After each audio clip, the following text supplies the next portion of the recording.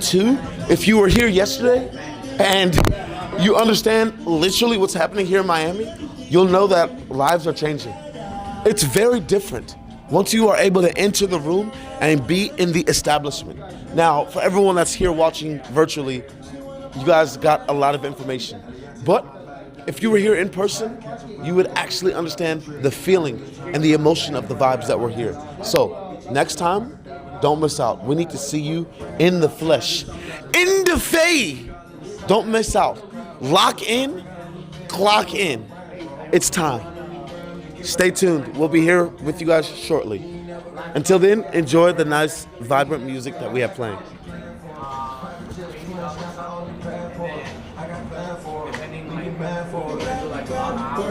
Collaborate, you know what I'm saying? Like, host me or whatever, you know, we got a nice sleep, man. We work something out.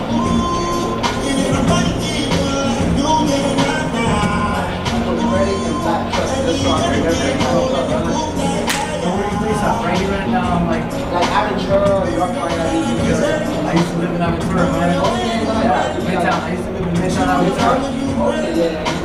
I can go to Romero around. I got two kids in there. Aventura and that, if you take them, they're going to 40 minutes on. I think everything is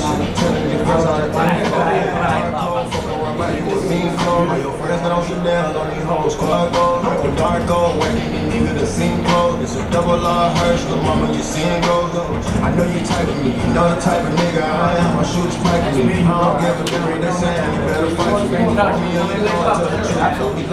You should be my priest, get these streets getting grinding. See you with another nigga, I be down. When I catch him up in traffic, cause my gun don't shine. You better pick up when you can.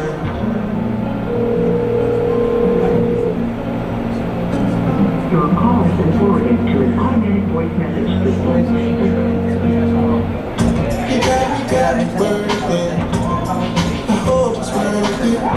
You told me you're with my purpose. You're doing whatever the hell is. You didn't like it, you didn't like I need everything cool in the cool Good old family. Code.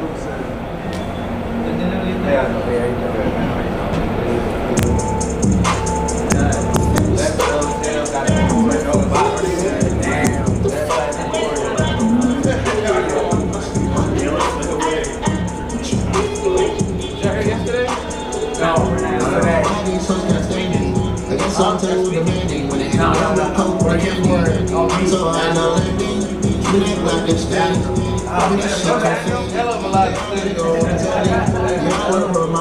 Yeah, people right here behind us.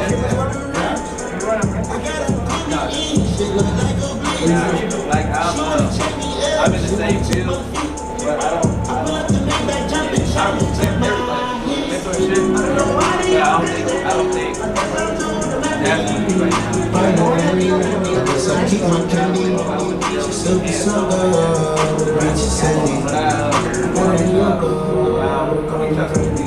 Diamonds on my shoulder, they keep me free up. She deserve a pet because she wanted to remember.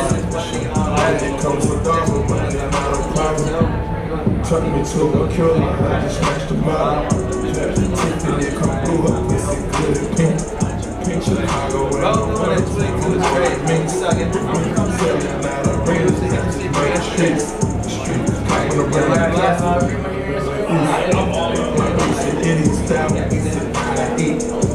I do this shit one take. I'll take hoes on no date, baby. I swear, $250,000 on my head, $250,000 on my head. She knocked it out, now bitch, I can't feel her leg. Swear, I sniped out your hoe for a crumb of bread. Hulk out rats going out the roof, they bustin' through the cell. My new bitch shit, a true show, man,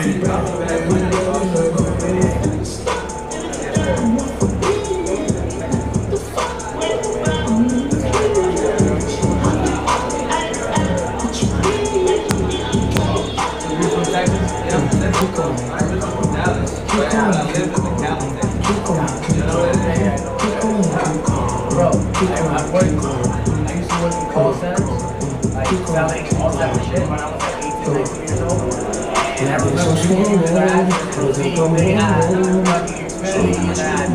I know all those cities. Katie, Dallas, of course, the main one. Like a decent city, right? Yeah, it's very much loud on the 5 hours. but it's great. Like big connections, right? But small transit. Small transit, very loud. Like it's really not that deep.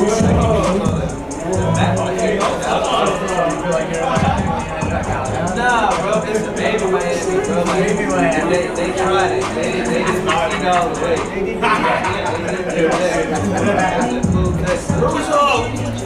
it's a cool cut. Well, that's what we're talking about. Like, it's great to leave somewhere where you can, like, get some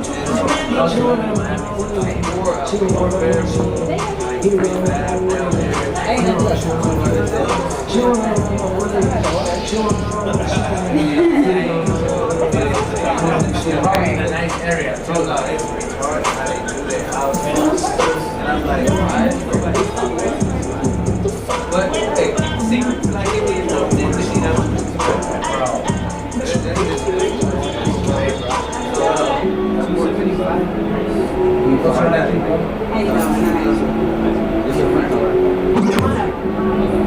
Like if you see some of the content on my page, that shit's with me.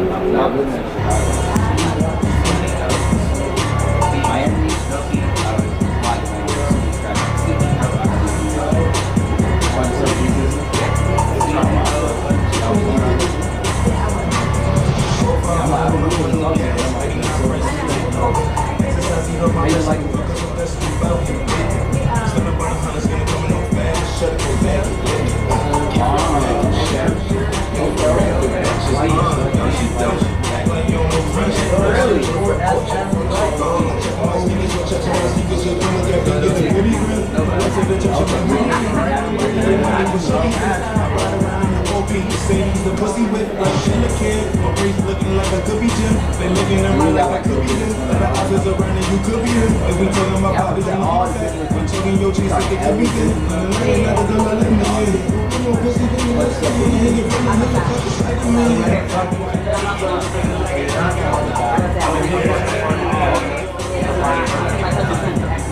Oh, you got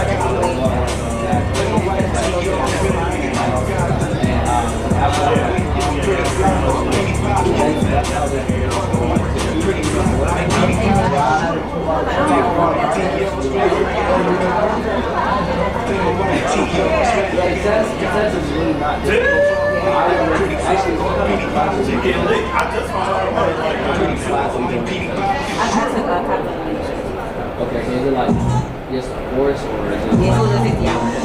So it's no like prep or anything. Where you going? So I'm just studying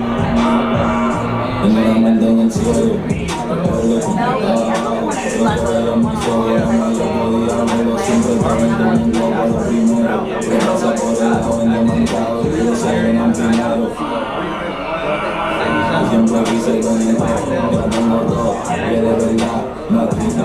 Yo me lo quiero quitar para atrás. Yo me compré, me acabo de comprar. Yo lo piso así. Todos los días son 31. Yo estaba roto los de 31. Yo lo piso así.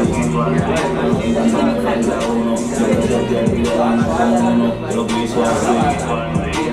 Todo ese menudo, abajo el bloque y reparto un menudo. Yo piso así. Yo siendo la dura, empezando así como uno fregado, yo lo piso así.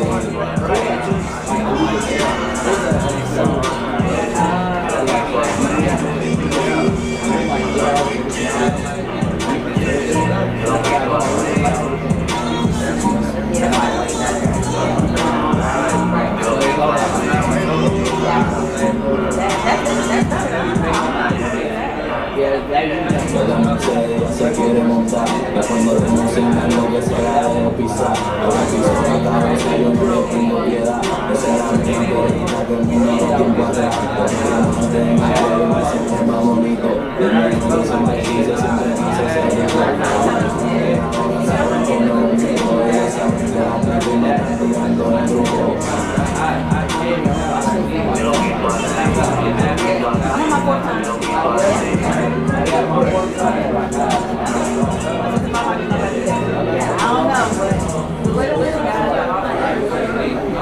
I'll give you some advice.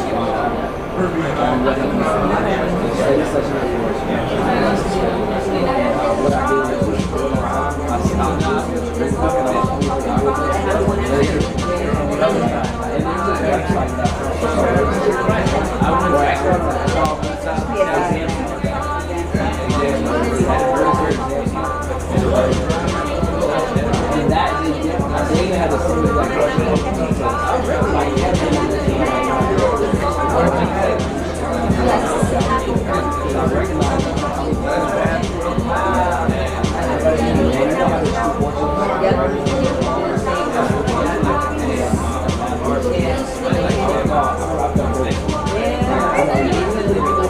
everybody gets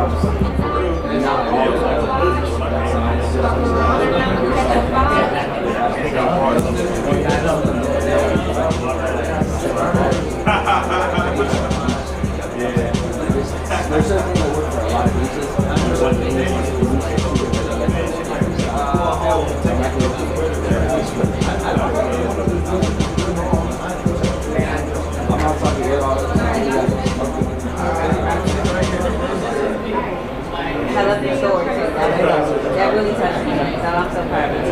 Yes, congratulations. Oh, you want to go? Yeah, I'm part of Donnie. How you say Donnie? Yeah. I did not forget ancestors.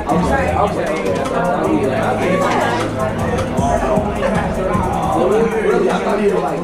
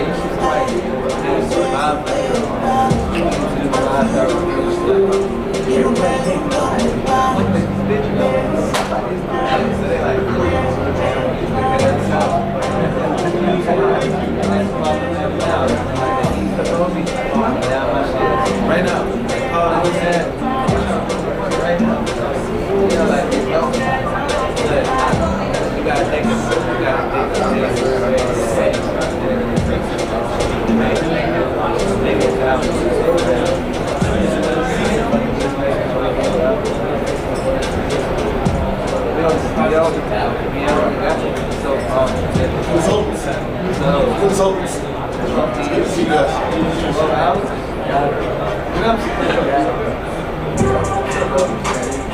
Hey, yeah, okay.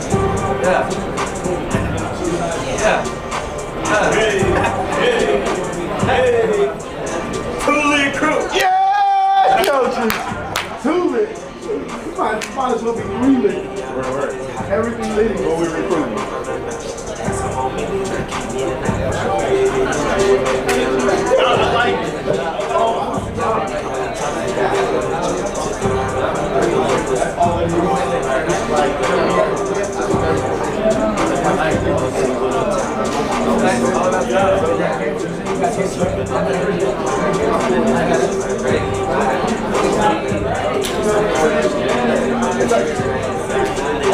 What a cat, bro. We got 2 and 2. 6 and 1, 2 points.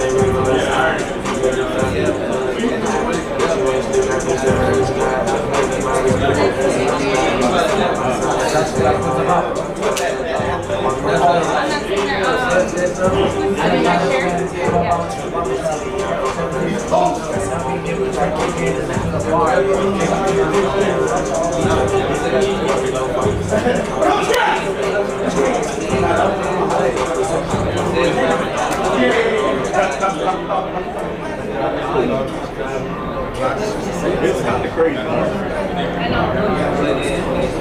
Oh, yeah. He did? You don't know no shame, but think about everything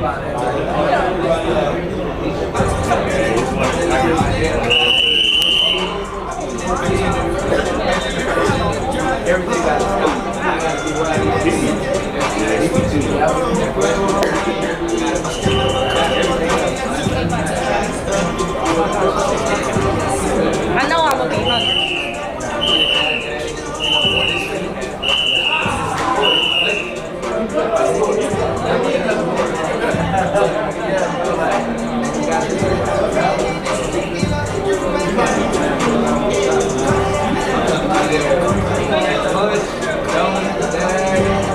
Transformation requires separation. So get him out of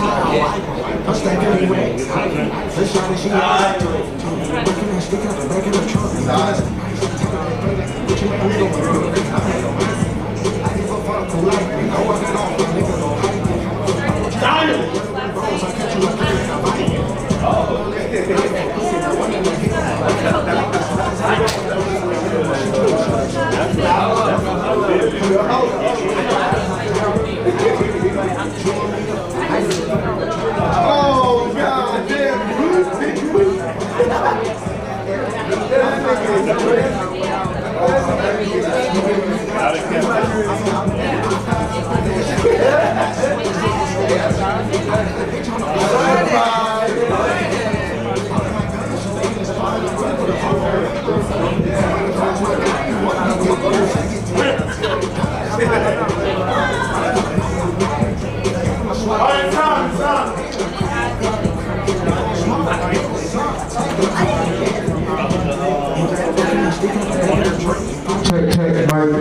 Mic check, 1 2 1 2.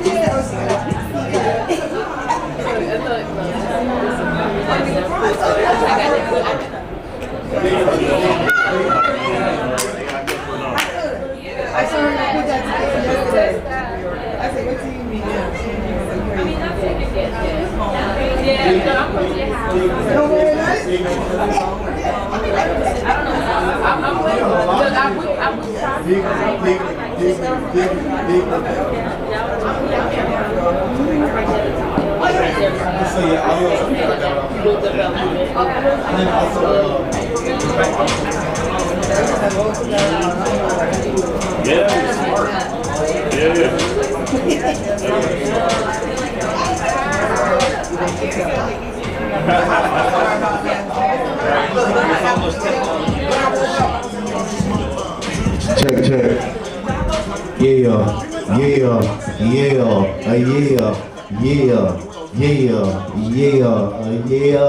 yeah, yeah.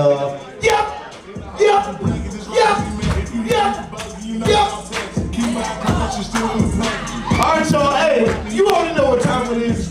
It's that season, and it's specifically for a reason.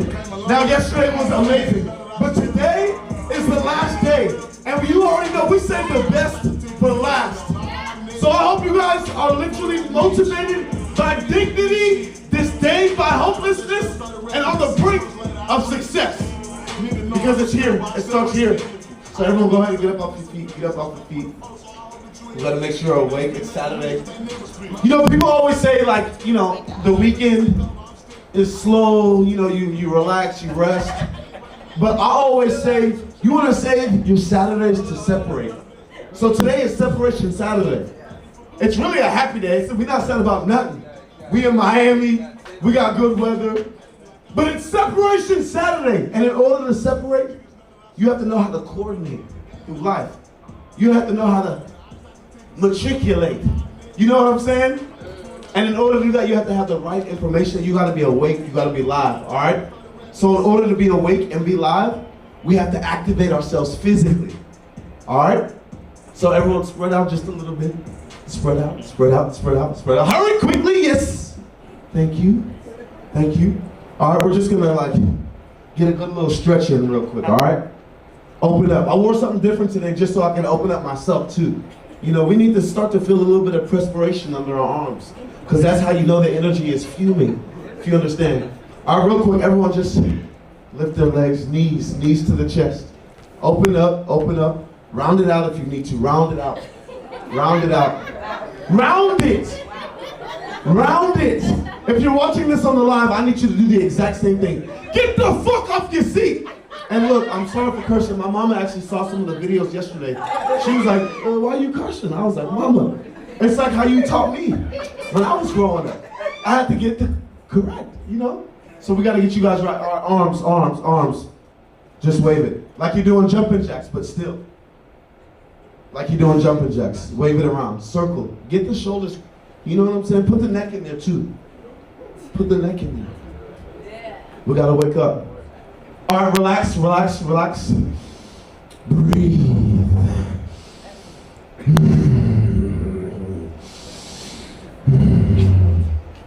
Breathing is so important, and it's important because you gotta have good breath work. That influences the mind and how everything thinks and flows throughout your mind, how your mind thinks and flows, you know. All right, so now I want you guys to just do one more thing and then we're gonna get started, all right? I want you guys to scream as loud as you can. Let all of that shit out. Literally. We gotta wake the fuck up. There we go!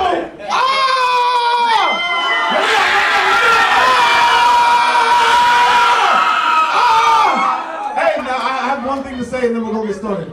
For my brothers, a lot of guys always want to figure out how they can raise their test levels.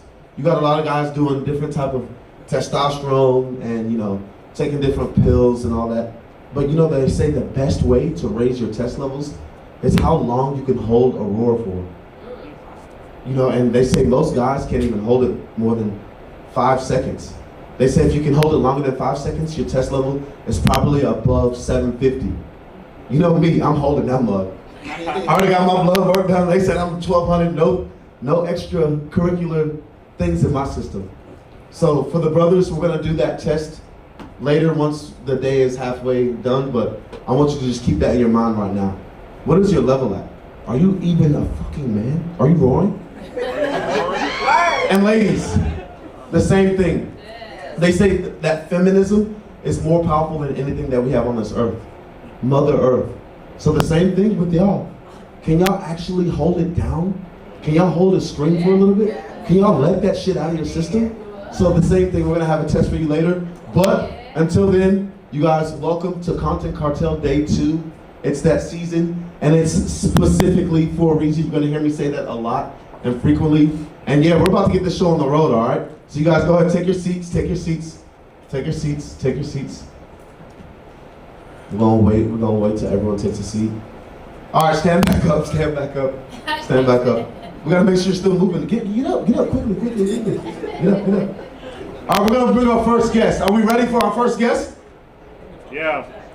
Are we ready? We're not ready yet. Don't worry. Oh, we're ready. Don't worry. I can talk to you guys for a second. So hey, real quick, I'm gonna come down. Somebody, give me one valuable thing that you learned yesterday. I know you were here yesterday. What's one thing that you learned? You can write off anything if it's ordinary or necessary. Woo! Oh my goodness. You can write off any. Hey, brother, I just learned something today. I must have not been listening yesterday. That's all right. All right, my brother, give me one thing. You got something? Yeah. LLC and elected to escort. Yeah, escort. I know that. That's very important, though. That's very important. I gotta get a sister in the room.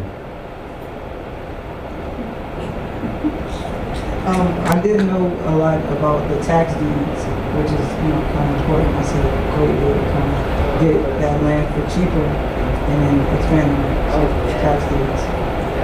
Y'all hear that right there? Tax deeds. Good job, sister.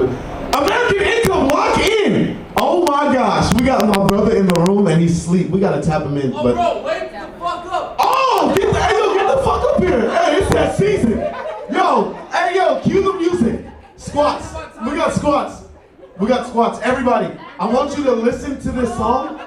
Follow the song. Follow along. That's all I gotta say.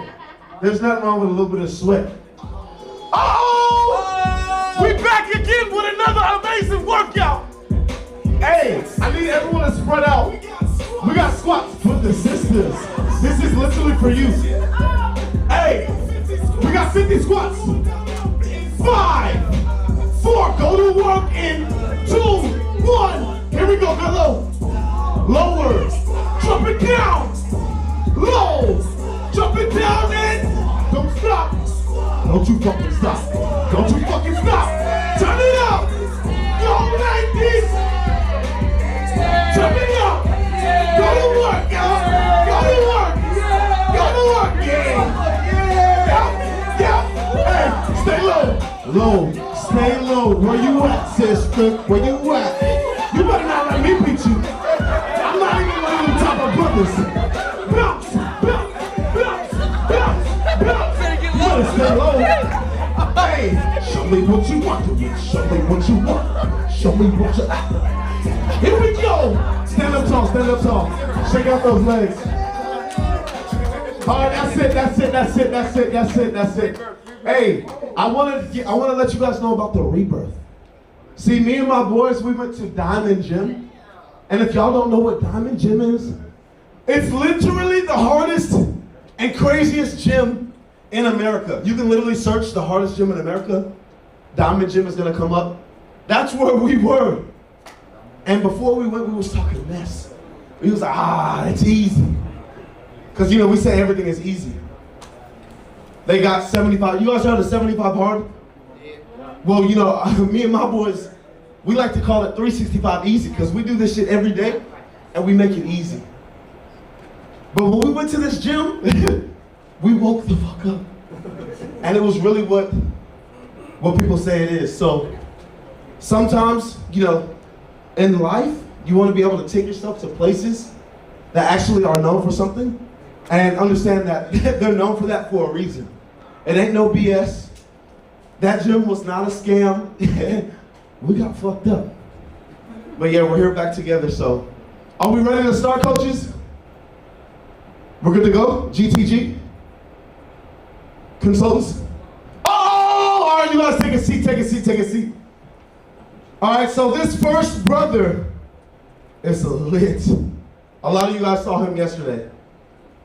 Leandro is the Spanish credit goat.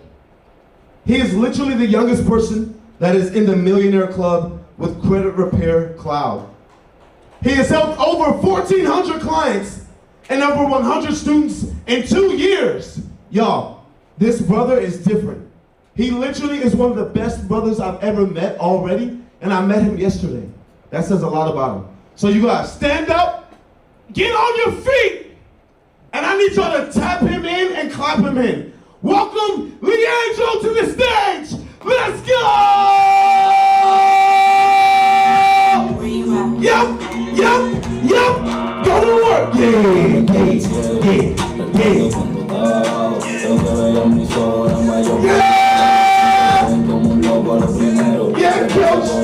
Yeah, coach. Keep going.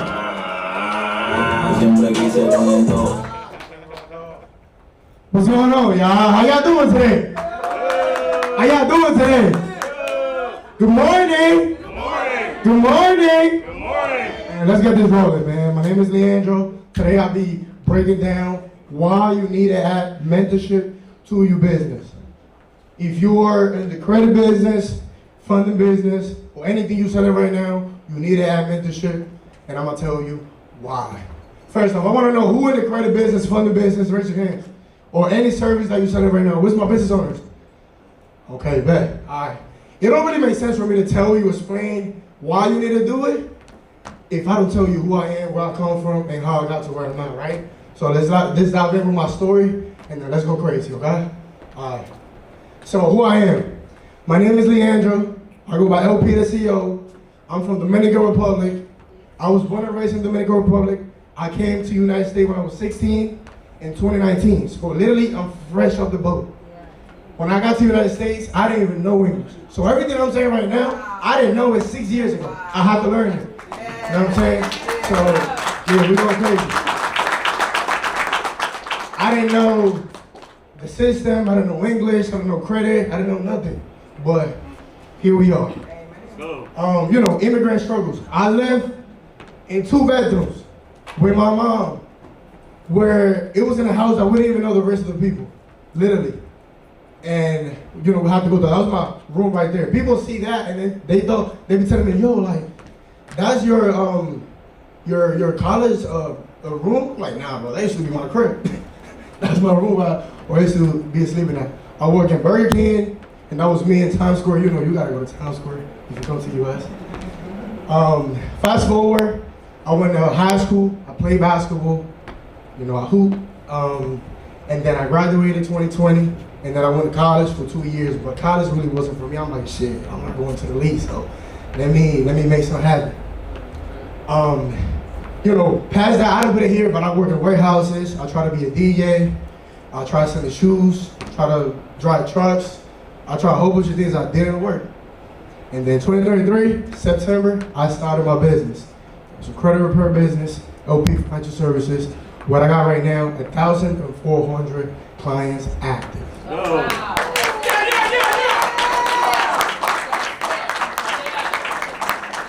Literally, I started my business in September 2023.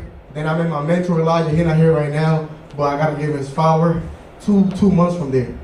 And then I took the information he told me, and I went crazy. So fast forward 2024, in just 1 year, since I opened and started my business, my life completely changed. I went from working in a warehouse to now buying my first dream car, which was a Corvette. I still got it. Then I moved to a high rise, and then I was traveling the world making money online.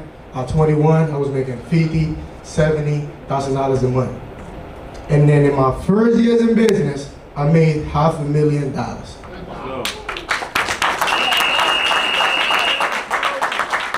2025, I became the youngest Hispanic guy to get into the Millionaire Club with Credit Repair Cloud. A lot of people don't tell you how to do this, how to do that, but they gotta show you. You gotta do what they gotta show you. How many of y'all know Credit Repair Cloud? Yeah, I know, right? So I'm in the Millionaire Club with them. So, you know, after I got into the Millionaire Club, a lot of people started telling me, yo, like, you need to teach me. Like, I need to know. And I'm like, man, like, I don't know about being a car seller. I don't know about helping others. I don't know, man. I don't know, I don't want to be a regular one. And then one of my friends was like, bro, you need to teach people how to do this shit because you're too good, bro. Like, you telling me the system that you know and go high level, you know, the strategies that you know, like, damn, like, people need that. I'm like, bro, like, I don't want to give out my information for cheap because I know a lot. He like, bro, people are going to be willing to pay you. I'm like, man, you sure? He like, yeah. And then I started teaching people. Some of my students right here, Gloria, she making like 20K a month. She started from zero with me. One of my students right here, we made a YouTube video. Alfredo right there, he was my first student. Went from a Honda Accord to that car right there. So we are going crazy. End of 2025, I started my mentorship February 2025. I helped over 40 students that are making anywhere from 15 to 20, 30K a month. Some of them right here. Shout out my students right there, kept supporting. Some of them flew out the country to be here with me. And that's impact right there. They were like, I want to go to the event, but I want to go meet my mentor. I want to get to know you. I want to see you. I want to be with you. So that's influence, that's impact, that's crazy. That's love right there. So shout out my students right there. Yeah. I retired my mom. Let's go. 22. Let's go, King. You know what I'm saying? My mom, she like, damn, I don't even know what to do now. I'm like, shit, damn, what a problem. I've been fighting her to not go to work. I'm like, oh, you don't need that. I got you. My mom, she bought a house April 2024. She has never paid the mortgage. I pay the mortgage every single month. I'm like, that curse should be on my name instead. Dead ass, because I be paying the mortgage. Right?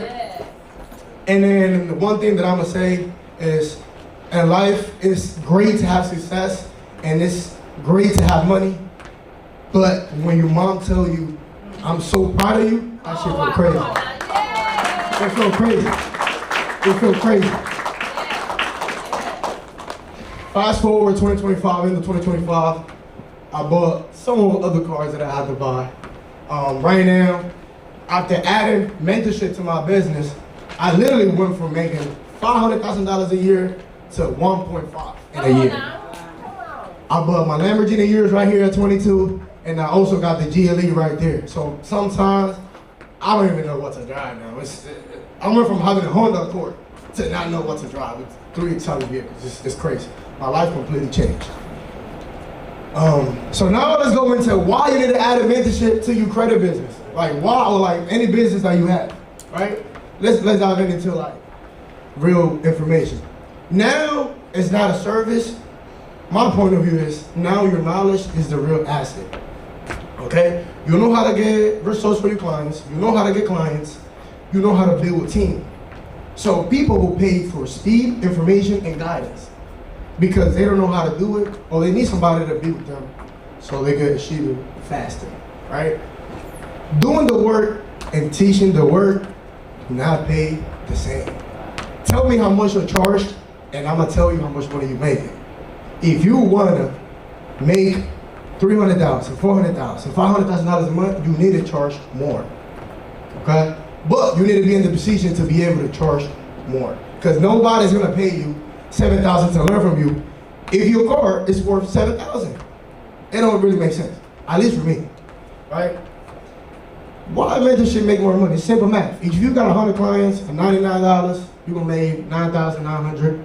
If I get 5 students and they pay me $5,000, I'm gonna make $25,000, and I'm gonna do less work.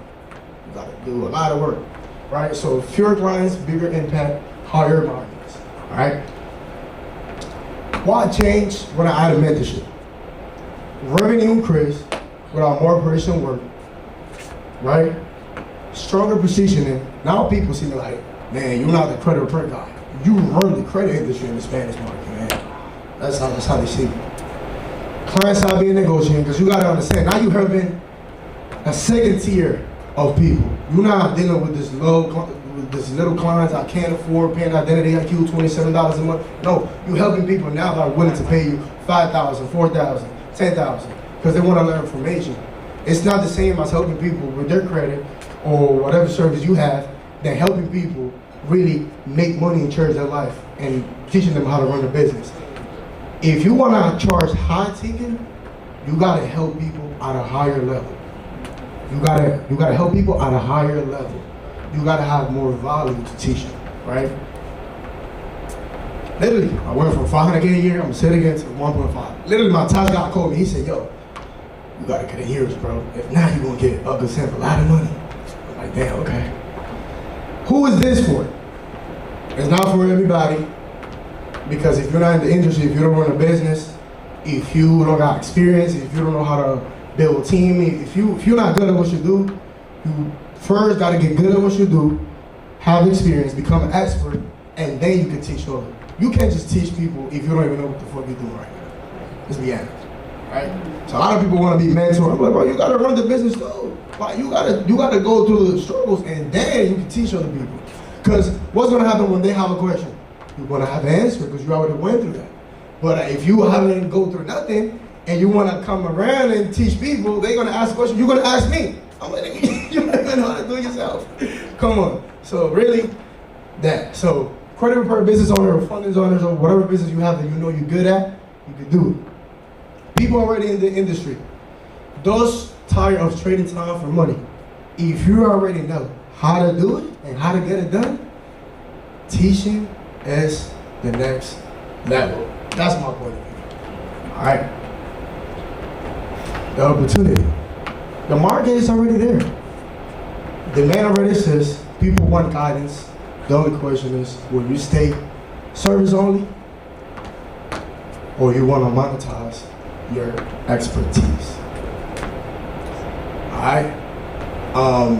I do a lot of call to action. I never work with nobody one-on-one. All my mentorship is literally a group of mentorship. You can see my students in the group right now.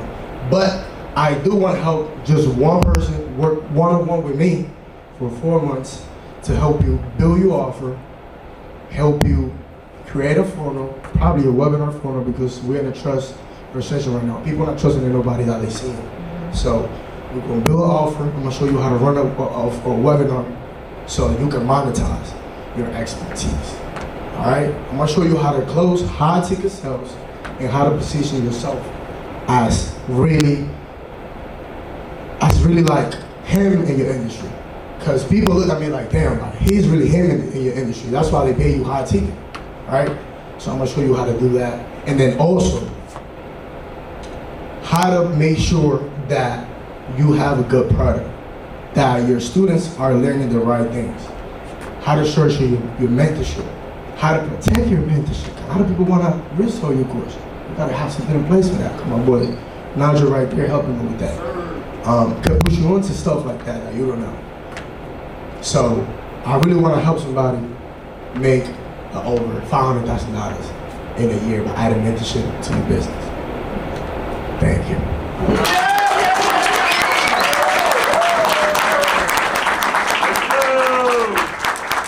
I'll be around if you got any questions. Absolutely.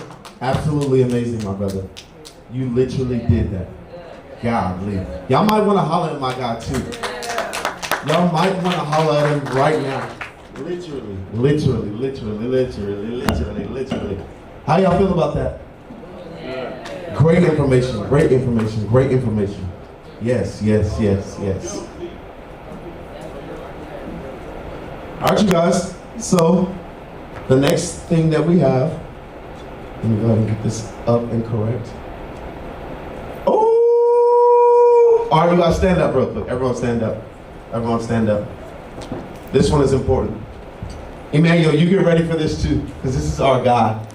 This is important. We'll wait. We're going to get everyone to stand up in the room. This is very important. This is probably the most important thing that you'll receive in your life. You know, there's a lot of things that are out there in the world that are really made for you. What do they call it? DFY? Done for you? But this is really for you right here, specifically. Literally. Specifically and literally. So you guys, everyone turn around. Turn around to the back. We're about to bring up my brother right here. This guy has transformed so many lives, and he's been able to highlight the importance of people's jobs all around the world.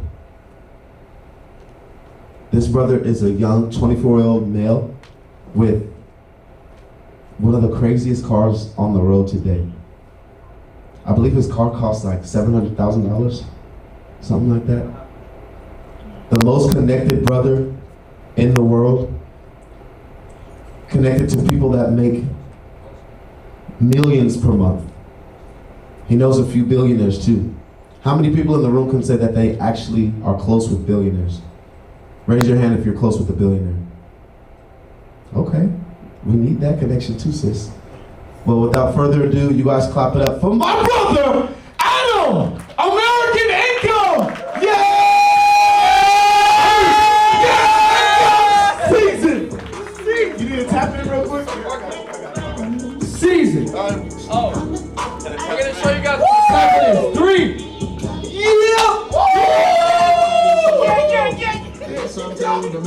Alright, cool. Perfect.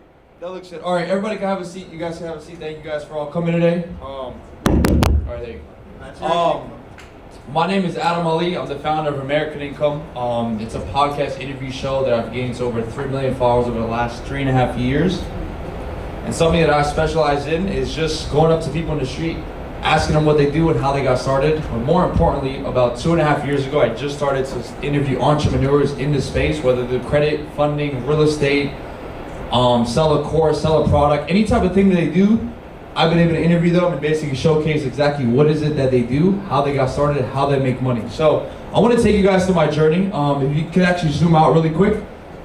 And I want to show you a few examples. If you go to the 3rd, 4th row, all the way to the right. All the way to the right. Keep scrolling, keep scrolling, keep scrolling. And then we're going to zoom in right here. Up more. Perfect. So, for example, this is someone that I have on my show. His name is Jarrell Dankins. He does Airbnb offer. And basically what my show does is I set up a street interview with him. And I say, hey, listen, I'm going to do a street interview. And you got to tell my viewers, how do you get into Airbnb? How do you do it? How much money have you made doing it? Where do you find these properties at? And more importantly, how much capital does someone need? And the power of my interviews is that just one video that he's been able to do with me has been able to get over 1.1 million views. And just on one single video, imagine how much money you got to spend on ads for 1 million people to see. You have to spend a lot of money. So the thing I've been able to do really well on my page is captivate an audience and have the people interested in what you do. Because a lot of my followers are simply just regular working class people and they just want to make more money. That's why the show is literally called American Income. The way I started this show was just interviewing random people in the street. So if you zoom out really quick, I want to show them another example. Right here, Joseph Griffin on the, right here. Yep. So I'm sure Joseph was here yesterday. You zoom in real quick.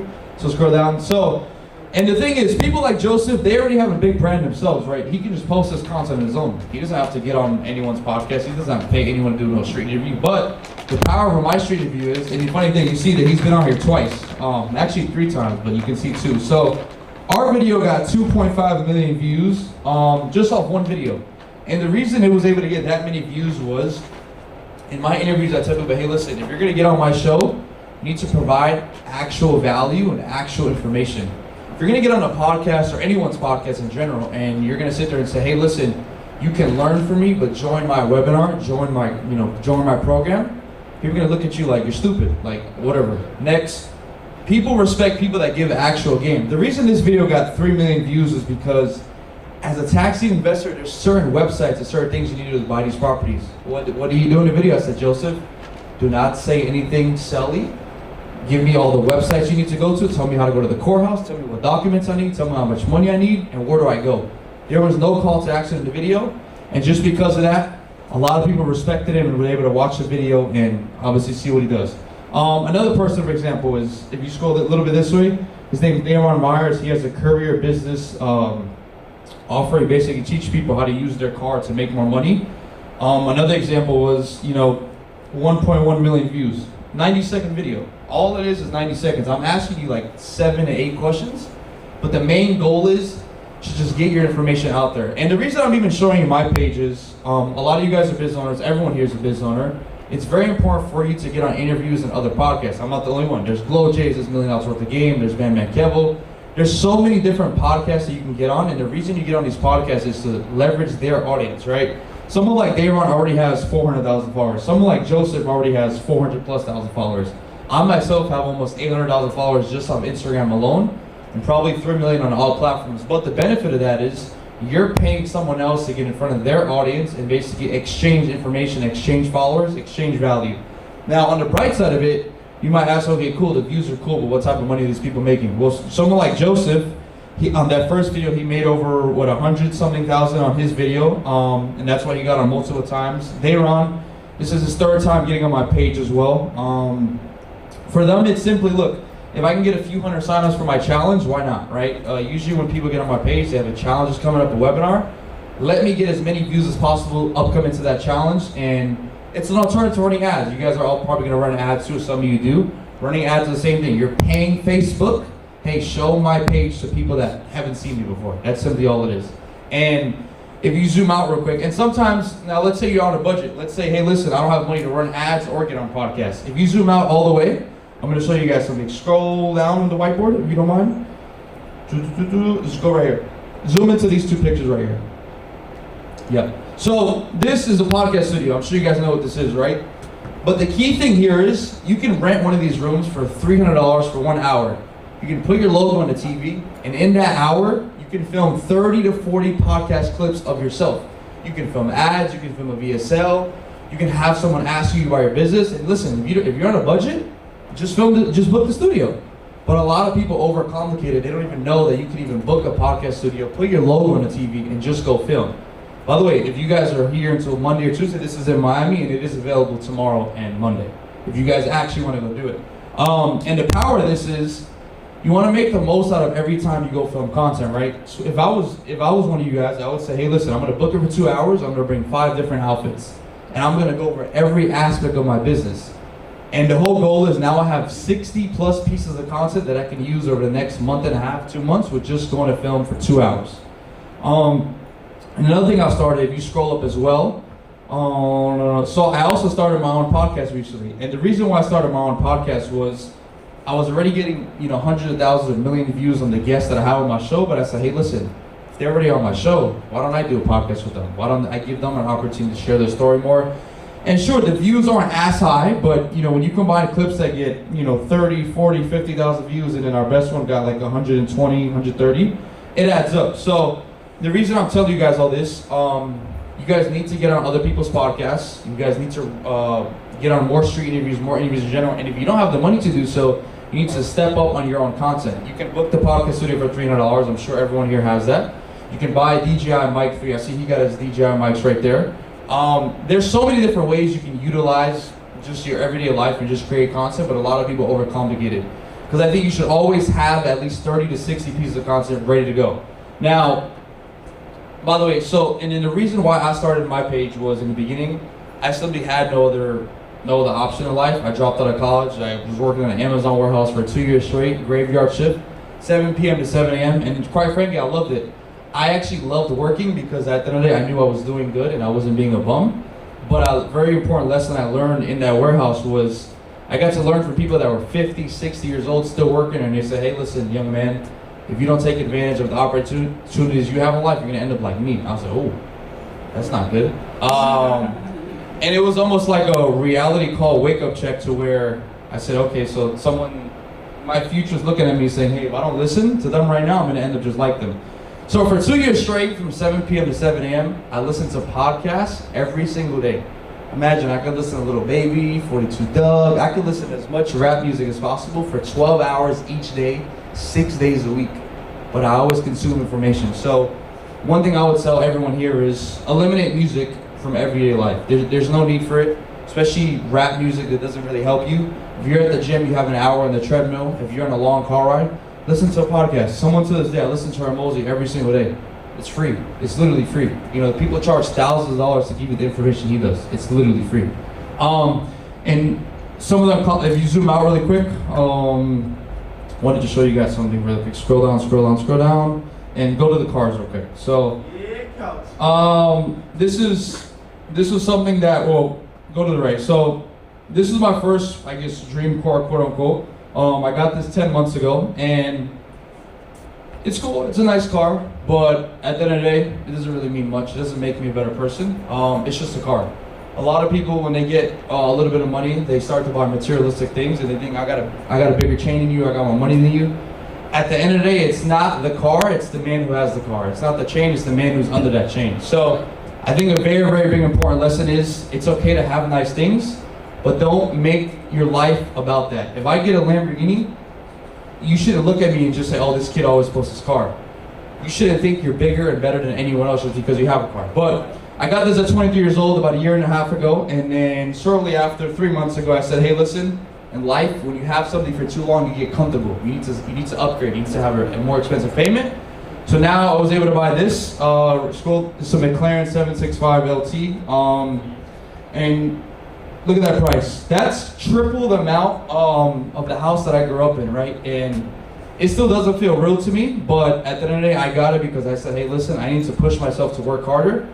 And cool, it's just another car. At the end of the day, it doesn't matter. Keep making content, take care of the car, and at the end of the day, my next goal is I want to buy my mama house, paid off, right? At 24 years old, should I have probably bought the car first? Probably not, but I understand that the car is going to help me get more connections, get in more rooms, and network more. So there is no other limit from here. It's now a house, right? Cool, did it already. And the reason I'm even showing you this is in life, whenever you achieve something, you have to now move quick. You have to now go to the next goal, the next goal, the next goal. I could have sat there and said, hey, listen, I made it already. I'm 23. I got a car that older people have that they wish they would have at my age. But no, that's simply not the case. Just as fast as God gives you something, he could always take it away. So always remember that. So just because something, thank you. Just because you have something nice, just understand that your attitude can determine if that gets taken away from you faster. So be very careful with the decisions you make and the ego that you have. Zoom out really quick one more time. I just want to show you some insights right here. So, enough about the car. So right here, in the last 90 days, right, and these are, I would say these are lower numbers than usual. Sometimes it's seasons, but in a one single month, I can get anywhere from 14 to 16, 17 million people a month that watch my page. And the reason I'm showing you that is, one, for motivation. I think everyone could have a page as big as me or even bigger. But another thing is you need to just be more consistent. And everyone probably tells you, hey, be more consistent, but make some good content. Like, make some actual good, valuable content. I think a lot of us confuse what's content or what's consistency versus what's good content. Sit there and actually plan out what you're gonna do. And don't just have one content day a week. I think a lot of us are, I guess they're being pushed out there to, hey, we have one shooting day out the week. And it's like, why not shoot every day, right? They sell those DJI Osmos. I think somebody has it here, the little mini cameras that follow you around. Shoot your life, shoot every day. Shoot when you wake up, shoot when you go to the gym. Shoot some of the problems that you have. Shoot some of the hardships. Hey, your car has to go to the shop for a $2,000 bill. Record it. Hey, listen, my car has to go to the shop for a $2,000 bill, but the power of credit, I have this credit card, and I get points for this. That's a whole reel right there. But a lot of people only want to do it in professional studios and do it on one day a week. So my advice to you is, in order for you to get 15, 60 million people to watch you per month, you need to provide valuable content. And the reason I'm able to get that is my whole page is about education, right? I teach other people how to want to get into credit business, trucking business, just off the person I interview, and I know how to ask the right questions. But I also take a lot of pride in that, right? I take every opportunity to film whenever I can, and filming is free at the end of the day. I still use my iPhone to this day, 4K Pro. 4K, 60 frames per second, and it's way cheaper than a professional camera, and it does the job. And I still use this to the day just because I enjoy it, right? I have a camera that I can use, but I don't like to use it that much. So, few things. Leverage other podcasts when you can. Do as many interviews as you can. If you don't have the money to do so, book a podcast studio yourself and do it yourself. Second thing, post good content, good, valuable, educational content. Film as much as you can every single day. You could even go to Publix and show that you're buying groceries on a credit card.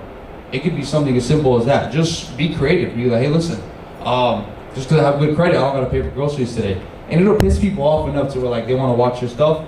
Thirdly, materialistic things. A lot of, I think in our community and maybe the entrepreneurship space specifically, a lot of people are very flashy all the time. They got the AP, the Goyard, the this, the that, but it's hard to, I guess, believe in someone whenever you're seeing all that stuff that they have and you get the shiny object syndrome. I want to be like that guy. I want to be like him. I want to be like that.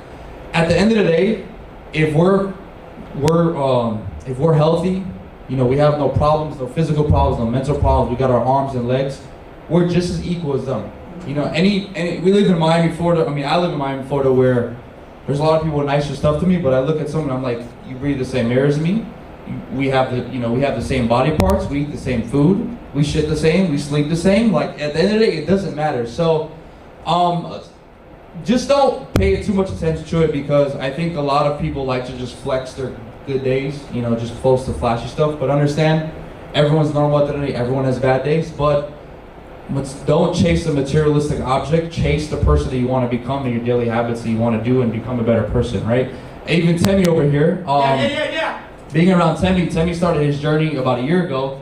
No smoking, no weed, no alcohol, no masturbation, none of that. And even being around him, being a young man and being around him, it's almost like, wow, I have a friend that he'll look at me and, yo, let's smoke weed. He'll look at me like, bro, I will kill you if you smoke that weed. Have good people around you too. I think a lot of people, you know, everyone says, hey, your circles, your network, blah, blah, blah. I think even if you just have regular, like, your friends, just make sure your friends aren't doing bad things. I think even that one sip of Hennessy or that one blunt, it just all adds up at the end of the day. And I think we're all human, we have one body, we need to do our best to take care of it. And even at my age, I believe, you know, I'm nowhere near where I want to be. I have a lot more to go. I should have 1 million followers by now, but I don't, so I need to get back to work. And yeah, so listen, get on more podcasts, do more interviews, film better content, be more consistent, post more. And, you know, in a single month, listen, if this is not motivation, I don't know what is. Look, in, let's see, in one single month, 43,000 new people follow me, right? And then another month, if you zoom out a little bit, another month, 34,000 people follow me. And to me, that's still not good enough. It should be more at the end of the day, and you can even see content shared. I need to post way more. I need to post way more, and I'm telling you to post more. So I can take my own advice as well. I need to work hard. So yeah, just wanted to show you kind of exactly what I do. I do the street interviews, these are my insights, this is my story. And listen, get on the podcast, book the podcast room, $350. I'll send you the link to the movemiami.com, it's in Miami, Florida, or there's a place called Content HQ. And none of you guys wrote this down, but he's writing it down right here. Yes, sir. And yeah, so that's all I have for you guys today. Thank you, Chris, for setting this up, event up. And yeah, thank you for having me. Woo! Yeah, coach! And my apologies for not having a presentation, but my presentation is just showing results, literally what I do. I'm not the best at, like, you know, making slides and all that, so my bad. No worries, brother. That was amazing. Hey, y'all make sure y'all go lock in with American Income for the interview too. What season is it? It's that season! Specifically for a reason. Y'all make sure y'all lock in with American Income for the interview while he's here too. He'll probably do it first still. What day is it of no smoking weed? It's literally day 383 of not smoking any weed, Drinking any alcohol, masturbating, or even watching porn. And literally my whole life has changed.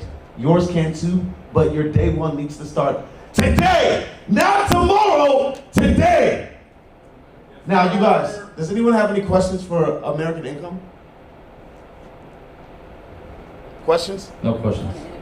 Yes, ma'am. Oh, she wants to interview. You said you have to post more. How big is your team? Are you doing this? So, be transparent here, transparency moment. I've been a one-man team till about 5-6 months ago. Right? Everything. Editing, responding, getting on calls, DMs, like everything. So now I finally have an executive, manager, I have an editor. I still post all my own content, but what you can do is, if you have 30 pieces of content and let's say, go to Podcast Studio, save them as drafts. You don't know what the captions are? Go to ChatGPT, generate captions about this post, that post.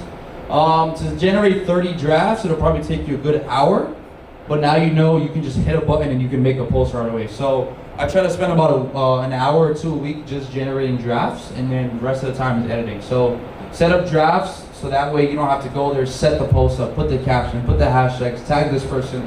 It takes way longer, you'll never do it. Also too, on Meta Business Suite, you can schedule your posts. So now this is gonna take another hour, but you can schedule your posts for weeks out. And then that way you literally can be, taking the kids to school, you could be asleep and constantly getting posted. Some of us, maybe, we don't all wake up at 5 a.m., but you could have a post, get up first thing in the morning, and your followers would see it, and you did no work.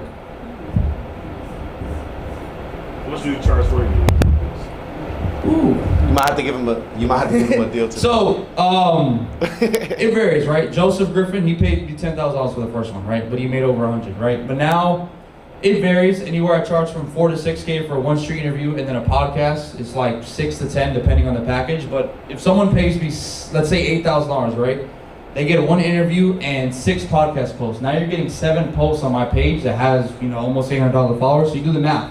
But if you have one high ticket offer, let's say you have a mentorship that's 10K. Sure, you don't keep all that money, but hypothetically, you sell one package of a video you do with me that gets over 200, 300,000 views at the bare minimum, you made your money back. And now it's just free money anyone that comes in. But I tell people, one, you need to have a good offer. 2, you need to make sure the maths, right? If you don't even have an offer ready, your funnel's not built, no.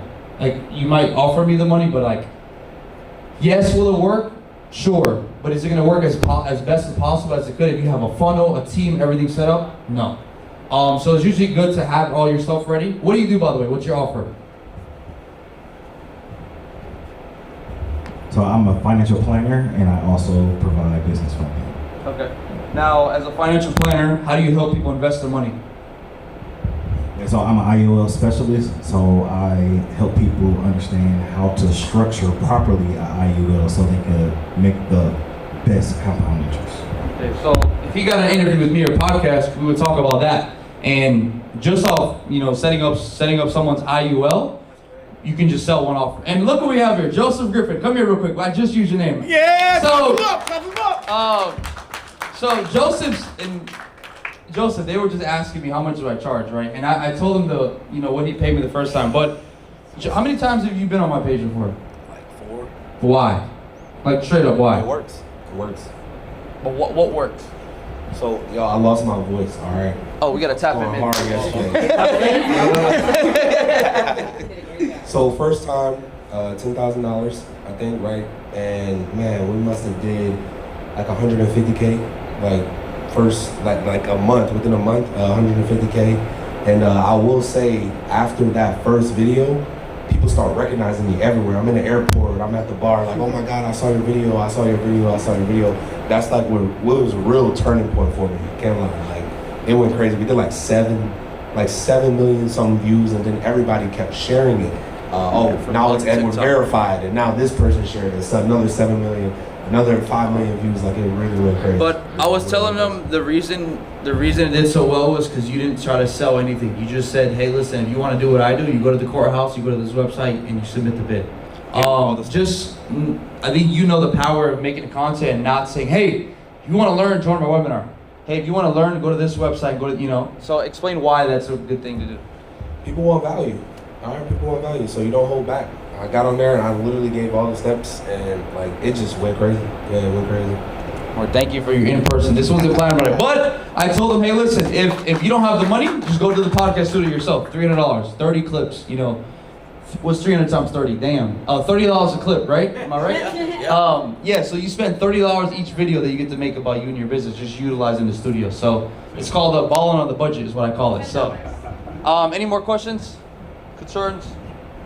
No, go ahead. Last question too, by the way. So when you first got started, how did you get entrepreneurs' trust to just even want to work with you? Because like you said, if so many other people doing what you do. So I think in life, the way a lot of stuff works is if someone sees you doing something, they're gonna respect you automatically because you're trying to do it.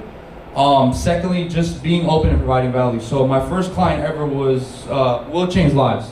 8 figure, sorry, he's gonna be mad at me if you see this. 8-figure Amazon seller, and I've never interviewed an entrepreneur. Yeah, I had about 350,000 followers, plus he said, hey, I need you to come to Atlanta and interview me, and I was like, I need my flight, bro. He said, how much? And I just shot a number out there. I said 10K, and he was like, okay, done, send your wire instructions. I was like, oh, is he actually gonna do this? And so lo and behold, the money was in my account within the next hour. But one thing is, success loves speed. I was in Atlanta within 8 hours the following morning. And he was like, oh, I didn't expect you to come here this fast. I was like, bro, you paid me. So, and just to go back to this, I'd say about 85% of my business runs off referrals. If someone that's friends with Joseph sees him, if I DM them, hey, let me get you on my show, they're gonna be like, pause. my friend went on your show. Yo, Joseph, like, was it good? So, doing good business, good word of mouth. But the reason I brought you this, Will was the first client I ever had on, and it got 1.4 million views, just the interview alone. And while I was in Atlanta, he said, wait, don't go anywhere. I have other people that need to do this. And I was like, bro, I gotta get back home. Like, am I getting paid for this? And just doing good business for one person, you'll be able to showcase to the world. Now, if you have a new business yourself, you need to get your first testimonial. Maybe you need to give him a deal. Maybe you need to do it for free. You need to just hook up your friend for free, but listen, I need you to, hey, how was your experience working with him? You know, it was amazing. Just do one person right, and then you can showcase that to other people. Or you have to do a few people, but it does take time to build the reputation up a little bit. You have to plant a few good seeds, and then those seeds will pay you tenfold later on. So always important to do right business the first time around, because it will come back tenfold. And I think Joseph referred, like, I don't know, maybe 4 or 5 people to me without him even knowing or I even knowing, but people talk. You know, they're gonna ask, yo, did you do a good job? Yo, did you fix my credit the right way? And someone's gonna join his mentorship, he's gonna post them. If you wanna join his mentorship, he's gonna call that person and join his mentorship. Yo, did he do a good job with this? Did he take care of you? And if he says no, then you just shot yourself in the foot. So, credibility, providing value up front, but doing good business the first time around is very, very important. Yeah. Adam, thank you so much. Hey, if you guys want to interview you, like he said, oh yeah, thank you. Success, love, speed. He's here. Adam, you gonna be here for a while? I should be. I have nothing to do. What you guys? The Wi-Fi's good? The Wi-Fi is alright. You might have to connect with the brothers in the back. I got a post. Yeah, gotta work. He's working too. But he's here. So don't be curious. Be serious about yourself. If you want to go ahead and get some exposure out there, go ahead and do that. And if you're someone that's like, I don't have an offer yet, I don't have anything, or I haven't done anything in my life, or I need some better content. Well, some people feel like they don't have anything to talk about. If that's the case, get on the fucking journey. Start doing different things in life. Start different habits. Wake up early. Yes, it's not the best thing to do, but sometimes you have to actually start somewhere. And when you're able to start from one point and get to a higher level, that way to do that is literally just changing your habits. So start early, go to the gym, take yourself to places, start eating clean, and showing that process, your life will actually transform. Start reading the Bible early in the morning. If you don't believe in that, start doing something that can give you a sense of good habits, good faith, and doing good works. And your life will start to change. You'll be able to have something that you can show to other people, because a lot of people feel like, oh dang, I haven't done anything in my life. Well, motherfucker, wake the fuck up and start doing something. Wake up! Wake up! Wake up! Wake up! All right, you guys, we're about to pass on to the next segment. We got an amazing panel discussion. You guys already know how the panels go. You already know. This is the moment and the time where you can ask questions and get your brain paid. It's not free, but you can get your brain paid. Get your brain paid and pray. All right, so we're gonna let them go ahead and get set up. We're gonna let them get set up. We got Josh, Dane, Jadon, and Carl coming. We got a very powerful list of individuals coming to the stage right now. So without further ado, coaches and consultants, are we ready? All right, everyone get up off your ass, on your feet. On your feet! Woo! Let's welcome to the stage, Josh, Dane, Jadon, and Carl! Woo! Clap it up, clap, clap, clap, clap, clap, clap, clap, clap, clap, clap, clap, yeah, yeah, yeah, let's go! Yo! Yo! Yo! Yo! Good to see you. Good to see you guys. Good to see you guys. Good to see you guys. Rich Bros. Rich Bros. Yeah!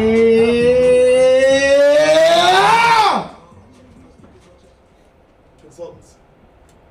You pass it down. Intros. Yo, what's up, everybody? Check. Yeah, I'm gonna kick it off real quick for you guys. I wanna just start off with some introductions. I want everybody just say a little bit about yourself, how many followers you have, and what your niche is, what you do, all that stuff. My name is Bam Josh. You can find me online, all platforms, bam._Josh. And then, so I make finance content and also teach on personal branding, how to get into social media. For reference, I have about 1.5 million followers across platforms. And that all happened. Hold on, let's pause real quick. That man said 1.5 million followers. Let's clap it up real quick. That's crazy. That man's going nuts. All right, keep it going. So I amassed that following in 1.5 years. And it happened way faster than I ever expected. But it's been a blessing. And then I just try to stay humble and stay consistent. Let's go, Josh. What's going on, guys? My name is Jaden. I go by Lead Liquidity on social media, and I amassed over 500,000 followers in less than a year. And what I do is I help people scale their businesses and their portfolios, so I run a trading and social media offer. Also, I think Jaden might be the youngest person here. I just found that out yesterday, actually. I don't know. Jaden might be the youngest person here, and he's young in turn. 500,000 followers, too, so hey, y'all look out. Yo, what's up? My name is Carl. I go by BestGo3 on socials. I run a TikTok affiliate coaching program, and across all platforms, I have over 2 million followers. That's it. I'm 21 years old, by the way.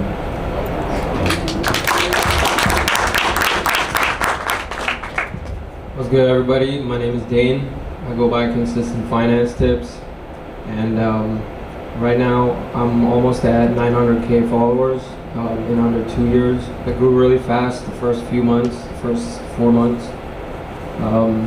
So I coach people, teach them how to grow a following as well, and I'm working on my offer as well.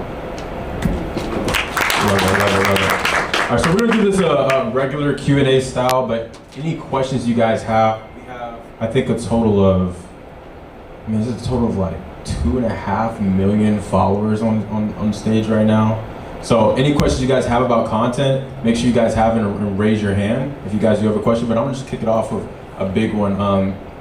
Any of you guys can answer this, but how do you stay consistent with creating content before you start blowing up? I think that's a big thing for people because it takes like a little threshold to really get that thing going where you start going viral.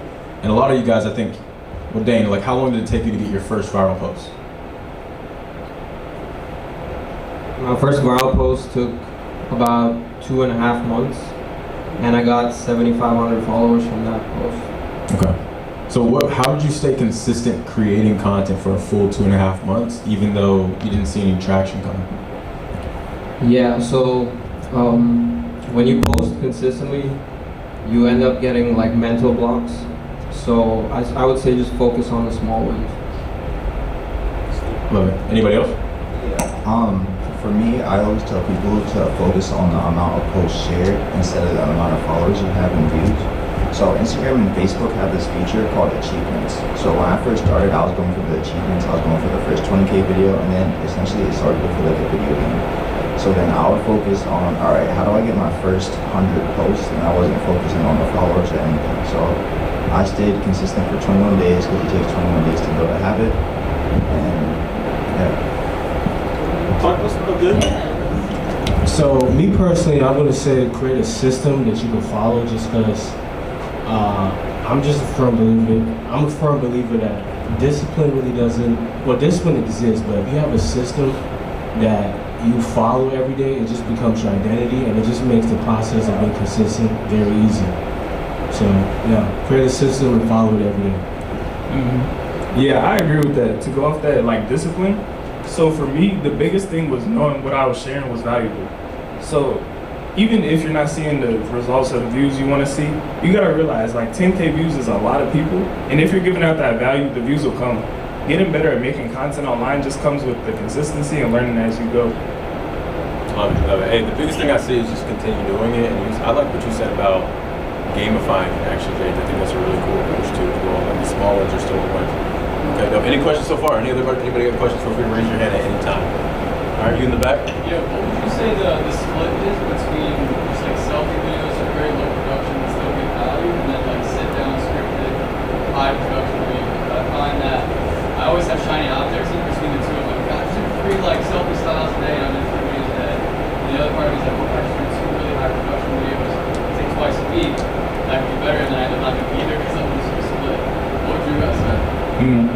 So for me, I would say it depends if you're doing short form content or long form. So like if you're focusing on honing in on YouTube, then like the scripted content might be your way to go.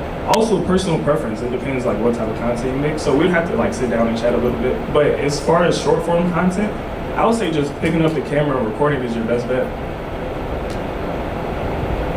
Anybody else? Yeah, so I would say focus on both because one of them brings out your authentic self, and then you do need to have the scripting as well because a structured video, you can set yourself up for it to go viral. What would you guys say your split is? Like, how do you guys measure? It's different for everybody, right? So what I would do is I would split test both and I would test the analytics. So whichever one does better, the scripted ones or the one shot on your iPhone. For me personally, it was the iPhone one, but it's different for everybody. So just check the analytics on your videos and just scale what's working.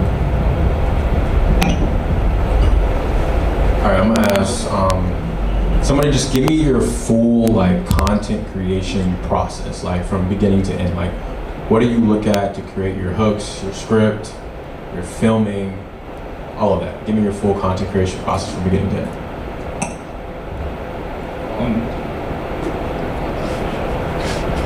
Alright, so me personally, I don't really script no more. Like when I started, I used to script a lot. The most important like part of content is your hook. So that's like, I probably spend the most time trying to come up with a hook once I already have an idea of what the content is going to be about. And I already have a call to action for the content.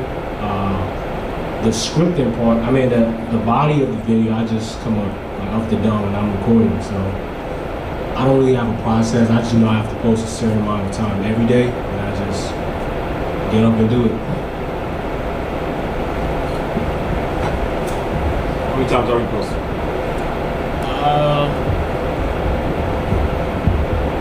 Right now, not consistent, but at my prime, I'll say I was posting about like 4 to 7 times a day. Yeah. Any other questions? You mentioned about hooks, like, so is there like a specific way of that you go about when you think about the hooks and like how to make it most engaging? So, I would say, think of it like this, right? When you're scrolling on social media, what catches your attention, right? And part of me coming up with a hook is I'll literally log in on Instagram and keep scrolling. When I find a video that gets my attention for a certain period of time, I'm gonna find a way to incorporate that into my video because that got my attention. So most likely get someone else's attention if I use my video. So yeah, that's a great question. And to build off of that, I had this one guy, his name was Casper. He said something very powerful to me about hooks. So he was like, if you're in the forest, you're not gonna notice anything. Like camouflage works because it's not moving. But as soon as something moves, your eyes lock onto it. It's just human psychology. So in my hooks, I just make sure to have a lot of hand movement. And people comment about it. It gets a lot of engagement. Like, I believe, do not do this and instead do that. Like, there's a whole bunch of creators in here who do the same type of, like, don't do this, but like moving their hands all around the screen. But that's like my biggest visual hook that like I could just give out. And it's real simple. All you gotta do is talk with your hands and then people engage with it. I'll add one more. With my most viral video, I used a stitch. So there are already videos that are viral on Instagram. So I used that beginning video and then I captured its virality and then I added my 2 cents to the end of that. So I do content research. Basically, for example, my niche is finance. I just go on to TikTok. I learned this from Sharif. So I go on to TikTok, do some research there, and then the top rated videos, I would just use the same hooks because it worked for them, so it's gonna work for me as well. Let's talk about the money real quick. So I know a lot of people in here are business owners and they're selling their own products and services, but with building a brand, there's a lot of other ways of making money, right, with your brand. I want you guys to talk a little bit about the other forms of ways that you guys are making money other than like selling like your own product or service, and what's been the most lucrative for you guys and how to kind of get into it. Me personally, I would say affiliate marketing. Affiliate marketing and then working with brands through collaborations and sponsorships. So brands flock to social media because they see all the eyes. Like if you get 1 million views, brands are looking at that because they would have to pay extreme amounts to actually get in front of all those people. So they just go to creators with crazy budgets. Like this one brand, I'm not gonna name it, but they were willing to pay $15,000 for a span of 7 videos over 6 months. And to me, that amount of money was crazy. And I was like, okay, now I see there's other aspects of making money than digital products. So when I see brands start reaching out, I prefer a brand deal rather than like an affiliate. Affiliates are as lucrative as you make them depending on your audience, and then like it's very dependent on the engagement. But like brand deals, they'll just throw you a flat fee. So that's where I found a lot of value. Alright, so me personally, I'm gonna say, what was the question again? Yeah, I mean, obviously I know you guys have your own services and stuff like that, but other than just services or products, what are some ways of making money with your personal brand, and what's been the most lucrative for you? Yeah, so a personal brand just opens a lot of, gives you access to do a lot of things. Apart, like, you know, not just the financial aspect of it, like you can literally walk into a business institution and offer them a service, and if you have a personal brand, most likely they're gonna let you do it, right? And I mean, yeah, that's the only thing I gotta say. But there are other ways that you can monetize. Like Chris said, you can run your own offer. That's what me personally, I use my personal brand for. I've used my personal brands to get access to a lot of like different events. I can go walk into an event and just tell them, hey, look, I'm this guy. You can find me on Instagram like this.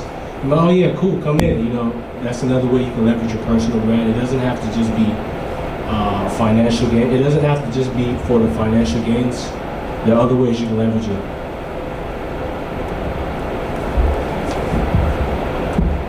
Yeah, I would say the same thing as BAM, affiliate marketing and brand deals.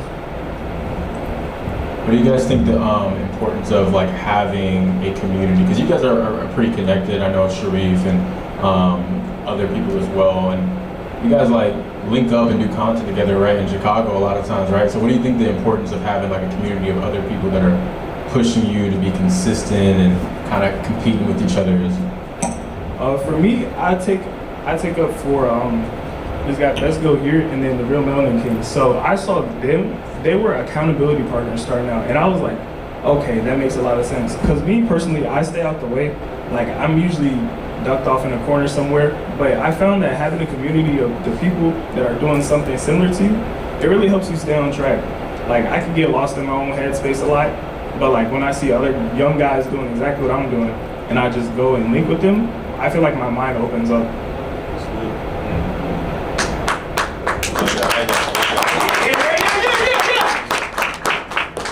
Anybody else? I don't remember any questions. Yeah, what do you think the power is of like connecting with other like-minded people that help push you and all that stuff? Oh yeah, so just being in the environment of winners is very important, just because once you see others win, it makes you want to win as well, right? Now, to be honest, like I give a lot of credit to Sharif. Like I don't know if he knows it, but we started we started content creating. I don't know if he mentioned it. We started content creating a lot around the same time. Went from working at the same warehouse, WeatherTech, and when we started content, the hardest thing for me one of the hardest bottlenecks I would say I had when I started was being consistent. But having him just in my corner, and then having other people like EP, CGC, Elijah, there's something about that energy, right? You see like, okay, this guy's hustling, he's posting 2 videos, we're holding each other accountable. It just gives you the drive to want to just keep, pushing forward. Just because there are some days that you're going to post content and you're not going to perform. You can go weeks posting consistently, stuck at 0 views, right? Now, obviously, there are hacks now that we have learned that you can use to scale past those like 200 view jail. But in the beginning, it's always best for you to find somebody who's doing the exact same thing that you're doing, because they're going to drive you to keep going in those days that you don't feel like doing it. Right? And Sharif was that guy for me when I started. I give him a lot of credit. So yeah, that's that.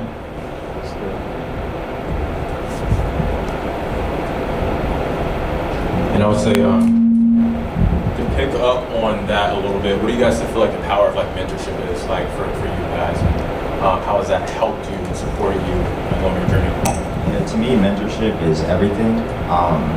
Just finding somebody who already did what you want to do, finding somebody who's already successful in the space that you want to achieve. For example, Sharif, give my flowers to you because I had no experience. I was working a job and then he helped me quit my job in 6 months. And then I just followed his blueprint.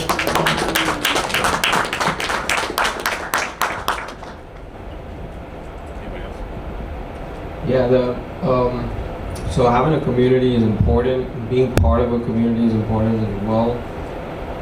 You guys over here are definitely getting a lot of value from this whole conference. So when I first started, I didn't even know what niche I wanted to get into. So being part of the Kingdom Minds community and just showing up every day, being consistent, changed my whole life. So community is 100%.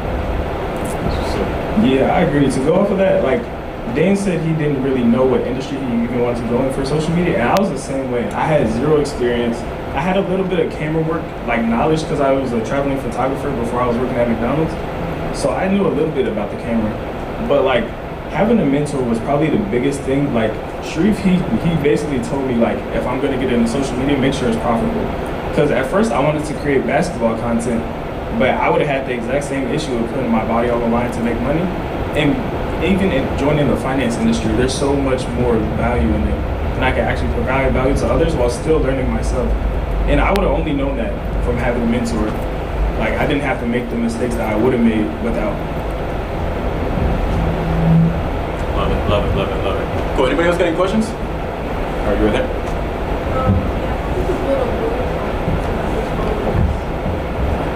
How do you build a loyal audience and not just followers? Me personally, I would say just connecting, just being yourself. People love what other people can give because no one else can do it like you can do it. So like, just being authentic. Like I always have my hair wrapped up in something. I'm always making jokes. Like I have a semi-disrespectful character in my skits. Like he'll be like, bro, I'm not listening to you. But then I'll provide value and then make him listen at the end. But I would just say being yourself. Don't try to replicate what other people do the exact way they do it because no one can do it just like you can.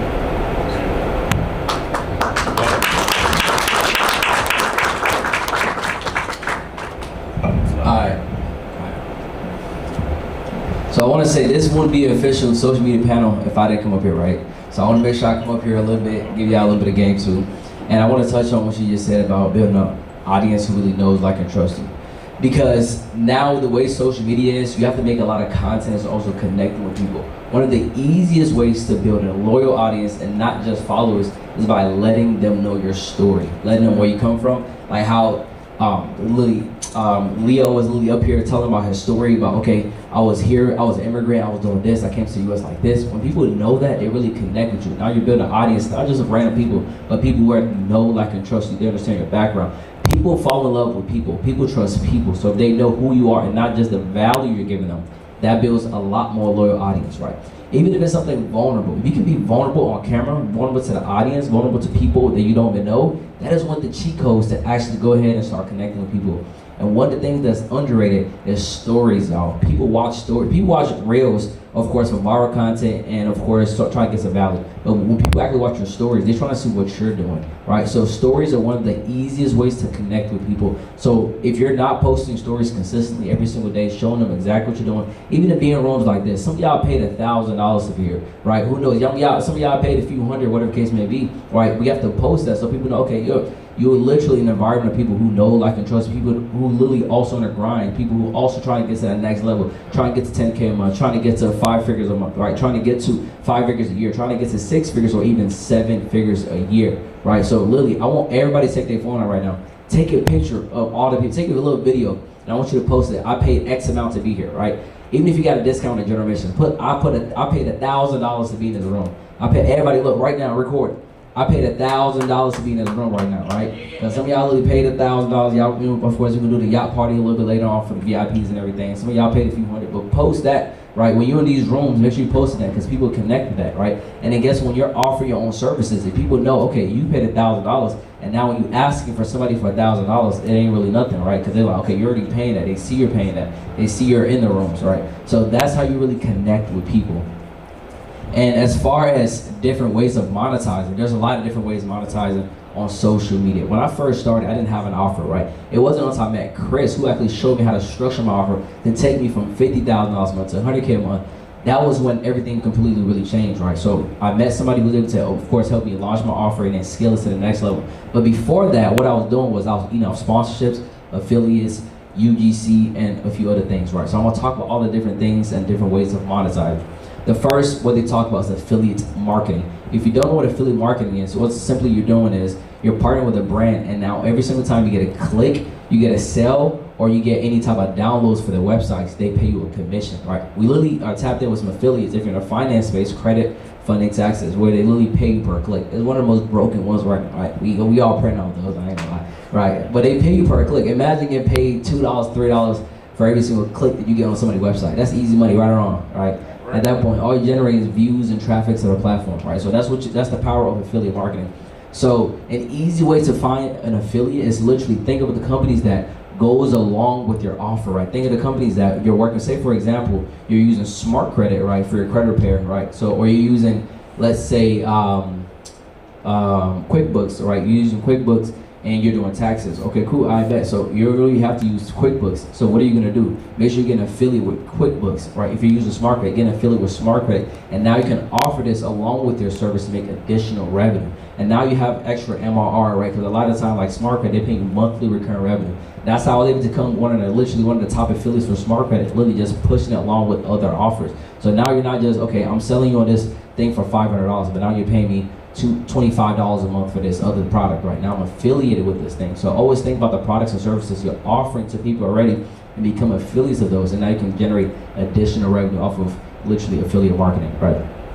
But if you just wanted to offer the affiliate as a separate service, you can also do that. Think about all the things you're doing. Like, for example, if you're helping somebody get funding but they don't have an LLC yet, you can literally go to InkFile, go to Busy, right? LegalZoom, get an affiliate with them. And then when you promote it, okay, all right, go ahead, go get your LLC right here. And then as soon as they pay it, boom, you just got $100, you just got $50. That's an easy way to actually go ahead and get affiliates. Another thing you can do is also sign up for affiliate networks. Who here know what an affiliate network is? What is an affiliate network?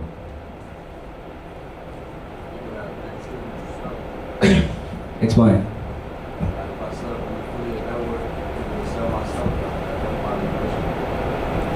Okay, that's not the answer I'm looking for, but somebody else you had your hand raised? Okay, well, affiliate networks are really like, it's one company that has an umbrella of a bunch of different companies under them. So instead of trying to go find a bunch of different people to affiliate with, you sign up for one affiliate network company and you can literally just search through their list of different companies, right? So instead of, go ahead. I'm not sure about that one. I gotta check that one out though. But the ones that I know is Share and Sell, Impact.com, and PartnerStack. Those are my three favorite. Impact.com is my favorite one. CreditCardBroker.com. They got Exactly. Hey, look, he just put y'all on. Y'all better get on that. If you're in the credit space, go to CreditCardBroker.com, and then to your clients, students, just basically send a credit card, anything from there, and then you're gonna make money off that. They have a whole bunch of services like self-pickup, criminal orders. You can make money off that. My students know. And that's perfect because you can literally make money off the clients. Like, always think about how you can make more money off the clients you already have, right? So you can literally do it. And the thing I love about affiliates is I can make an extra $10,000, $20,000, $50,000 a month with no fulfillment. Who loves no fulfillment? All right, no fulfillment at all. When I'm getting my affiliate check, they just drop me $20,000, $30,000. I'm like, yo, I did nothing for that. I promoted one time, and that's it, right? So if you're already offering credit repair, tax, whatever you're offering, think about all the micro sales you can have in there. You can just affiliate yourself with the things that they're already using. They already have to get this thing. And also, if you're doing credit repair, think about other things you can also add to it. Okay, don't just do credit repair. Guess what? They need credit building, right? If you was to wipe everything off their credit, guess what? Now it's brand new, right? So I can throw in some credit building, you know what I'm saying? Literally go to self and then get an affiliate with them. You can do all these little things to actually get more money. And once again, if it's monthly recurring revenue, it's going to add up. Especially, of course, if it's credit monitoring, you can tell them, hey, make sure you keep this going on, whatever the case may be, and then now they're on 6 months and you're still getting paid every single month. That's why Evan is literally doing what, $30,000 a month with just his my free score, right? Or people doing $100,000 a month with smart credit, right? So these are easy ways you can go ahead and actually start adding additional streams through affiliate marketing. The second thing is sponsorships. Now I know people don't want to promote other people's products and services, but a lot of the time you have to think about it, you're already talking about these companies. Say for example, you made a video talking about the 5 best credit cards for getting business funding, right? Go to Chase. Guess what? You can get sponsored by Chase. Chase can give you $10,000 to do a video for them. You're talking about Bank of America. These banks will literally pay you to actually go ahead and start posting content for them. The most I've gotten paid for one single 30-second post, y'all, was $25,000. It literally took me 30 minutes to make. I dropped the video, got paid $25K. Who wants $25K? All right. Now, of course, I do have a massive personal brand, but even within the first 6 months of doing it, I was getting paid $2,000 for a video, or $18,000 for a few videos, right? $18,000 for a bundle post, right? So it's like, even if you have like 50,000 followers, I would say it really started going crazy around 50,000 followers. That's when you can really start getting $1,000, $2,000, right? And literally, even in my program, what we're doing is, I'm working with a lot of brands. I don't work with Google, GoFundMe, Credit Karma. I don't work with a lot of big corporations. So what we're doing is, I'm also on my calls, I'm giving away, okay, I bet you in this niche, I work with this company, I'm gonna throw it to you. Like, I did that for Rob recently, right? He got $3K for our brand deal, right? He literally got $3K brand deal for literally a couple posts that he's gonna make, and all I did was, I'm like, oh, I work with this company already. I could throw you and already work with them. They already, I already got the trust with them. He's like, yeah, for sure, go ahead, boom, 3K, just like that, right? For some videos. Who want 3K? You know what I'm saying? From 30-second posts, all right? So it's like, these are different ways. So that's sponsorship. And how you get sponsorship is you have to grow your brand. Once you're actually getting a lot of views, they're looking at your account like, okay, this person is getting a lot of views. And, they generate a lot of organic traffic, so we can go ahead and they want to get in front of your audience. And a lot of times you're already doing free promotion. Even the clothes you're wearing right now is a free promotion, right? So if you can get paid off that, guess what? You can reach out to those brands. You can literally do outreach to them, which will literally give you an outreach script inside the program as well. So you can reach out to them, or you can literally just, all I do is I literally just put my email and I say DM me for business inquiry, or email me for business inquiry, and I'll put my email, and there's little other strategies, and then they will reach out to me. And so a lot of my brand deals are literally inbound. I don't do anything. I'm just sitting there and I look, okay, I bet I got 5K, I got 10K, I got 15K. Okay, cool. Like 2 weeks ago, I just dropped another video. I think it was for Verizon. Yeah, it was a Verizon. They paid me 15K for a video, right? And it was literally just, I dropped the video and that was it. Boom. They wired me my money. I'm gone on my way, right? So that's another way to monetize. The next one would be UGC. So sometimes they don't even want you posting it on your platform. They're like, all right, but we pay you $1,000, $2,000 for a video, and then guess what? You don't even have to post it on your account. You can literally just give us the video. We're gonna run ads with the video. And also the best thing about UGC, they will pay you usage rights. Now these are a passive income stream. It's as passive as it gets. So I'm getting paid right now $5,000 in passive income without doing anything. All I'm doing is telling this brand, for every month that you're running ads on my video, pay me $1,000 to $2,000. That's it. And it has nothing to do with your following. It's all about the rights to be able to use the video. So these are little things you can add to make additional stream. Guess what? I'm not doing anything, so why would I not do it? Right, so these are different streams of income: UGC, usage rights, sponsorships, affiliate marketing. So I'm not gonna overwhelm y'all. And also, actually one more, I'll do one more. The final thing I wanna say is AdSense. A lot of people make money off of AdSense. The platforms that are paying a lot of money for AdSense is, of course, YouTube and Facebook. Facebook is so underrated. I'll never forget when earlier, I think this is that, okay, there we go. I remember earlier last year, somebody reached out to me and I seen them both doing a lot of posts and everything on Facebook, and I'm like, yo, like, you must be making a lot of money. Like, what you doing off these Facebook views? And he's like, I'm doing like $8,000, $10,000 off of AdSense. I'm like, bro, what? They give me like 1K, what you doing, right? So I talked to them, implemented. That same month, I made an additional $30,000 off of AdSense. And then how I view this is, it's a negative cost per acquisition. Because instead of me paying these platforms to market my products and services, they're paying me. So that's a win-win situation. I'm literally getting paid off the platform while I'm doing that. Now we spending $30,000 a month in ads, and guess what? The platform is also paying me $30,000 a month. So I'm not really spending. So if Meta's paying me $30,000, I'm spending $30,000 with Meta, then what's really going on? I ain't really, you know what I'm saying? So that's also another way. So Facebook, YouTube, they pay a lot of money. YouTube pays the most for short form AdSense, right? So when you get monetized on Facebook, that's an easy way to start. I can get some additional stream, and you're not doing anything extra. It's already the content you're dropping to either promote your products or services, or of course to get build your following and grow to the next level. All right, so I just wanted to give y'all a couple quick games. Is there any other questions y'all have for me? Any questions? All right.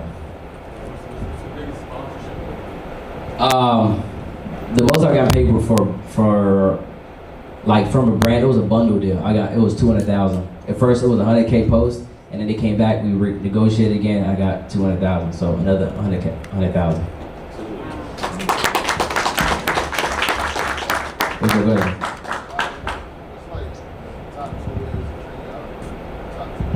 To train it, like to show you more content that's in your niche. The first thing is I want you to actually look at the type of content you're watching, because a lot of times like, yo, my algorithm's not showing me what I want to see, because what he's talking about, because he's a programmer and everything. What I always tell people is the easiest way to find content that's actually working is to train your algorithm to show you the content that's working, right? You can do the research, everything of that sort, but guess what? Those are things you're actually searching up. Of course, you can find content that's great, but if it's being shown to you, that's what's popping right now. That's what's relevant right now. The algorithm is always going to show you what's relevant and what's working. Now, the easiest way to train your algorithm is to actually watch the content that's in your space. I have literally 2 separate accounts. If I'm watching some stuff, just some funny stuff, I gotta log into a whole different account, because I don't want to filter, I don't want to add that stuff to my algorithm, right? Because I know if I start watching a bunch of funny videos, it's gonna start showing me a bunch of funny videos. The algorithm shows you what you're watching, what you're spending your time doing. So if you're watching a bunch of entertaining videos, it's gonna show you a bunch of entertaining videos. A bunch of silly is gonna show you exactly that. So start researching. You can really just go to search engine and search up your niche. Start researching, engaging, liking, favoriting, and even sharing it to yourself. That's what I do when I want to train my algorithm. I'll literally take a video that I see, I'll search it up, and I'll share it to myself, right? Now, if your algorithm is really down, if your algorithm is really bad right now, what you can do is you can go in your, okay, let me steal some money. If your algorithm is really bad, what you can do is you can go to your search history and clear your whole entire search history. So what it's doing is it's wiping everything with a clean slate. So now when you start training it, it's a lot more simpler. But the easy way to do it, literally just search up your niche, start engaging with those videos, and literally within 24 hours, you will be good. But if your algorithm is really bad, you've been watching stuff for months and months and months of silly stuff or random stuff that's not pertaining to your niche, then of course it's gonna take a little bit of time, which, like I said, you can just clear your history and restart all over again. But this is one of the most powerful assets you can have, is the actual free page that recommend it, because it shows you what's popping right now, what's relevant right now, to get your brain flowing on some new content ideas. That's good. Anybody else have any other questions? All right, I want everybody here just to give me like one piece of sauce, just like one thing you can give anybody here that can help them to get started, get an ROI, something that that people might not know. Just one piece of sauce. Everybody just down the line. We can start off with Dan. One piece of sauce. Also, to add to that for the algorithm, you just click the 3 dots and hit interested or not interested.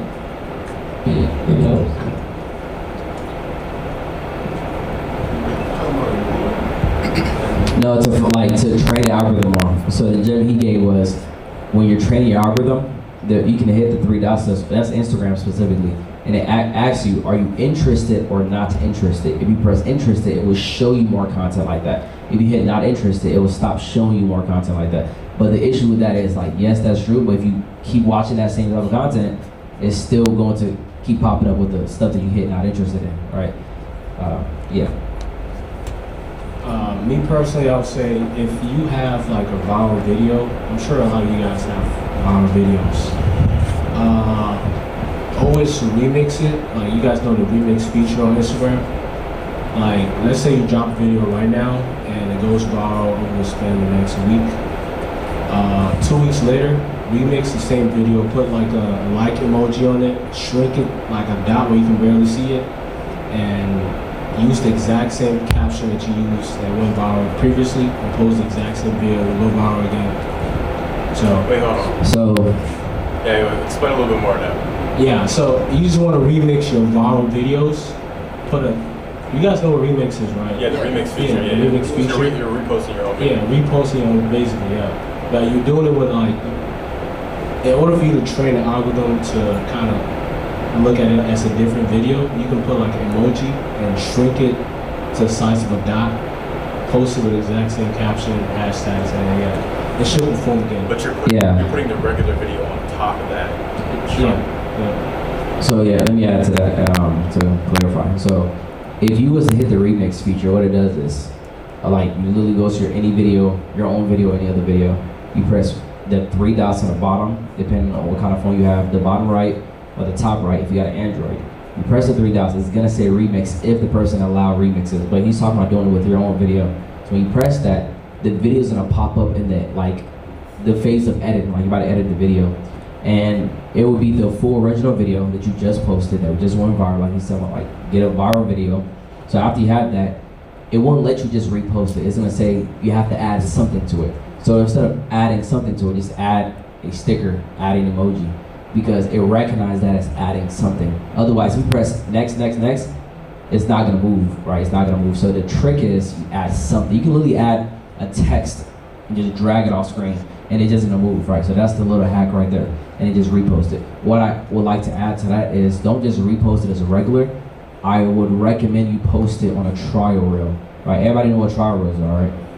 So trial reels is a way that Instagram allows you to get to non-followers. Because how many of you guys have you looked at your analytics and it say your videos only go to your followers?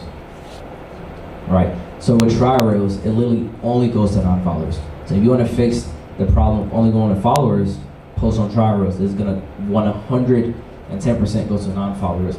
That is the fix for that, right? So you post this to trial reels. Trial reels it allows a max of 300 posts a month, right? They always change that. First it was like 2,000, but now it's like 300. So you can do trial reels, and then if you're gonna do trial reels, instead of just adding that sticker, I recommend adding a different text hook, right? So if you don't know what a text hook, you gotta tap in, right? Because you know what I'm saying, that's the basic stuff. But text hook is gonna be the text you put on screen to grab the viewer's attention. So what you gotta do is change that up, because on trial reels, at first you could post the same video over and over, and it's like one of them is gonna hit because it's a good video and it already went viral. It's gonna go viral again through the trial reels because you're posting an insane amount. You can just post it over and over and over. So what you do with the trial reels is like you have to do something different now. So all you gotta do is different text hook, or you can do some different editing, but that's extra. So you literally just put different text hook every single time. Drop it on trial reels, do it like 5 times and you're good. Let it go. And trial reels do not show up on your actual feed. Nobody's gonna see it. You're not gonna see it unless you press the trial reel feature. That's the only time you ever see it. And then anybody who follows you will never see it. So none of your followers actually see it, only non-followers. So that's how you get that. So when it goes viral, guess what? It's all brand new eyeballs. So now you're actually growing your account forcefully through the algorithm, and you can touch more new people.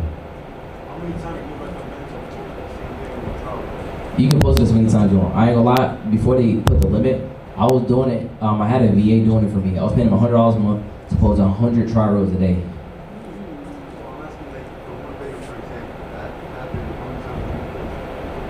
An infinite amount of times. Like, if it went viral already, just keep posting. Like, I literally have VAs now, and I say like the max is like 8 a day. They do 8 times a day. Whatever that max is the same. I have like 3 videos. I just have them keep doing the same 3 videos over and over and over. Viral videos that already did 10 million views, 20 million views. I just like it, and it still hits on the trial reels.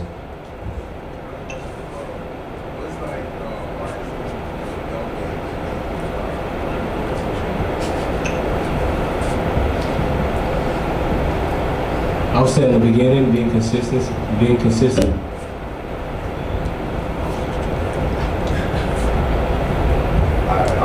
Yeah, one thing that I would like to advocate is, so the most important part of your video is the call to action, right? Like, that's why we're posting on social media, whether that's to get more followers, to get more leads, click link in the bio, to comment a keyword, etc.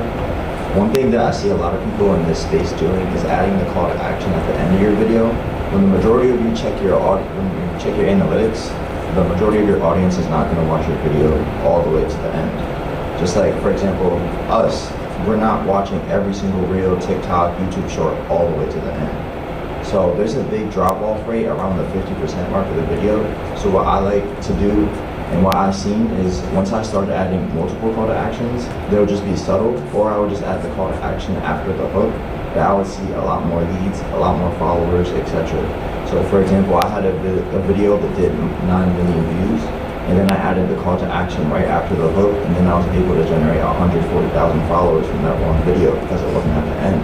I had a call to action video for my program, and I added it after the hook, and I was able to generate a lot more leads from it. So just be mindful of where you're placing your call to actions, where you're placing your hooks, etc.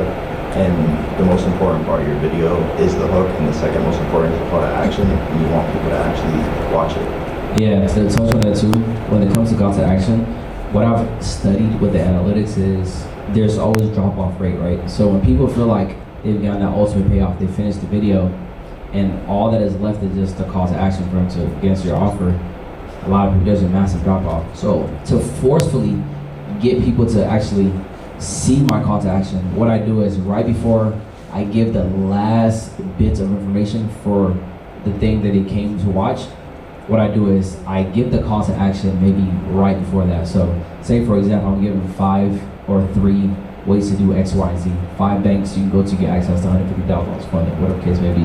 So I'll do 1, 2, 3. When I get to the 4th one, I'll give it there instead of giving it at the very end, giving it. Because at that point, they already got the payoff. You say that you're gonna see a massive drop-off rate. So doing it right before the end or in the middle of the video, so a lot more people see it. So that's something I'll say to that. I would say for me, the question that I took it to be was like, what's the number one thing that you would like, if you could start over, what would you tell someone else? For me, it would be being recognizable on social media. Like if you see me out and about, like I always have something on my head. And this turban, this was like my main thing for videos. I had this and then a pink sweater. And it was just making myself recognizable on social media, like as a familiar face. Because you're seeing 100 videos a day. But like, let's say one of my videos goes viral. Now I'm being more recognizable. If you see me in this exact same outfit, I look the same way, I talk the same. But I would say that's probably my number one thing as far as getting people to just come back to my videos for the same thing. They know it's me, they know what they're gonna get, they know they're gonna get some value.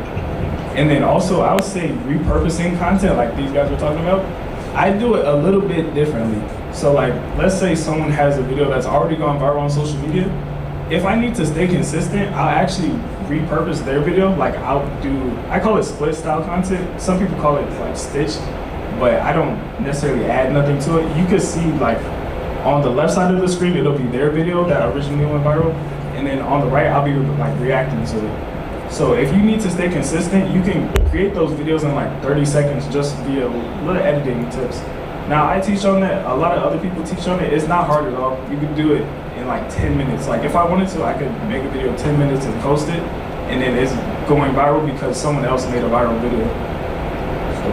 Okay, and we gotta wrap it up here, but I wanna give one last thing that I always give whenever I speak that people absolutely love, right?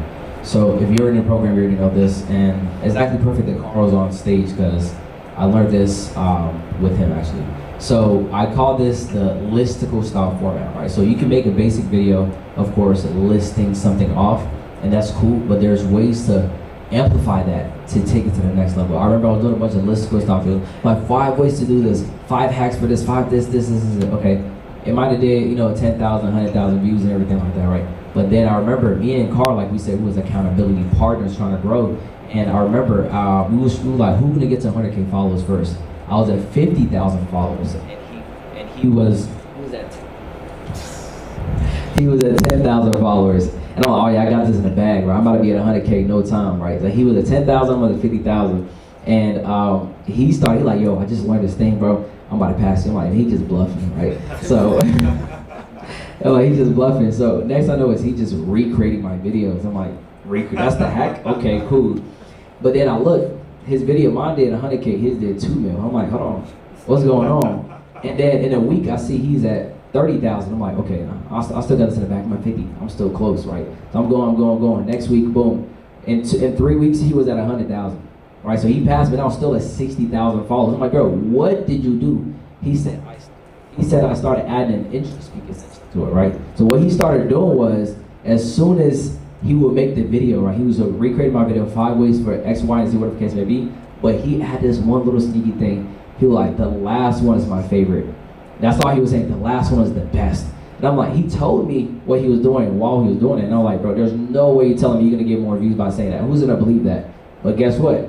He went from 10,000 followers to 100,000 followers in 3 weeks from implementing something like that. Videos doing 5 million views, and I had never really seen a 5 million view video. And I'm like, yo, what is going on? And what he was doing was, when he gets that last one, he would be like, and for the last one, check the comments down below. And so what it was doing was, because people now, guess what, you're telling them the last one is the best, or the fourth one is the best, it makes them way more intrigued than you just giving them 5 ways to do this. Now they stick to the actual end of the video, and then guess what, you don't even give them that payoff, they scratch it for, they itching for it, right? So now they go to the comment section, and now they're reading this long paragraph, and what it does is it creates a loop, because what the algorithm loves is people completing the video and re-watching the video. So as soon as you say that, check the comments, they go to the comment section, and the video just restarts over and over again, creating an infinite loop. So boom, now you're getting 2, 3, 4, 5 views for every single person that's watching the actual video. And then on top of that, what he started doing was he wouldn't even put it there. So now people are like, bro, what the fuck, man? This man is lying. Where's the comment at, right? And then now people are commenting, what is that doing? Engaging with the video, making that video go even more viral, right? So I started implementing that instantly, and of course got to the 100Ks, and of course implemented other strategies to keep it continuously growing. So that's something that's really, really great. The listicle style format. I remember the last event, I spoke at Nehemiah Davis event, and I gave that play to the person. The people that implemented it literally got their first million view video that same exact week. And I didn't even know that until the next event I came to. They were like, yo, I got a million view video on that. I'm like, yo, like, you know, so they implemented that same exact week, and then boom, got a million view video. All right, so thank you. That's everything.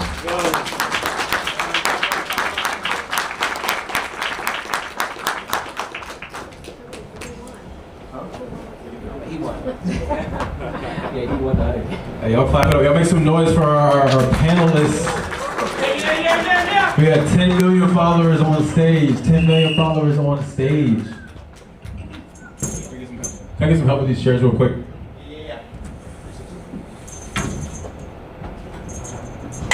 Let me know, you guys getting some value so far? You guys getting some value? Awesome. So we're gonna break off into lunch in a little bit, but I just want to kick it off real quick and see where you guys are at with it. Anybody here, this is their first day here? Did anybody not come day one? Raise your hand. No. If you didn't come day one, raise your hand just so I know. Okay, cool. So we got some people who weren't here yesterday. That's what's up. Well, welcome. Where are you from? Yeah. Oh, you're down. You're across the way. What about you? New York. You came in from New York? South Carolina. Okay, that's what's up. Well, welcome. Cool. So I wanna get into it real quick with you guys, but what I want to do real quick is 2026, right? And I'm really big on setting goals and reverse engineering those goals. Okay. So I'm really big on. It's because I'm probably cuffing the mic. I'm really big on setting goals and reverse engineering those goals. Okay. So I do that with my team. I do that with every business that I operate with. One being Content Cartel, a lot being, even some of our clients who are here. So I want you guys to write down, you guys all have a journal. If you don't have a journal, get one or write it on your phone. I want you to write down, it's a simple question. If you're an entrepreneur, you probably have done it. How much money do you want to make this year? I want you guys to put that number on the piece of paper. How much money do you want to make this year? Once you got it, say got it. Got it. Anybody else? Once you got it, say got it. Got it. Okay, you guys got it. All right, what's that number? $1 million. What about you? 3 M's. 3 M's, okay, 3 M's. Okay, what about you? 1.5. Somebody else shout out your number. What you got? 100 million. Somebody say 100 million? Ooh, okay. You're talking heavy. All right, so whatever your number is, I want you to cross out the number and I want you to double it. All right, I want you to cross out that number and I want you to double that number because we're not thinking big enough. I always tell we want to aim for the stars. Worst case scenario, you land on the moon. All right, aim for the stars. Worst case scenario, you land on the moon. Okay, and it's the Content Cartel. So we're gonna reverse engineer whatever goal that is.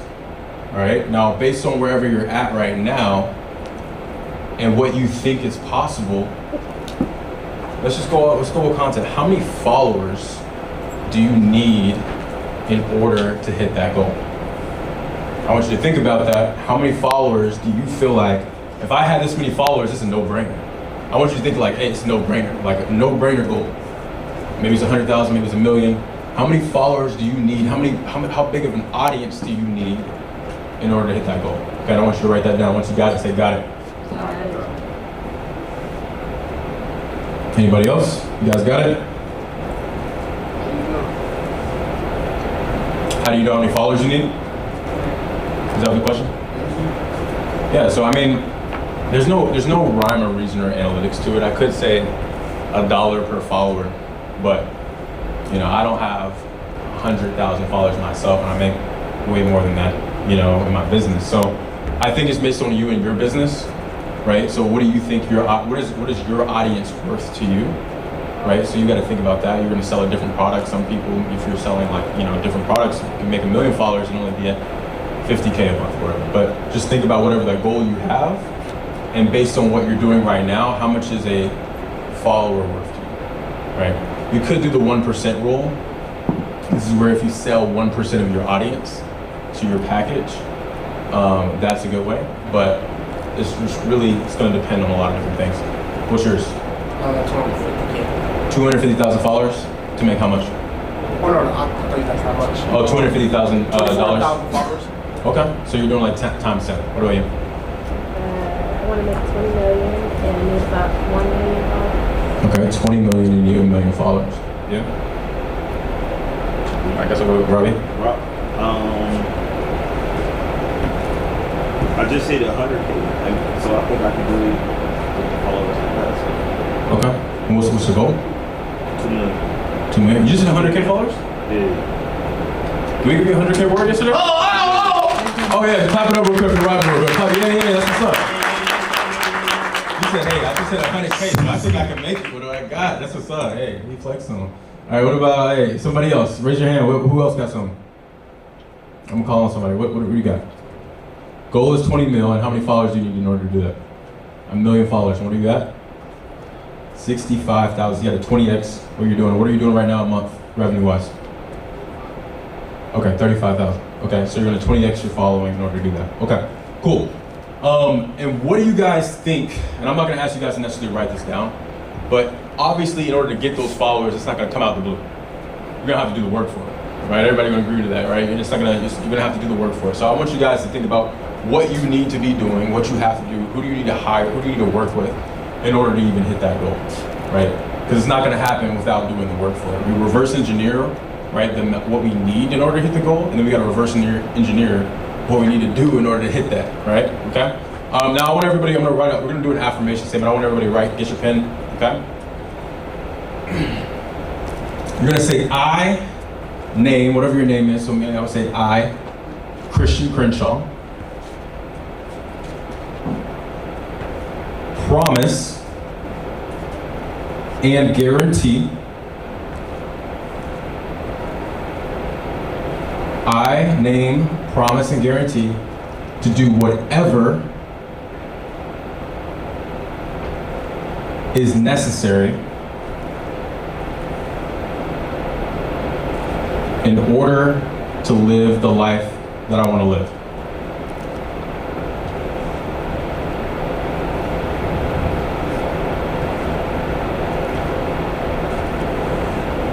I owe this to my family.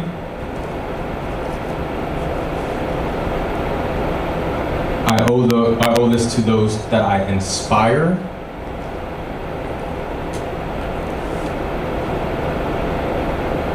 And most of all, I owe it to myself.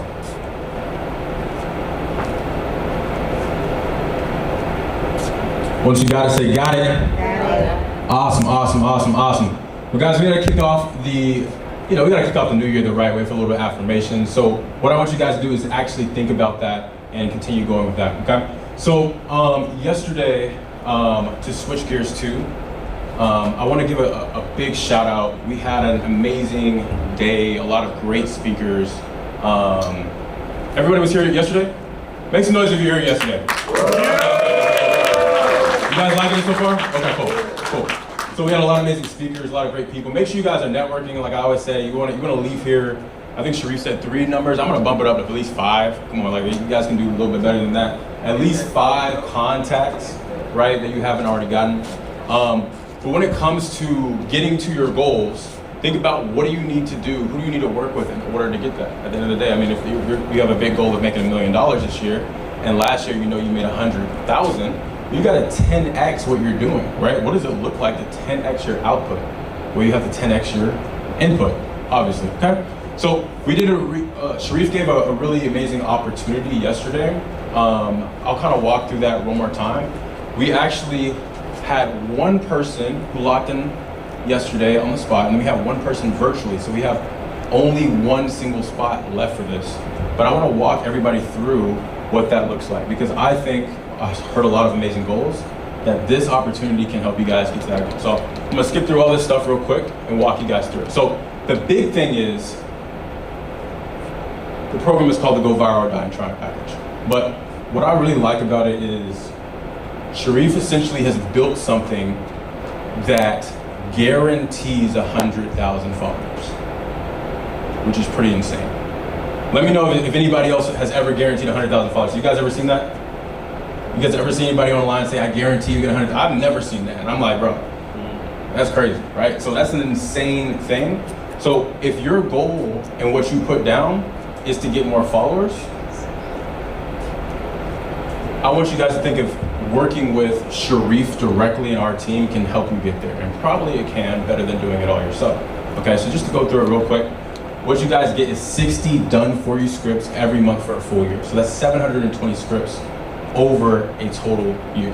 Okay, that's around 2 posts a day. High quality with the hooks, doing the research on your exactly what your target audience wants, doing the research on your competitors to make sure that they know that you're literally able to do the analysis and create content that's actually informative and valuable at the same time, okay? 60 done for you edits, that's a high quality editor. That's somebody who's working with some of our top people that actually is gonna edit your content and make sure that you're not only having, we call it retention editing, so you're retaining the attention of the people that you're working with, but also that you're having edits that are going to essentially have your personal brand in check, right? Because there's no reason. I mean, I don't know if you've ever seen somebody who's popping, but like their brand's all over the place. You don't want that, right? So we want to make sure your brand's in check based on what you're doing. We got a lot of different niches in here, and that's very important to us, okay? Next thing you're gonna do is done for you posting. Okay, so if you're handling all this stuff yourself, then in my mind, you're not a business owner, okay? Because business owners need to know how to delegate, they need to know how to hire other things, okay? And it's impossible to be both a business owner and a full-time content creator, right? That's just not how it's going to go, okay? So you're gonna get a social media manager who's gonna post for you on all the platforms, okay? Now, what you'll also get is one-on-one bi-weekly coaching with actually one of the content coaches that were just on here doing the panel, who has over 500,000 followers, right? So I always believe if whatever your goal is, if you have a big goal, you need to work with somebody that's already done that. That's a cheat code at the end of the day. If you have a big goal, you need to work with somebody that's already done it. You don't need to hop on ChatGPT. You don't need to like try to figure it out yourself. Just ask somebody and be able to get one-on-one attention from somebody that can do it already, right? So you're gonna get that bi-weekly content coaching for a full year. So that's 24 one-on-one sessions. Pretty good, right? One-on-one with our team, right? They're gonna make sure that you're saying everything properly. So not only are you gonna get the scripts and the edits and all that stuff, but like, you're also gonna have to film that content, okay? And there's a lot that goes into making sure that you're enunciating, you're having the right tonality, you know what you're saying. You know, Josh was talking about the hand movements, all that stuff, making sure that you got your stuff in check. That way you're gonna actually dial in and talk to your audience, okay? We run the entire content operation for you, and you're also gonna get 2 private, and this is actually insane. When Sharif told me he was gonna do this, I was like, because we've been selling this for 20K, and he's doing 2 of them. So he's gonna get 2 private content VIP days in a professional studio that's paid for by Sharif and our team and the videographer in either Chicago or Atlanta. And he's gonna personally walk you through all the content you need to make. And it's gonna be a super high quality background, high quality studio. booked out for the whole day. If we need to do another day, we can run it and make sure that you get all the way correct, as my boy Timmy says. So we're gonna make sure that we get you right with that. So that's 2 private content VIP days in person with Sharif, 1 every 6 months, all right? And in person, no distractions, content done correctly, like we said, all right? Now the value is definitely over 300,000. I mean, what is the value of you getting 100,000 followers? Some of you guys said, if I had 100,000 followers, I'd be making $1 million a year. So the value is, I know some people in here, if they had 100,000 followers, they make 10 million a year, depending on your audience, right? And depending on your product and whatever you're selling, okay? Now, so boom, you get all these different things. Again, you guys saw it yesterday, so I'm not gonna run through everything. But this does require real attention from the team. So again, we only have 3 spots for this, and we just locked in 2 yesterday, so we just got 1 more. It's gonna be first come, first serve for this. And it's the go viral or die trying package, okay? So again, if you guys do wanna lock in your spot, 45K paid in full, or you can do just a 5K deposit, and you can talk with somebody on our team. We got, let me see, who we got on our team? We got Tolu in the back, Jasmine in the back, everybody in the back. We got everybody. But just wanted to give you guys this opportunity again, because I know we only have 1 last spot, and I don't want anybody to be like, hey, I want to lock in tomorrow, and it's going, or we're on the yacht, and you're like, hey, what's that spot? No, like, Sharif is flying to you. We're doing 720 scripts and edits and posts. It's gonna be a lot of work, but I'm excited for it, and we're excited for the testimonial for the people we're working with to get that 100,000 followers as well. But what I wanna do real quick, I'm gonna break off into lunch. We're gonna play some music. We're gonna get back active. Everybody stand up real quick. Everybody stand up real quick. Everybody stand up real quick. Get up. And we're gonna break off. I wanna say real quick, let's play some music. And what I want you guys to do, like I said yesterday, I want you guys to look to your left. I want you guys to look to your right. I want you guys to meet 3 people you haven't met before. And I want you to say, what's up? We're gonna bring it back to church. I want you guys to say, what's up? I want you guys to get their number. And if you guys are interested in this, again, we got 1 spot. Make sure you holler at our team. Let's get it. We'll recess in 45 minutes. Back to the stage. Let's go. Get up!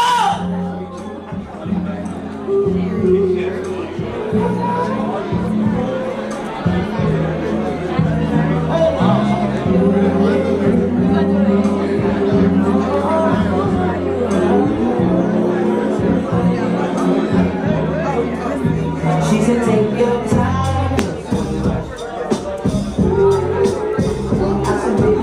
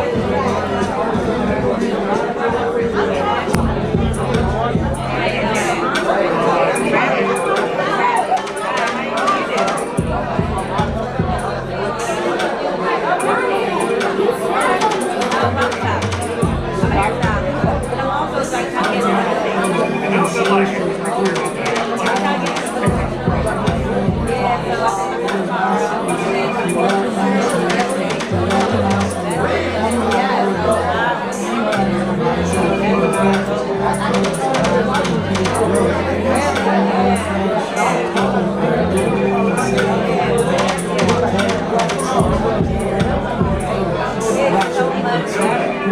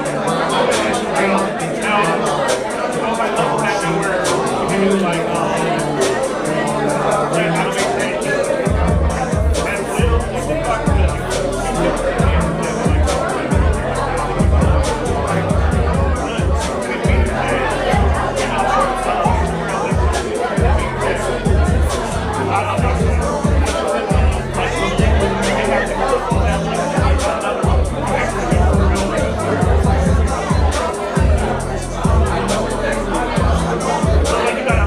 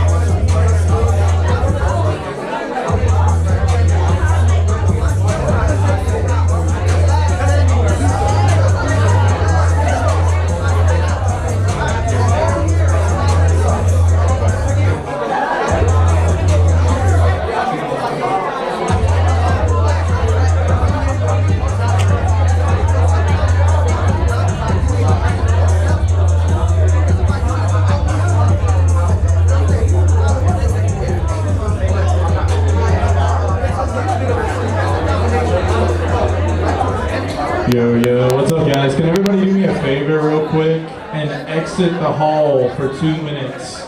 If everybody could take your conversations into the hallway for 2 minutes so we can reset after lunch.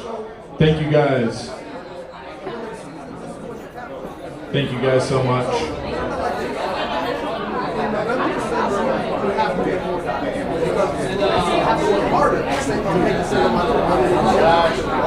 Everybody feel free to continue your conversations. Please just take them to the hallway or to the VIP room if you don't mind. We need to reset for the second half of the day. Right, that like button, it's easy. It's easy. You know what it is. Most dangerous places to go.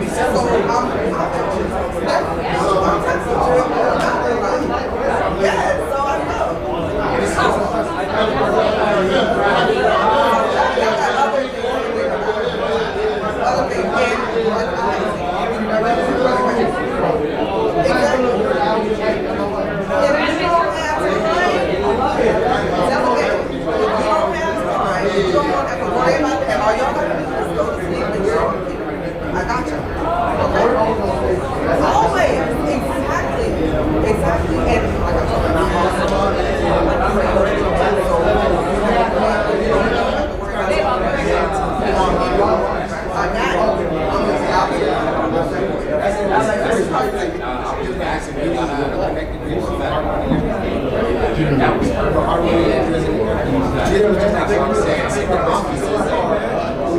so, someone referred you to them, and then you did good business with them, and then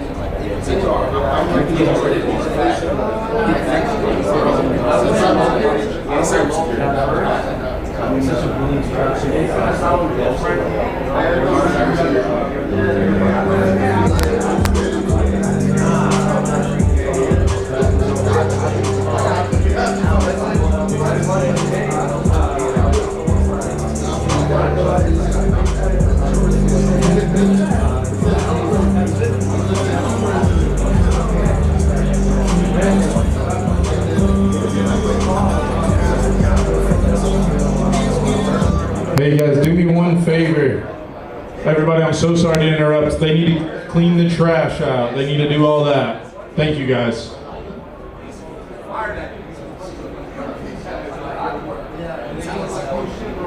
Randy, please take your conversation outside. Thank you.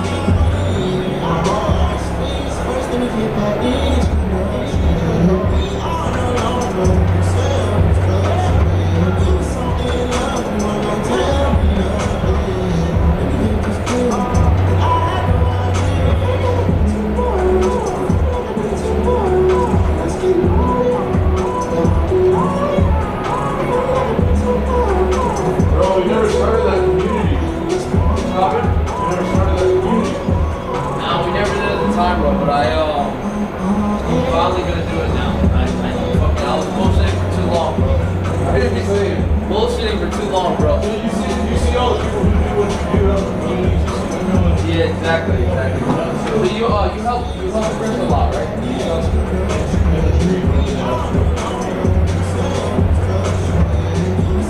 Yeah, I'd love to help. So I can get your info. Just take it. It's really good.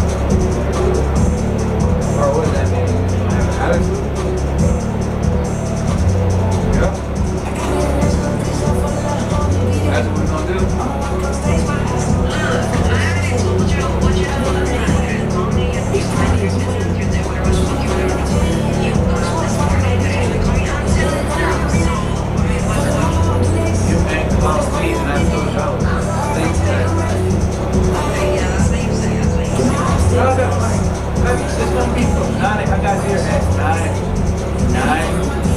in the morning. Look, we got a long ass day. Like I took a shower, I slept. The next text takes less than minutes to type. If you have time, I'm calling your ass knockout.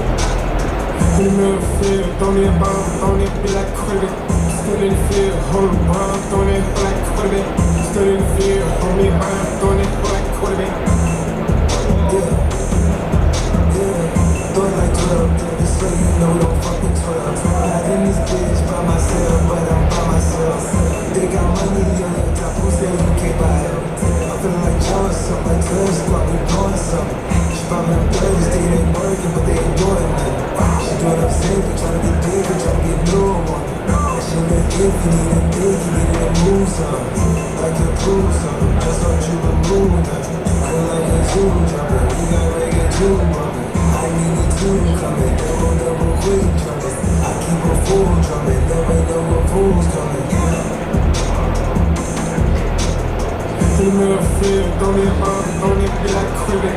Still in flash, hold on, don't it like cricket. Still in fear, hold it, don't it like cricket.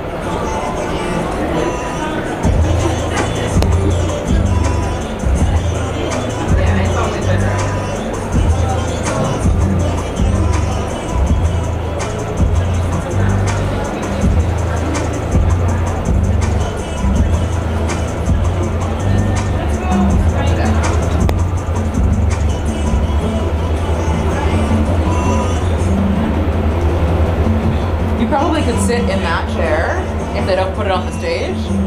You know what I mean? So like, get it? Otherwise, you don't want to be like buried.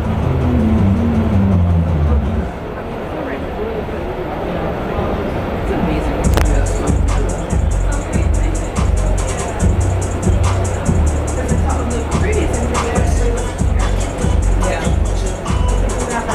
She's been doing an interview. She's going to stop, right?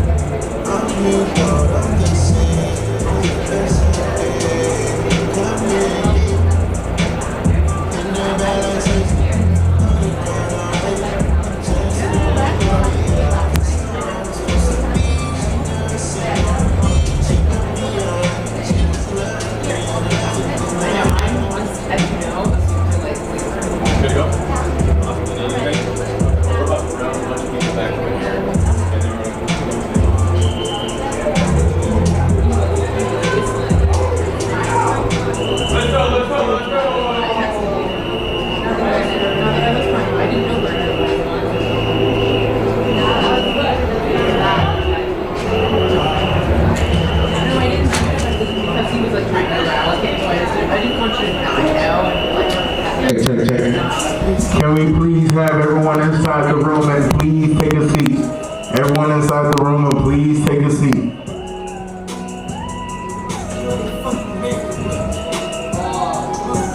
Oh, you fancy, huh? You got tags, huh? You got reds, huh? I'm throwing red, huh? Oh, you fancy, huh? You got reds, huh? You got tags, huh? I'm throwing red, huh? Katie, I might hit the other lane, Drew. I got rocks on my neck, and my bitch got it too. I got bags, Trump pull up and pump with deuce. I got racks in my cup, some no lean, they on roost. Bitch, I ain't never had no hand out. Did it by myself. I had to show these niggas spares up. Burn my top to her. Seen the bitch, she got her ass up. Nigga, the ass so rich. These niggas broke. Nigga be fanning out. Bro, nigga don't deserve this. Get some money for that fuck. Get some money for that fuck. Get some money for that fuck. You know, it's my time. I start giving a 10. I got my feet in the sand. I got my feet in the sand. You know me about that being hard. I be there just to cheat. She like now I'm loving your flow. She like see what you're saying. I like you see what I'm saying. I like you see what I'm saying. I'm at the fuck in the freeze. Shut her, I don't care about you mean. I'm trying to show you. I'm trying to show you how life. I'm trying to show you how you wanna live. I'm trying to show you you're alright. They always see my blood. Trying to let it low like me. They say don't get a change first. I want it cause it's ice. Oh, you fancy, huh? You got tags, huh? You got reds, huh? I'm throwing pants, huh? Oh, you fancy, huh?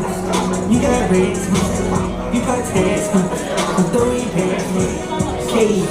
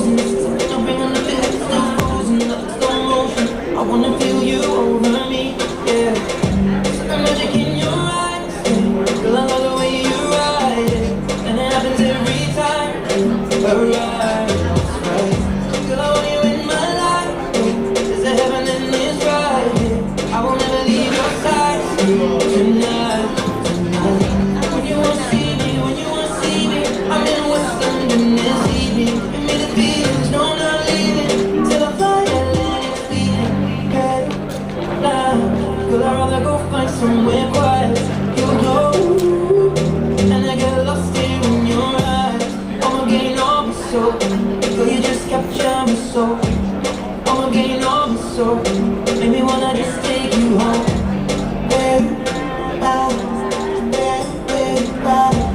I'm a blue, people better don't goodbye. I'm blue, people better don't goodbye.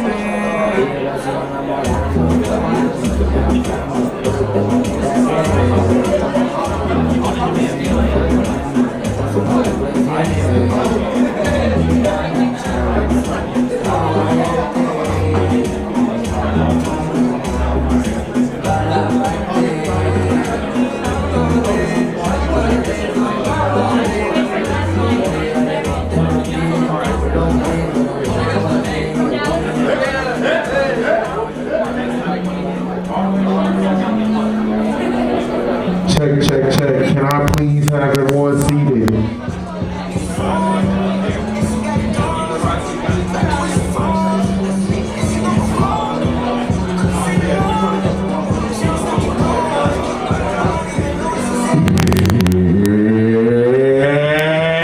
And we're back. Yeah, coach.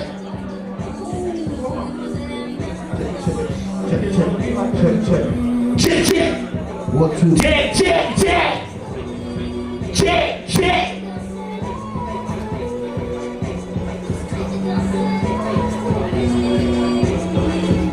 Ladies and gentlemen, welcome back to another amazing event. We're gonna get started here in the next few minutes, so everyone go ahead and take a seat, please. Take a seat, take a seat. Scoot up to the front. This next individual is about to give us so much value, it's actually kind of crazy. Don't worry, we're gonna wait for everyone to sit down first. You got 60 seconds to take a seat, or else we all have burpees. We all have burpees, everyone. Brother Bishop, lock that door behind you.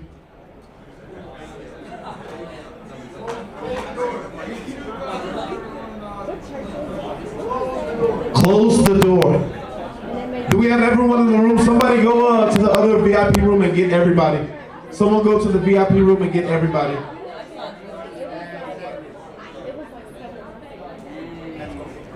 Get everybody.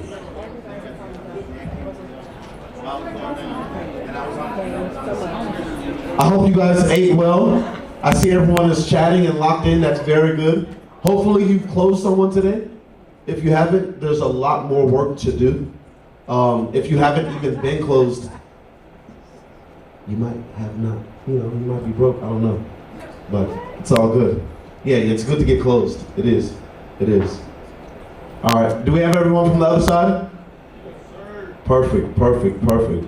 All right, this next individual is so powerful. I met her earlier, actually, yesterday. Jimena is the VP Influencer of Partnerships at Smart Credit.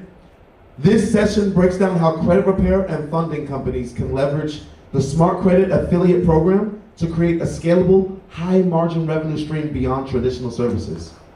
You guys, let's welcome to the stage and stand up, get up, get up! Give it up for Jimena! Yeah, yeah, yeah, yeah, yeah!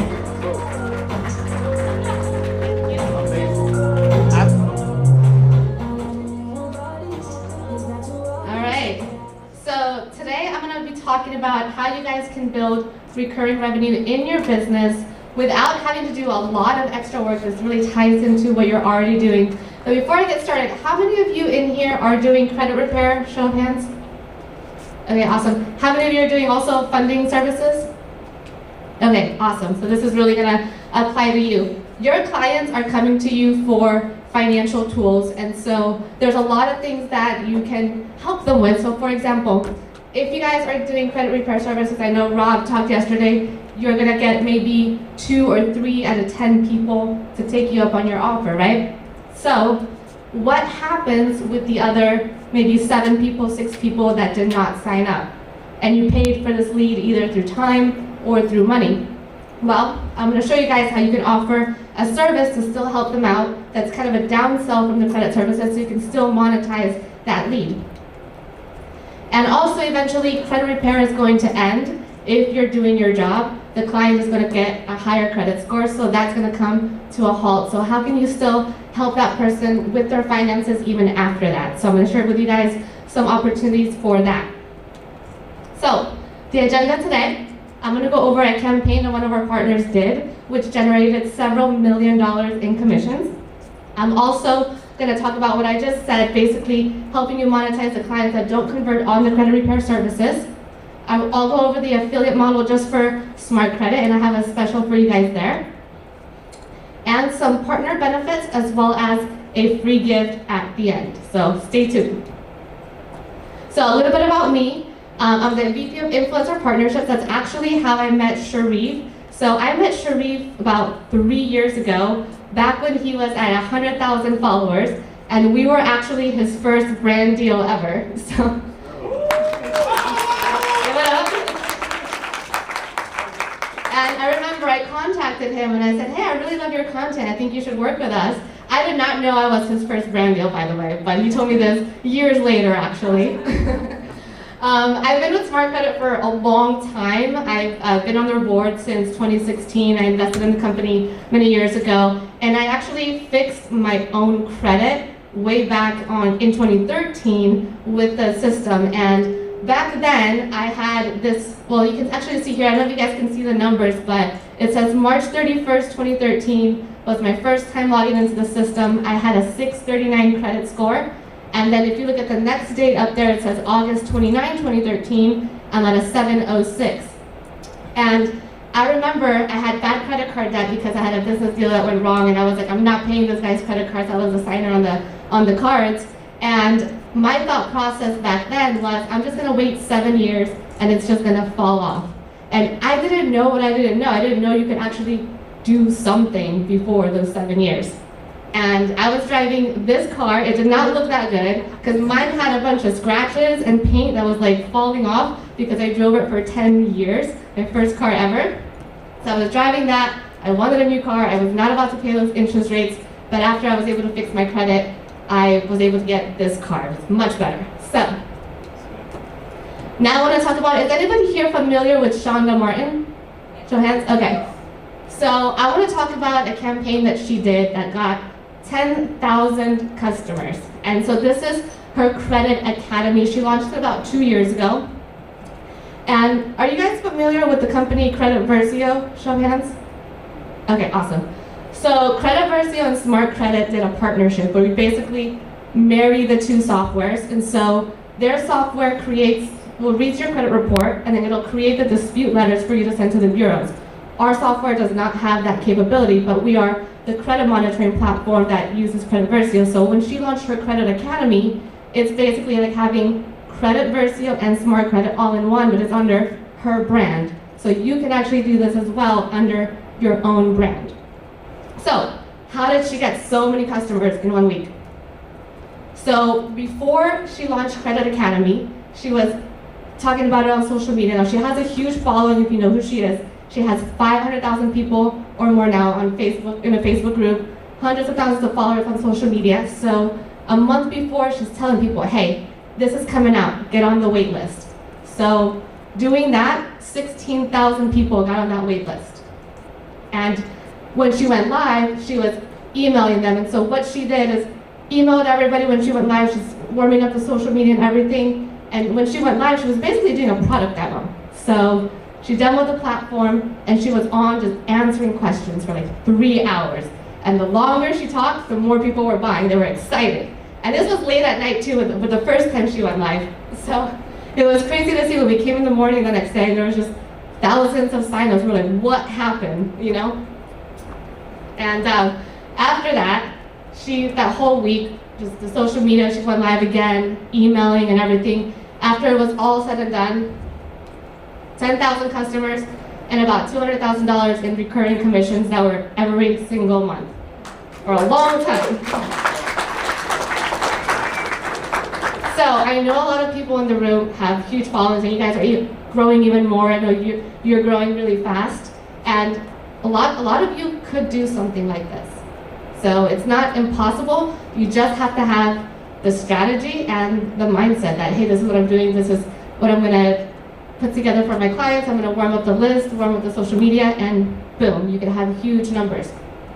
So if you wanna create your own Credit Academy like this, There's actually no setup fee, and if you have all your branding and assets in place, you could actually be up in about 48 hours, and this is all branded to you. So what does the customer get inside this software credit academy that would be branded to you? So I took some screenshots. I was going to demo this from the stage, but that would be kind of difficult. So I logged into a demo Credit Versio account. So just imagine that this is your branding, your colors. If you see down here, it says credit report provider, Smart Credit. Okay. So what we're going to do is we're going to charge the customer for the credit monitoring. So you can actually position this as free credit repair. So somebody comes to you for credit repair, they say, hey, you know what, I can't afford this. You can say, you know what, I got something for you, it's free. You just have to pay for the credit monitoring, $39. Now you can still help the customer. You don't have to do any done-for-you services because the software is doing it all for you. So you see here I have my 3 credit bureaus. I click on credit items. It's going to pull up all the items that are all my negative items. I just clicked on TransUnion, create a TransUnion dispute. Takes me there. And then I just add a dispute reason. Looks like that. I pick my reason from the drop down. I can add something in that box. And then I can say, I'm going to print this letter, I'm going to send it in. And that's it. Now I got an email with that. And I can see my letter right here. And then I can have a history of all the dispute letters between all the rounds that I've done and all the different bureaus. Last part in here, you would have your tutorials of how to use the platform and also like any credit information that you want to give your customers. So, how does that work out? So the customer pays $39.95. We pay you guys $19. And then to use the white label and the Credit Versio software, you have to pay Credit Versio $5. So, like I said, there's no setup, but Credit Versio would like to get paid. And so they basically said after 60 days, you have to have a minimum of $200 a month in billing. So whether you have 40 customers or not, you are going to need to have that $200 a month in billing. So if you have 30 customers, that would be $150. You're still going to pay that $200. So they actually did not have my animations on here. The next part I want to talk about, so that's that partnership with Credit Versio where you have your own white label basically. The next part I want to talk about is if you just want to do smart credit, just a credit monitoring, you don't want to do this, or maybe you want to do both, that's up to you. So with smart credit, we have different pricing options and different commissions based on the pricing option. So I'm going to share with you guys first how much you earn, and then I'm going to show you what the customer actually gets for that. So usually the commission is not this high at a $29 price point. I'm doing that actually just for the people in this room for this event. So that's not usually what we pay out. But if, exactly, give it up for you guys. So if the customer's paying $29 a month, you're gonna get $13 per person per month. Now if you wanna offer a lower price point, you can offer it at $24.95, but you're gonna earn less. You're gonna earn $8.50 per person per month. Now you can choose to offer a $1 trial for 7 days, for 14 days, or some people don't like to have a trial at all, or you can have multiple price points if you have different things that you want to test out. So that's up to you. Now we've got about 8,000 partners, and I added this last part in here because I had somebody last week ask me, so what do I have to do to get into the top 50 partners? And so I actually went and looked at those numbers and I noticed, okay, to be in the top 50, you're going to be earning anywhere from $8,000 to $90,000 a month in commissions for just credit repair companies. We have a few partners that earn a little bit more than that, but that's kind of a different setup. So what's great about this is this revenue is recurring, so it compounds over time. Let me show you how that works. So let's say you're signing up 20 customers per month. That is less than one person a day. So the first year you would make about $14,000. If you just maintain that same cadence, you would earn $26,000 in your second year, recurring. So same amount of effort, double the amount of money. Now let's say you have 50 people that you're signing up every single month consistently. First year, $36,000 in commission. Second year, $66,000. Now let's say you have 100 people per month. That's about 3 people a day, or a little bit more than that. $72,000 in commission your first year, $133,000 your second year. So again, same amount of effort, but it compounds over time. So what is the customer getting for $29 or $25 a month? Well, they're getting quite a bit. So when you first log into the platform, we have our credit improvement tools at the top, and then the other tools that we have at the bottom of the page is what keeps the customer signed up more long-term. And that's how you can really build a more long-term revenue stream after the credit repair services have ended. So for example, the Score Boost feature that we have, it's going to help with your credit utilization, which is about 30% of your credit score. So here you see this account owes about $7,000 in credit card debt. I put my budget at $1,800. So it's going to take that $1,800 and show me, okay, pay this amount on this date, and this is how many points your score will go up. So, funny story. So this actually came out, this feature was around like 2020, and for the longest time, I could not get myself above a 740. Now that sounds pretty good, but I was like, I'm paying everything on time, I'm doing everything right. How is my score not higher? And what I was doing wrong is I was paying my cards on the last day that the credit card company allowed me to. And so what was happening was the higher balance was getting reported. I changed my payment dates, I went to a 792, like that. So when a client comes to you, they're scared, they might be thinking, oh my God, I'm spending money that I don't have. So if you can get them results quickly and just use a strategy like this and show them, they're gonna trust you that much faster. And you're gonna feel better about like, okay, I just spent this money, it's fine, it's all good. Another thing that we have is called the Score Boost. The Score Builder. And first it's gonna show you, okay, these accounts are helping your score, then these ones are hurting your score, but what can you do about it? So we call it taking an action, and basically what happens, when you take an action through this platform, we're gonna send a letter to your creditor to potentially get this issue resolved. So what can you do? Fix a credit reporting error, identity theft, you can pay off a debt, or request a goodwill correction.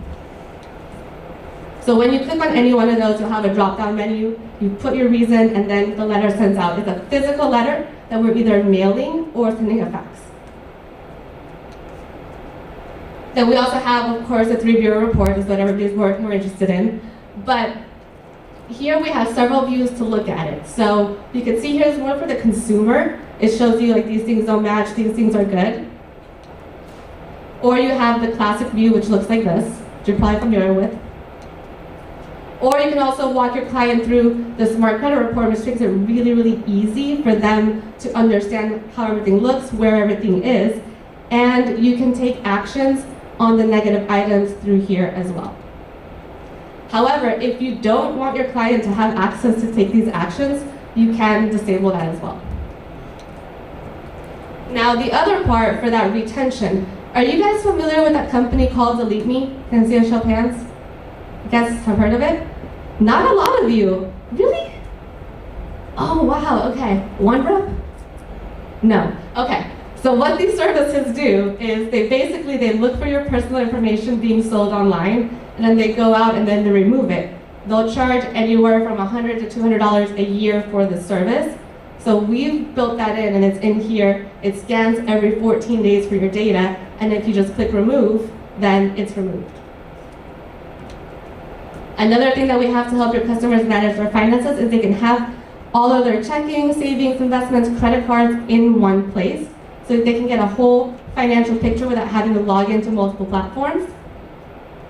And one thing that's kind of like a security thing that I love about this is I can set up alerts. So if I connect all of my credit cards in here, I can get alerts of everything that I'm spending. So if I see something that I don't recognize, I can take action, or something I forgot to cancel, or if I'm sharing credit cards with other people, I can see what charges that they're putting through. And last but not least, it has $1 million for the fraud insurance. So other services, again, are charging like $144 just for this. That's included in that $29 price point. So your customer is getting quite a bit for very little, just on the insurance and on the privacy master. That's like $27 a month that they would be getting. if they were to buy it all separately. Little bit of background on us. We've been around for a long, long time. How many of you people have heard of us before? Smart Credit. How many of you guys are partners with us? Okay, lots of you. Yeah, so we've been around for a long time, 4 million customers in that time, and so it's a great place to work. Actually, that's my business that I had a long time ago, to come here and be there full time, so have not looked back. And another thing that we launched this year, how many of you guys are working in the Spanish market? Trying to. Okay, so when you get a Smart Credit affiliate link, you add an O at the end and it translates the whole thing into Spanish. So pretty simple. And for those of you, I know everyone in this room is creating content. When you're a partner of ours, we have a studio that we just built in a new office. You can use that for free at any time. So you can see here, that's our team. So you'll have them working with you, multiple camera angles, multiple scenes that you can create, really high quality professional. Anytime you're in California, just let me know, and you can use that for free. So, last but not least, if you guys want to partner with us, I know there's a lot of you that are already partners, but if you want to start with us, just contact me. And you can also try Smart Credit free yourself for 3 months with the QR code or the link at the top. So, thanks so much, guys.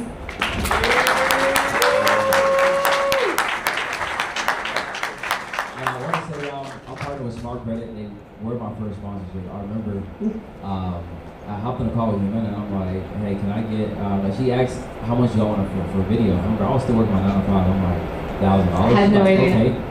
I'm like, yo, like, she really gonna pay me $1,000 for a video? Okay, cool, you know what I'm saying? And then she thinking that, you know, I've been doing this because I already had 100,000 followers, but I'm like, I just got a lick, right? But the whole time she got a lick. I want you to remember, if you're ever negotiating a sponsor deal, and then they tell you, like, they agree with the first number you go up, that means you undersold yourself, right? So I learned from there and I started charging more from this. So she actually helped me make more money because the next one, I told them 2,000 and they say yes too. So thank you for that.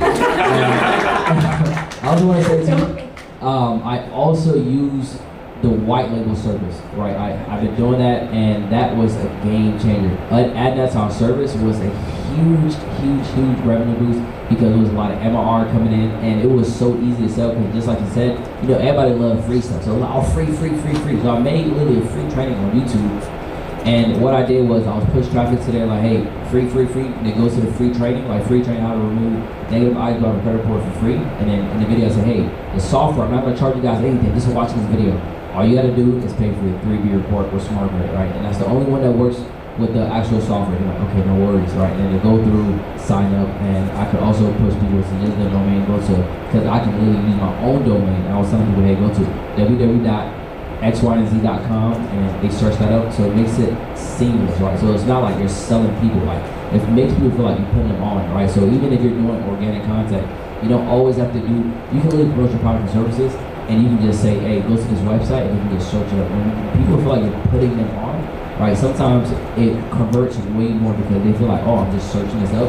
He put me on, she put me on to this free game. I bet that's all I gotta do. And go through. It makes it a lot more seamless. So you have the option to make it branded around yourself or branded faceless. So you don't want to promote it as like, I own this product. As you brand it like you're promoting it and then just putting people on, you can definitely do that as well too. So that was an easy play and it's an easy down sell, right? So if you're selling something on the phone, your VAs, and then they're not going for the done for service. And so I want to hop on the phone when I get something, right? So I'm gonna go ahead and down sell you. It's a DIY, you can do it yourself. Oh yeah, really? The AI does it pretty much everything. Yes, 100%, and then it's super simple. And one thing I want to say too, just to clarify, because she was saying the add dispute reason, that one you don't actually manually add it. There's a button, you press that, it automatically adds it for you, right? So you don't have to add in the dispute reason, type it in. You don't have to know anything. You can just press it. Yeah, in the demo, it makes you do that. The demo, like, login.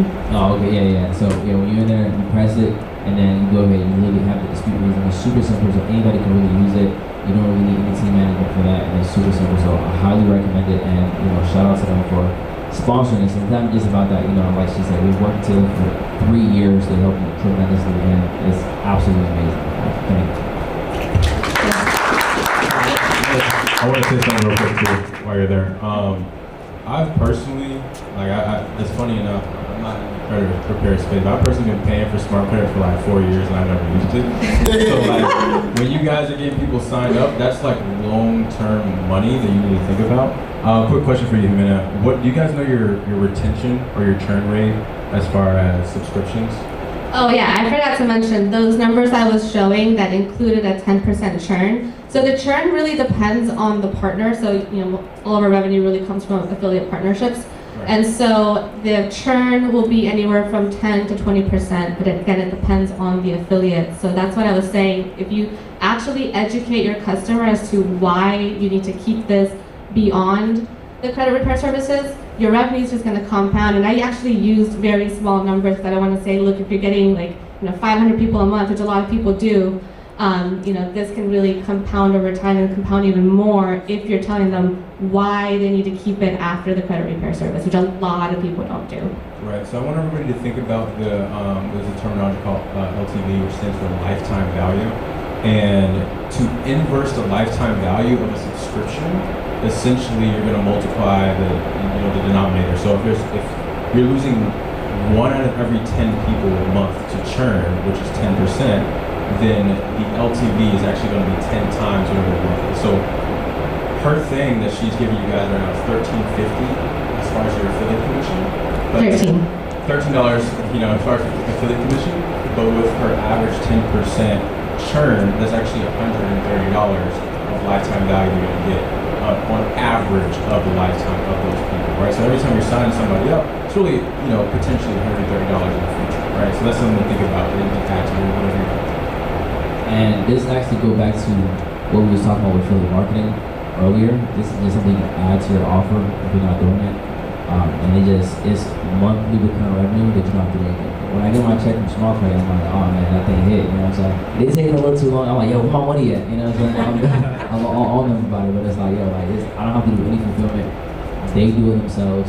And even if they're not using the credit versus the white label service, guess what? They can still use the smart credit, right? So even if they're doing the credit part, encourage them, hey, keep it on. You still need credit monitoring, regardless of any credit, you still need credit monitoring.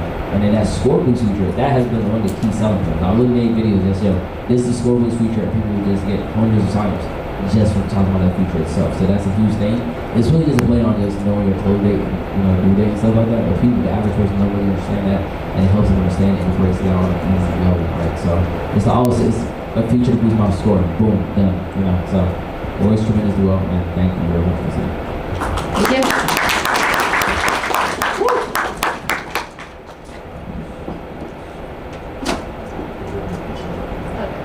Thank you so much, Jimena, for all of that valuable information. Oh my goodness. You guys, it just shows you in life. Clap it up, give it up for her, give it up for her. Stand up and give it up for her. She just went crazy. You guys don't even understand. But I think you guys actually do, because most of you guys in this room are smart. Literally, it's not stupid credit, it's smart credit. You want smart everything. We drink smart water. We are smart individuals. My wife is smart, so you need to have smart credit. And if you need any more information, where can they see you actually right now? They can see you guys outside? Okay, they're right outside, so you guys, literally you can't miss. Don't miss and don't get missed. Those are two bad things. Always be on point, all right? So, you guys, this has been so much valuable information that we've all received and gotten today so far. Hopefully you guys are retaining this. You're writing things down. You guys, they provided notebooks for you, notebooks and pens. So if you don't have that, just raise your hand real quick. All right, that's perfect. That means we all should be good to go. GTG, Chris Williams. All right, our next guy is a marvelous individual. He is someone that exemplifies dedication, determination, consistency, all aboard, all around the GOAT. Literally, the GOAT of the globe. And he represents well for Globe Life. So if you guys can, stand on your feet. Everyone stand up. You know we gotta get up. Get up! I need you guys to give a warm and welcoming, honoring surprise, and clap it up for my brother, Spencer Cozy! Let's go! Yeah, it counts! Woo! Come on! Come on! Come on! This brother is different.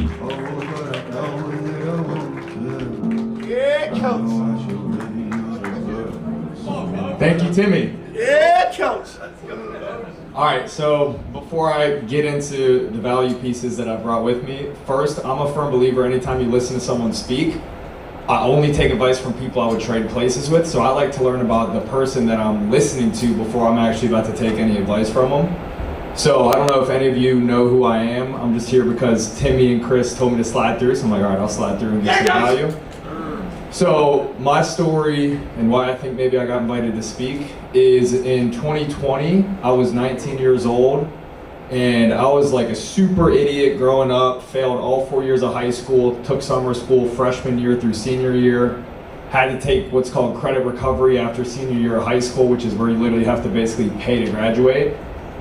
And then I wanted to go to college because I'm from a small town, so I thought the only way to make a bunch of money is to go to college. So I'm like, okay, I've got terrible grades, all my friends are going to college, I can't get into college.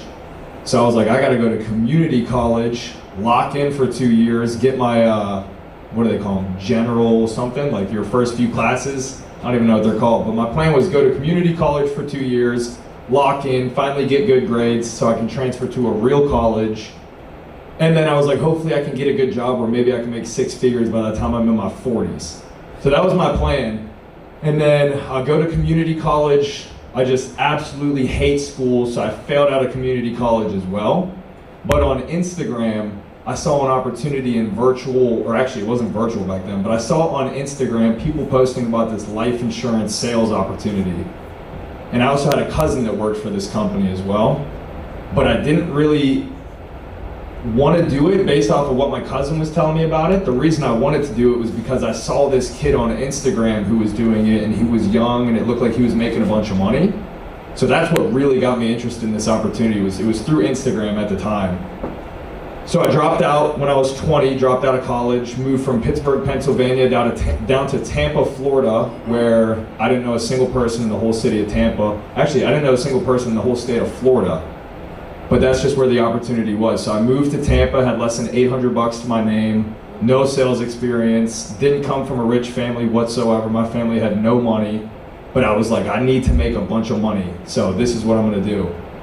So the way the career works is you start off by selling life insurance. So I spent basically 1 year selling life insurance. But the big money, because there's people that make millions of dollars doing this, and I was like, I wanna make millions of dollars. It was people that had a big sales team. So I'm like, okay, I'm good at selling this now, but I've only made a couple $100 grand. I want to make millions, so that means I got to grow a big sales team. So then I go back to, how did I get recruited into this company in the first place? And it was really because I saw some stuff on Instagram that piqued my interest. So at this time, I was 21 years old, living in Tampa, didn't know anybody in the state of Tampa besides like 2 people that I worked with. And I'm like, okay, how am I gonna build a big sales team in Tampa when I don't know anybody in the whole entire city or the whole entire state of Florida? I'm from Pittsburgh, Pennsylvania. So I'm like, I gotta get a good Instagram. This was just what I was thinking because that's what piqued my interest. So then I'm going around to different mentors and stuff. And I'm like, yo, how can I grow my Instagram? And they're like, look, it's gonna be a commitment that you gotta commit to, and you gotta be willing to invest a bunch of time and a bunch of money. And there's no guarantees it's gonna be worth it. There's no guarantees it's gonna work.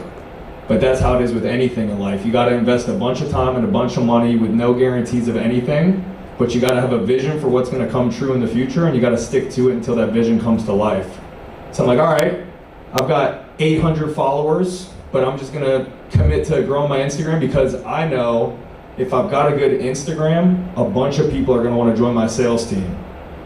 So it starts with a commitment to like how willing are you, how much are you willing to sacrifice, how much are you willing to commit, how much are you willing to invest, how serious are you gonna take it, are you actually gonna commit to it?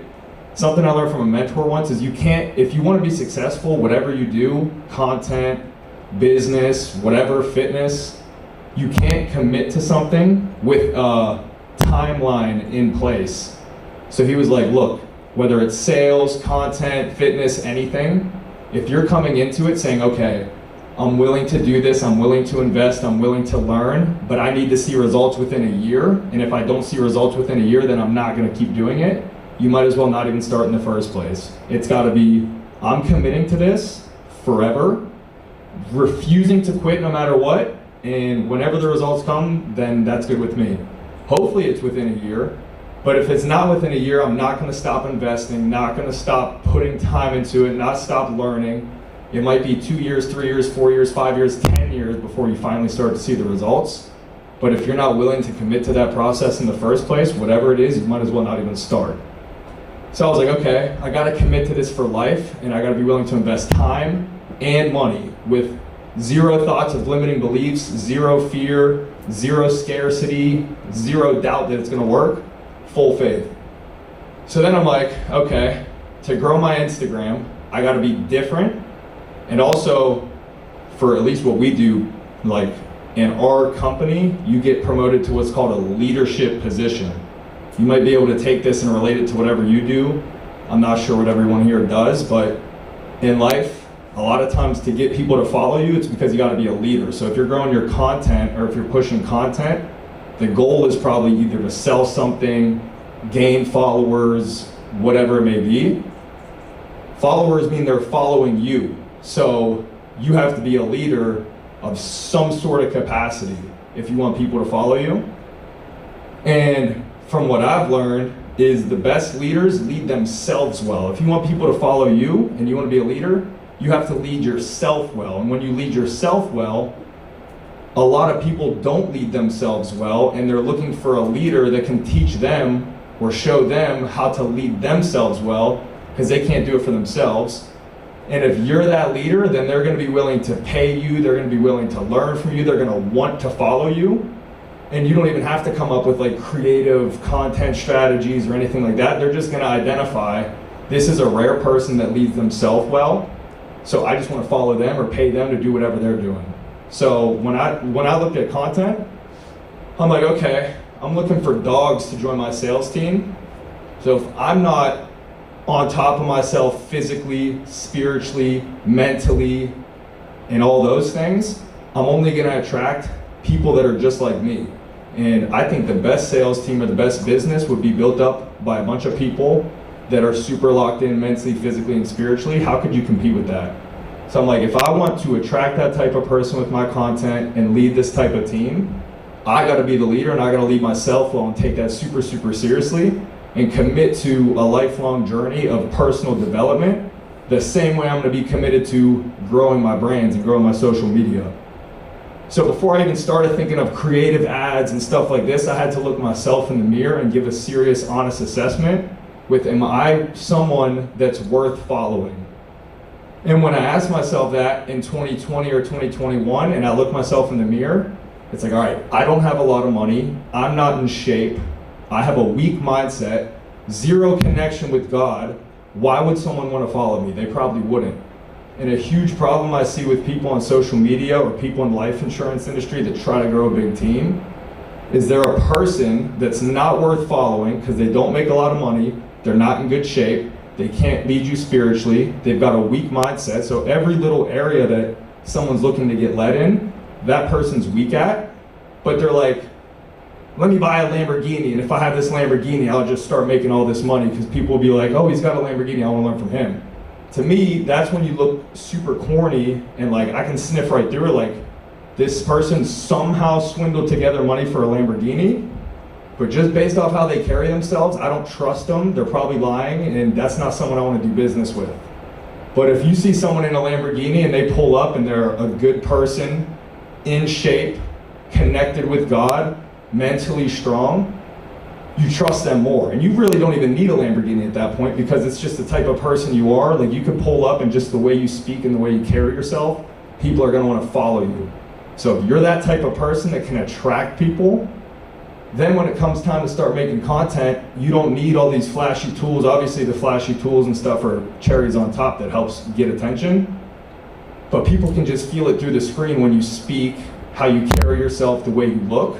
And that comes from a bunch of time by yourself, pouring into yourself, reading books, growing your mindset, hitting the gym when you don't want to hit the gym, taking your diet seriously, going to church, reading the Bible, saying prayers, asking for guidance for years and years and years and years, committed to it, continuing to do it when it's not producing an immediate result. And then over time, after doing that for me, it's like after doing that for 4 years, where I'm super committed to becoming a better person, mentally, physically, spiritually. In that personal development process, I start making money. I can invest into cool things to help my reels and my videos look cool. But finally, after like 5 years of dedicating my life to it, I finally start to grow a following, finally start to have people like, what do you do? I want to do what you do. I don't even sell anything off Instagram. All I use Instagram for is recruiting people to join my sales team. It's free. And then we teach them how to sell life insurance, and when they sell life insurance, I start to make money. But I don't even push anything about pay me to do this.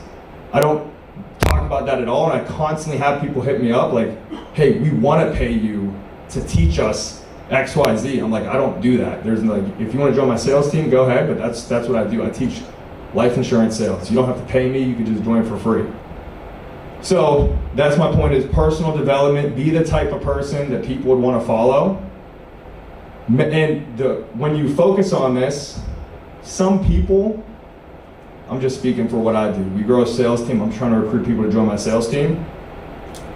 If you're a 360 leader, I would call it, where you can lead people more than just one way. Like if you join our sales team, we can do more than just teach you how to make money. We can teach you how to get in the gym and get in better shape. We can teach, if you're not interested in that, we can teach you how to make money. If you're not interested in making money, we can lead you closer to God, because we focus on growing our relationship with God. If you're not interested in any of that, but you're just interested in learning how to think bigger and think like a winner, we can teach you that, because we pour into ourselves mentally.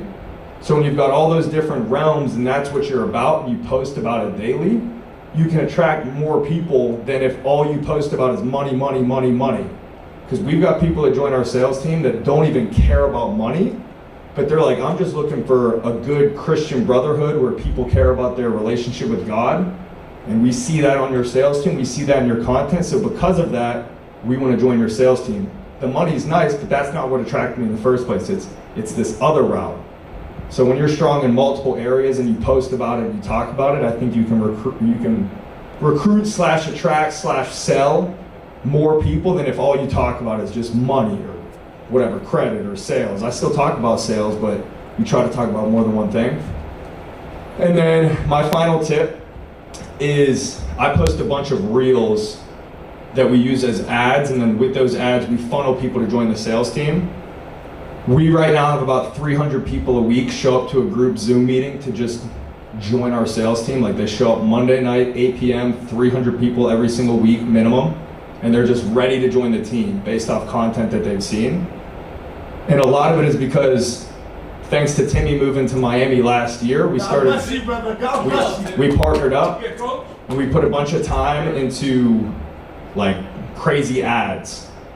And everyone's always asking, where do you get these ideas for the ads? Like this, blah, blah, blah, blah, blah. You're so creative. I want to be creative. I want to be creative. What do you ask ChatGPT? And I'm a Christian, so I tell people the truth, which is creative ideas. If you're a Christian, you can pray for anything and God will deliver. So I've been praying for creative ideas for a long time.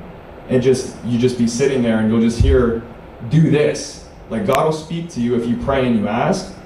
And then you have the option, am I gonna let fear creep in and hesitation creep in and delay on this idea or procrastinate this idea? Or am I gonna execute it immediately as soon as it gets spoken to me? And this is the same reason I even moved to Florida in the first place, and I feel like I dedicate all my success to this, is canceling all fear and taking immediate action anytime God speaks to you. So that's the reason I moved to Florida. It's scary, it didn't make sense. If I would have sat there and thought about it for like a month, I would have let fear creep in and talk myself out of making the move that changed my life. Same thing with these content ideas. Like I'll be sitting there thinking, oh, let's make a video with Ashton Hall. Hit up Ashton Hall. Oh, it's $100,000 for one video for 2 hours. If I think about that too long, I'm gonna talk myself out of it. I'm just like, $100,000 video? Okay, well God told me to do it, so boom, we did it same exact day within 2 hours. We were recently at Diamond Gym. I'm sitting there praying, give me creative ideas. Oh, let's go to Diamond Gym. Bet them $10,000 they can't get you to tap out. Boom, instantly, zero thought, just execute immediately. And it's the way you do one thing is the way you do anything. And I think you can use that approach to life, not just with content, but with anything. So if you're a Christian like me, you can pray for ideas. God will give you the ideas, but it's up to you to actually execute. And the main reason I see people not execute, and I'm guilty of this myself, is too much hesitation, too much fear, too much procrastination, where you just talk yourself out and you start to be realistic, which you don't need to be. And then next thing you know, you just push that great idea that could have changed your life to the side because you let fear creep in. So yeah, that's all I got. Thank you guys for having me. God is good. I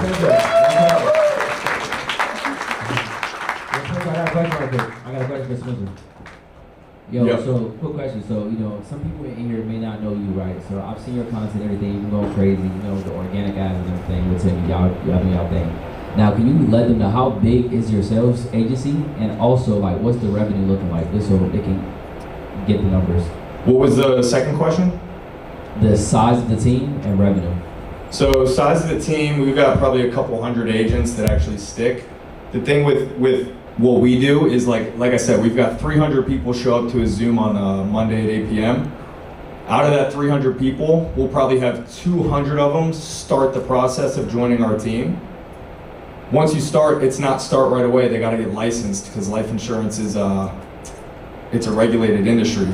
So if 200 people start the licensing process, we'll probably actually get 70 of them to come through because a lot of people fall off just in the licensing process. And then the average agent retention rate in the insurance industry is 10%. So if we got 70 people that start, I already know we added 7 people to our team long term. So when I say we've got a couple hundred people, it's a couple hundred people that I actually are gonna be here long term. Yep. What does the systems look like that you have in place to prepare your new agents to get licensed and become a long-term agent in your agency?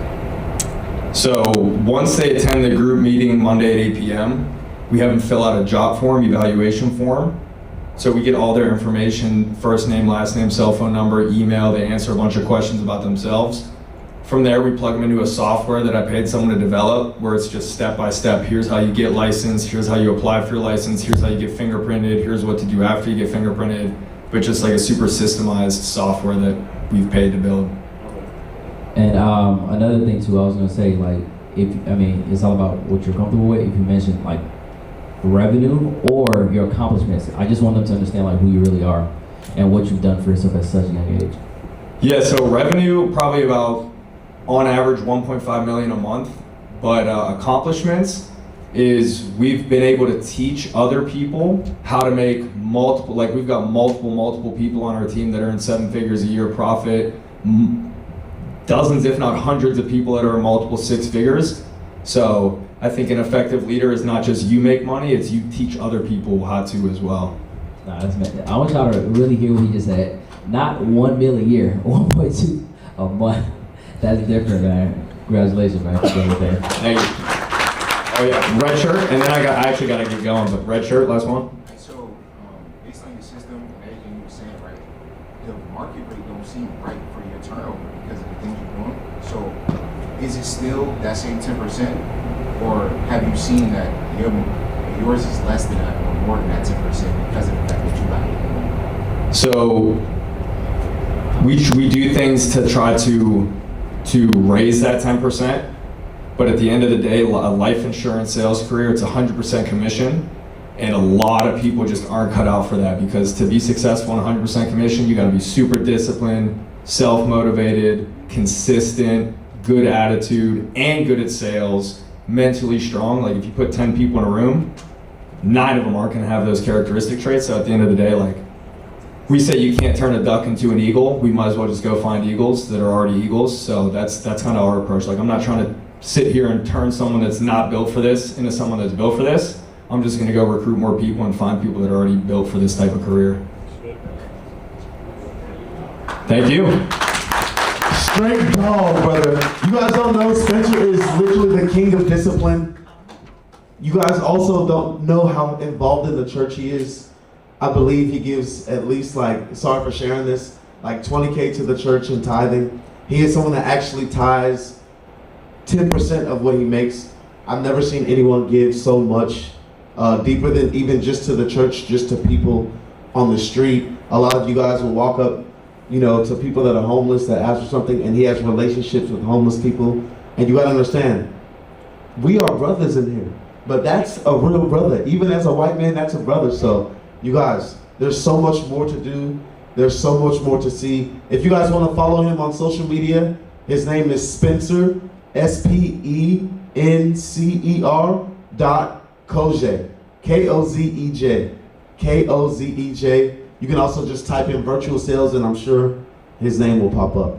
But yeah, y'all, that's my brother. Y'all, you know, give it up. He's already gone, but it's all right. The brother's rolling. All right, so next up. See, the energy is getting greater, y'all. The energy is getting greater. This is where you pay to play. And it's specifically for a reason. All right, you guys, let's all stand up because the energy is only getting greater. This next sister, you guys have already seen her. And if you haven't, it's going to be good to see her when she comes up. This is the mogul, literally strategic business structuring and grant funding opportunity specialist, Mrs. Joy Lynn Hunt. Y'all, give it up for Sister Joy. Hey, yeah. Yeah, do that. Hey, hit the wrist. Baby, do that, baby. Yeah. Hey.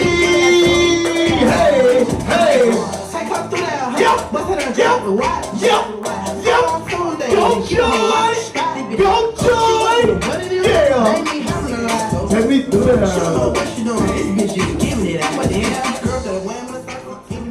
Hey. Okay, good afternoon. How's everyone doing? Okay, I have a lot of information to say, and I'm a people person, so I'm gonna come on down with the people, okay? We're gonna go over business structure, we're gonna go over grants. You guys are in here making money, you guys are growing. Things happen in business. Your employees may make a mistake, you may make a mistake. One thing will take you out. And so all of your hard effort, all of your sacrifices can be gone if we don't structure our business the correct way. So, you can follow me on Instagram. I give a lot of free tips, JOIHUNT_ESQ. I will never DM you about Bitcoin, crypto, fake pages. I'm a business attorney, serial entrepreneur, brick and mortar girl, fell into the online space when I left a toxic marriage. Husband tried to kill me, I moved to Florida, then he took all the money out of our accounts, locked me out of our businesses. In February of 2022, my mom paid my rent. Someone say, it's not how you start, it's how you finish. Now we're gonna say it like we mean it. It's not how you start, it's how you finish. Okay? So, anyone here who's going through the dark, anyone here who's had a tough time, it's up to you to get up, dust yourself up, and go get yourself to the bank. No one's coming to save you. No one's going to help you. But if you get up and show up every single day with God's help, He will help you get yourself back to where you need to be. Okay? So, as I start my presentation off today, I need us to put our money hats on. $1 million and $1 billion businesses start small. They start apartment complexes. They start in dorm rooms. So I don't care where you are right now, you are starting the next 7- and 8-figure business. So we need to structure it from the very beginning as if we have the 7- and 8-figure business. There's 2 types of liability you want to be aware of. The first one's going to be inside liability. Inside liability is something inside the business causes the conflict. Someone slipped and fell. You have a contract dispute. Outside liability is you. You did something that caused the problem. Anyone here have kids? There's a case where a father let his teen daughter drive his car to the mall. She ran a red light and she killed someone. The car's registered into Dad's name. So who got sued? Dad. They got a $3 million judgment against dad. Dad only had $1 million insurance policy. That means dad's on the hook for $2 million. Dad also owned a business. And guess what name the LLC was in? Guess what the judge took? The business. Was he a bad dad? No. Was he a horrible business partner? No. Is his daughter just the worst? No. Bad things happen to good people every single day on Twice on Sunday. So when I'm speaking today, I'm not speaking from what I ChatGPT, what I Googled. I'm speaking from what I'm seeing every single day for the past 20-something years, okay? I'm gonna go, oh, I just look good. So, we want to have what's called business structure systems. Multiple things that we put in our business. Who's my time person? I need a 15, 10, and 5, okay. So we want to have multiple things that's going to protect us. Put layers between us and our assets. The first is going to be business insurance. If you have a brick and mortar business, you want to have what's called general liability. For those of you guys who are in the credit repair and doing kind of service, you want to have what's called E&O, errors and omissions. If you make a mistake, the insurance covers you. If anyone here invests in businesses, or if you have a business partner and the business partner is the person who's making the money, you want to invest in what's called a key man insurance policy. If this person were to die, you will get paid. Because if the person who's running the business, who's making all the money, if they die, your right-hand man dies, it may take you 6 to 8 months to pivot to go find someone else to be able to go replace them. And then of course you want to have what's called business interruption insurance if you have a brick and mortar. If something were to come and happen and you can't do your business.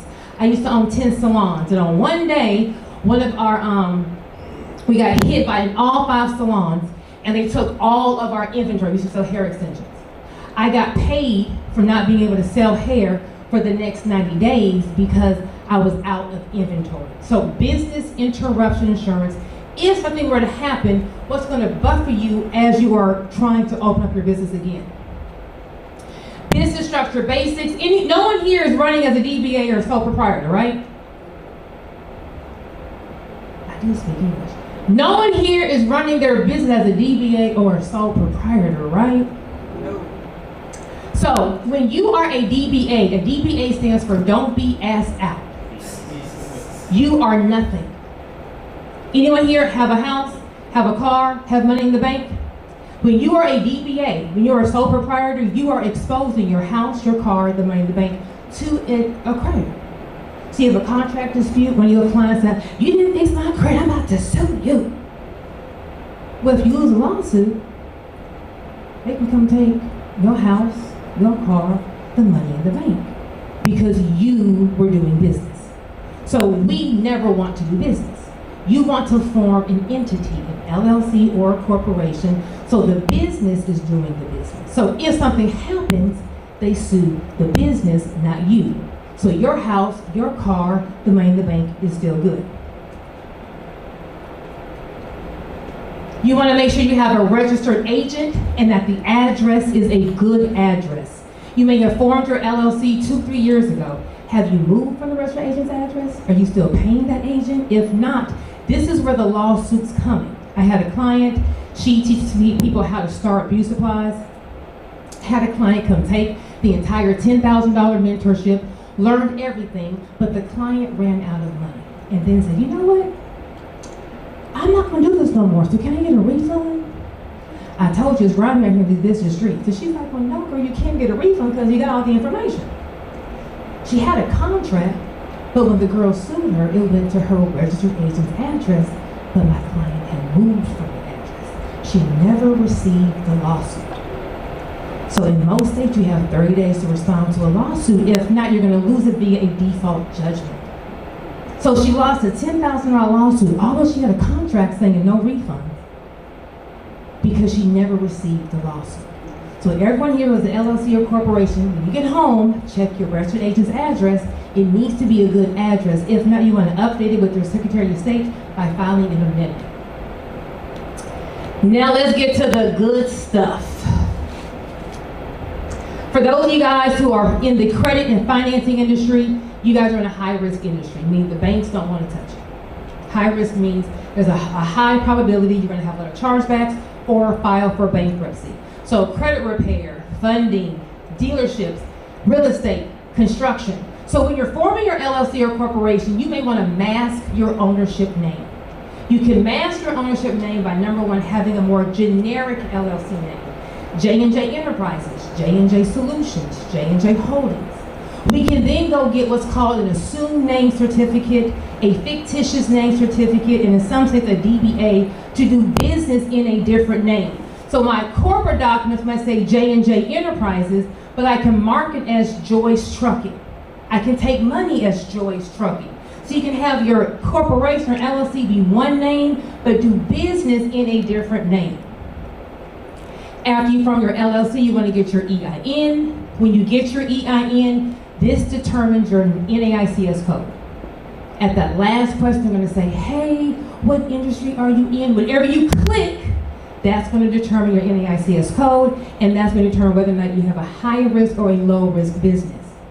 When you're running your business, cash flow is king. Someone say cash flow. Cash flow. Now I know we're talking about funding. I'm gonna keep it real.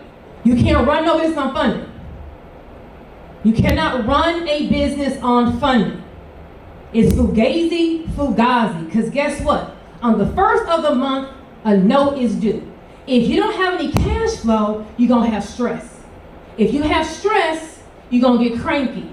If you get cranky, them kids gonna get in your nerves. If you don't have no money, they can't be in AAU basketball or private school. If you ain't got no money, men, she gonna leave you. Now you're in divorce court and bankruptcy court, all because you want to go get that funding and you didn't have cash flow. So to preserve the cash flow, you want to have 4 separate accounts. Number 1, you want to have an income account. All the money comes into one account. No check card, no checks, just all the money comes into one account. Number 2, you want to have an expense account. All your bills are coming out of this account. All these accounts will be at the same bank.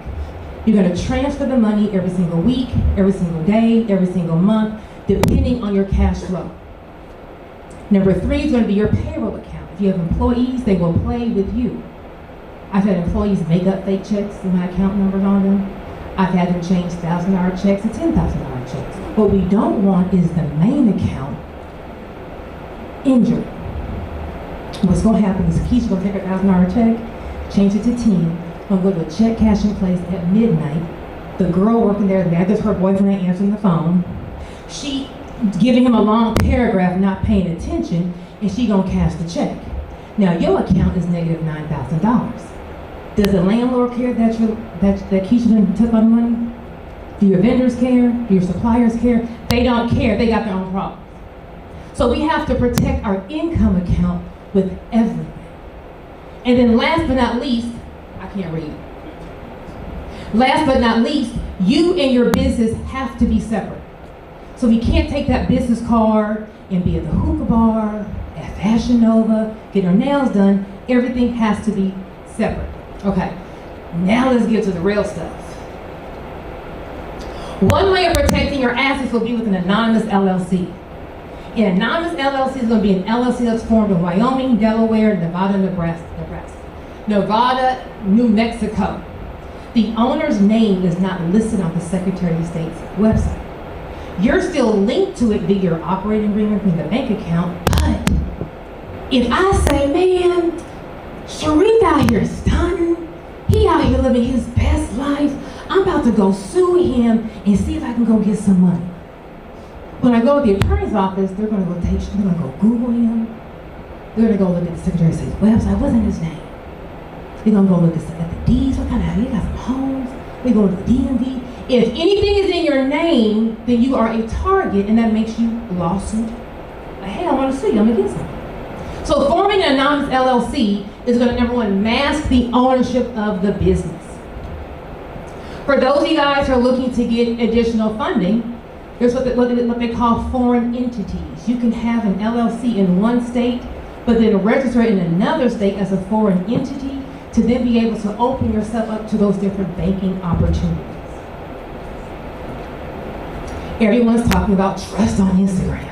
I'll put my business in a trust. Well, here's a trust. A trust is just a piece of paper. It's a legal agreement. It's private. But there's two types of trust. There's a revocable living trust, and there's an irrevocable living trust. The revocable living trust does not give you any asset protection. The irrevocable living trust does give you asset protection. But the problem is, in an irrevocable living trust, once you put the asset in there, you no longer can control it. You put your house in there, you can't sell it. You put your business in there, you can't take no money out. To get the asset protection from a trust, you can't touch the asset anymore. So most business owners don't like that, because in business, we gotta do what? We gotta zig and zag. We gotta get some money over here. Oh, we gotta go over here. That's just like being a business owner. So another way we can protect our assets is with holding companies. Forming an LLC that is just for your assets. So for those of you guys who have trademarks, you have vehicles, you have real estate, we can't do business with the same entity that's owning an asset, because if the business gets sued, everything the business owns, it can lose. So you want to separate your assets in one entity and the operations in another entity by having a holding company. Now, for those of you guys who are serial entrepreneurs, you may want to look at the parent companies, okay? That is one business owning multiple businesses. Well, why would someone want to have a holding company? So you can have one entity own multiple entities, or you can have just separate entities. Either or is fine. You choose what you want. But some reasons why someone may want a parent company is, number one, if you're in a high-risk industry. If you're in a high-risk industry, if we're in a high-risk, if we're in a high-risk industry, what we can do, let's just say LLC number one. Let me come up here. Let's just see LLC number one is my funding company. So it's already a high-risk industry. So I really can't get maximum funding here. I can form a parent company, make it low risk, management, consulting, education. I'll have my parent company own my funding company. All the income I'll move up to the parent company via a management fee. And I'm going to get funding from my parent company. See, there's more than one way to skin a cat. You got to just know what play you're trying to do. Another reason why you might not want to have a parent subsidiary is you may have multiple businesses, but you don't want to take payroll on all the businesses. So you take the profits up to one entity and just take payroll from one entity. So one kind of layout would be you would have a trust, not for asset protection, for anonymity, so that no one knows what it is that you own. Your trust would own your parent company. Your parent company owns your subsidiaries or your baby LLCs. And our holding company is always separate. The company that owns the assets is always away from the entities doing business. Now, for some free money. Business grants are a way of getting free money into your business. All they're going to want is going to be an active LLC, EIN, business bank account. Here's the thing. Business grants are not funded because you don't have no money. You want to ask yourself, what does my business need in the next 30 days to go make some more money, and ask for that. So things like inventory, equipment, payroll for other people, conferences, software, trademarks, what's going to make your business more money, and you want to go ask for that. Now, where do you find business grants? I have a grant software. I have a grant bundle on my website. They have websites like helloalice.com, grantwatch.gov. They're going to give you business grants. But what you want to do is going to go online. Everyone pull your phone up. We're going to apply for a grant right now.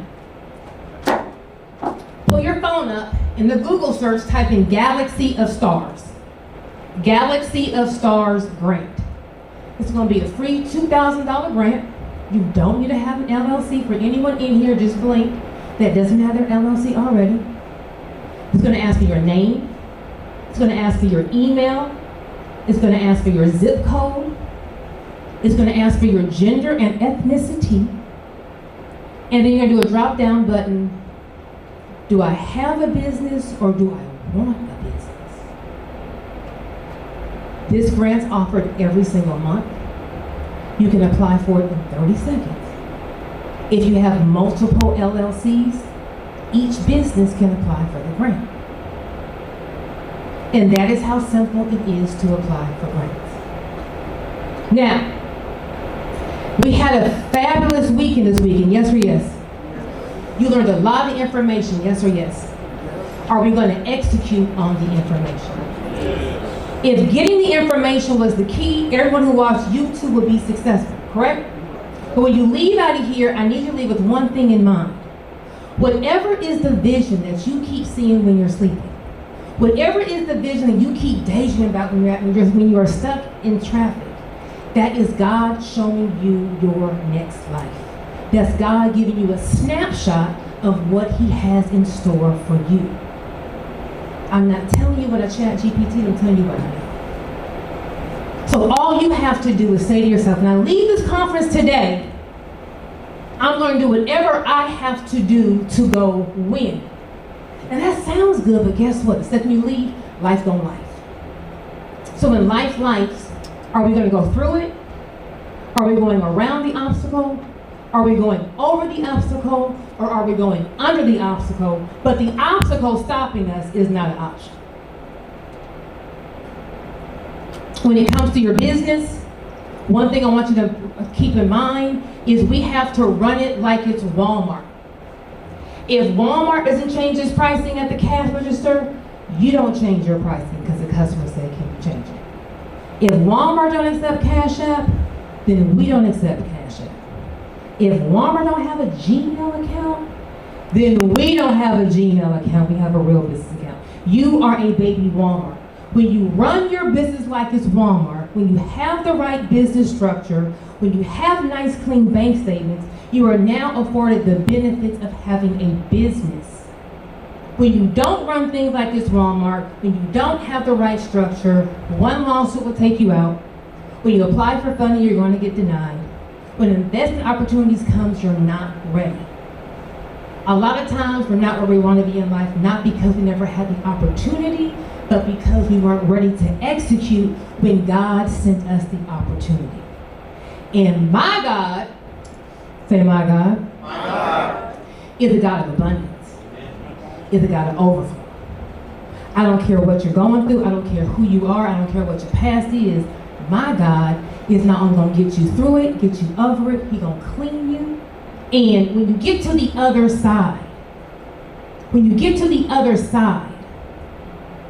you're going to be a whole different person. So I always say, when you get to the other side and you get your win, it's up to you to, don't let them be fooled by the fancy cars, the jewelry, the makeup, you look all good. Always tell your story. Because there's someone else who's in a dark season and they think, I can't do it. 2022, I had to ask my mom to pay my rent. I left a house with a $10,000 mortgage, multiple Rolls Royces in the driveway, and had to ask my mom for rent in February of 2022. I picked up my phone. I didn't have no money for a brick and mortar, for equipment, for inventory. How am I going to pay my rent? How am I going to take care of my son? My husband took all the money out the accounts, locked me out the businesses. God, what am I supposed to do? Whatever the storm takes you don't need, we'll focus on what the storm left. All I had left was my phone.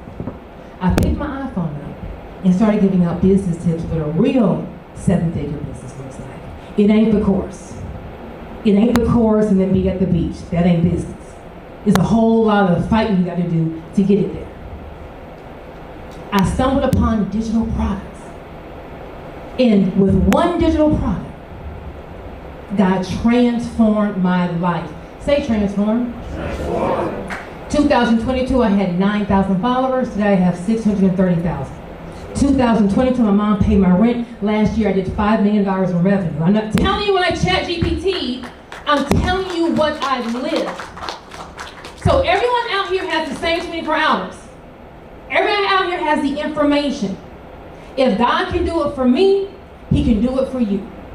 So you leave out here, I need you to leave on fire. I need you to leave fired up, ready to say, I'm not just going to go to that next level. I'm about to go and get my biggest win. My name is Joy Hunt. Have a fabulous day, and I will, of course, see you at the bank. I have a free class on Sundays at 9 p.m. going how to structure, fund, and market your business. For those who want to go, you can go on any one of my posts and just comment the word bank, or go to seeatthebank.com and pick my free masterclass. Joy, thank you so much. Now, does anyone have any questions for her? She just dropped a lot of game and a lot of gems, and possibly is not only able to save your business, but help you get extra funding. I just applied for the grant that she said on the Galaxy grant. Come on. Yeah, it's that season. Any questions? Questions? You guys might want to ask questions. The smart ones ask questions. We got one right here. Yeah, so already having an LLC, right? What's the actual process of getting the parent S corp to be able to own it? You're going to form another LLC. You're going to form another LLC, so that'll be your parent company. To get your current company underneath that LLC, you're going to take your name off the current LLC and put the new LLC's name on it as the member. So your name is the member of the LLC, correct?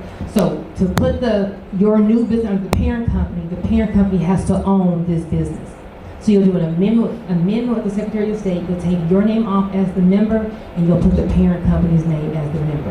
Now that company owns your current company.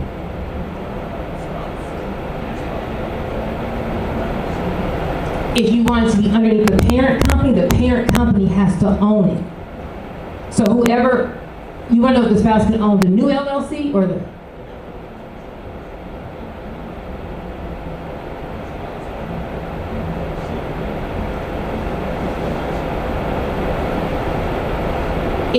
If you want your current LLC underneath the S corp or the parent company, no one's name can be on it. It has to be the parent company's name. That's what puts it underneath that entity. We have a few more questions over here. Thank you for all the sauce. Appreciate it. Quick question. So if I have a high risk LLC right now, I can create a DBA, put the LLC in the DBA's name and go to the bank. Is the bank not going to see the original name of the LLC?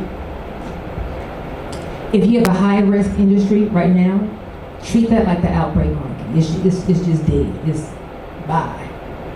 Form a new LLC.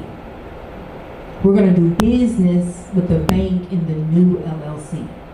The money will become in the new LLC from a management fee. So you're going to have a contract with your current LLC and the new LLC. The new LLC is going to manage the outbreak monkey. And every single month, whatever the profits from the outbreak monkey, we send it via a management fee to the parent company, the new entity. The bank only knows about this new LLC. They don't know about the outbreak monkey. So when you go to the bank, you're only going to go to the bank with the new entity. No, it's not going to hold that into that LLC. So if age is a factor, I would say form it now, and then in a year or two, you'll be ready to go and do that. Because you're either going to have age as an issue or the high risk as an issue. Nothing, it's the outbreak monkey. So we don't want nothing coming from that one to the new one. So kind of putting what he said, what I would do instead is, do you recommend just purchasing shelf corps? And then, no. Why? So here's the thing with the shelf corp. Funding isn't just corporate age. It's like taking my grandmother who has no credit, but she's 90 to the bank. If her FICO score is 0, is she getting funding? But she's 90. A shelf corp is just an age corporation. That's all it is. In 9.9 out of 10 times when you buy the shelf corp, they're not going to give you the EIN or the business credit tax. So all they're going to give to you is some articles or incorporation. And that's going to be your 90-year-old grandmother. So you can pay $10,000 for this 90-year-old woman to go get denied. That happens all day, every day, because it sounds good, shelf corp. If you can get a shelf corp with the EIN and the business trade lines, that's different. They're not going to sell you that 9 out of 10 times. You have to go to a real special person. You're paying you paying some big boy money, 50, 60 grand for something like that. But that will work if you get all of that. Don't just get hooked on business age. That's your 90-year-old grandmother. So how should we properly prepare ourselves as business? Prepare yourself as far as what? pay ourselves? Oh, so if you are an LLC and you're not taxed as an S Corp, so an S Corp is not a business entity, meaning you don't form an S Corp. You're an LLC or you're a C Corp. Both an LLC and a C Corp have the worst tax structure. An LLC is going to pay a self-employment tax. A C Corp has double taxation. So you become an S Corp, or you get taxed as an S Corp by the IRS by filling out a form of 2553. Once you are an S Corp, you now have to be on payroll, meaning you have to take a W-2 check from your company. For those who are an S Corp, I recommend whenever you want to pay yourself, split it in half. Take half as a W-2 and take half as a, meaning you're going to just send money from the business account to your personal account. The W-2 money is now going to be a tax deduction for the business. So it reduces what your net profit is, which will reduce what your taxable income is. If you are just an LLC, you pay yourself what's called an owner's draw. You're going to just move the money from the LLC to your account. You can keep a record of it, it doesn't matter, because as an LLC owner, it's called a pass-through entity, meaning the income and expenses pass through to you personally. So at tax time, you take your business and you're going to add an extra form called a Schedule C, and you file the business with you. So it doesn't matter what you pay yourself, there are the profits, you're paying a tax on it whether you spend it or not. So if you're an LLC member, you pay yourself via what's called an owner's draw. You're going to just take the money from the business account and put it in your account. If you're an S Corp, you have to be on a W-2 salary. I say split it so that all your income is then getting hit with payroll taxes, and do a distribution, take the money out, and get a W-2 check.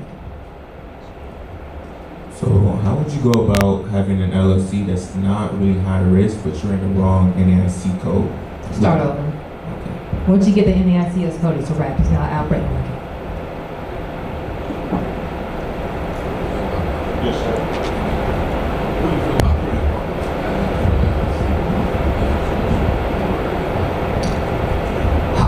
So, if you hear, we dancing with the devil, okay? So, when you throw somebody on your LLC, right, on that operating agreement, you in bed with it. It's like a marriage. Either you got the right one, or baby, you got the wrong one. So, if you feel like you can trust this person and they come on, you know what I'm saying, and you can get the funding and it works, that's an option.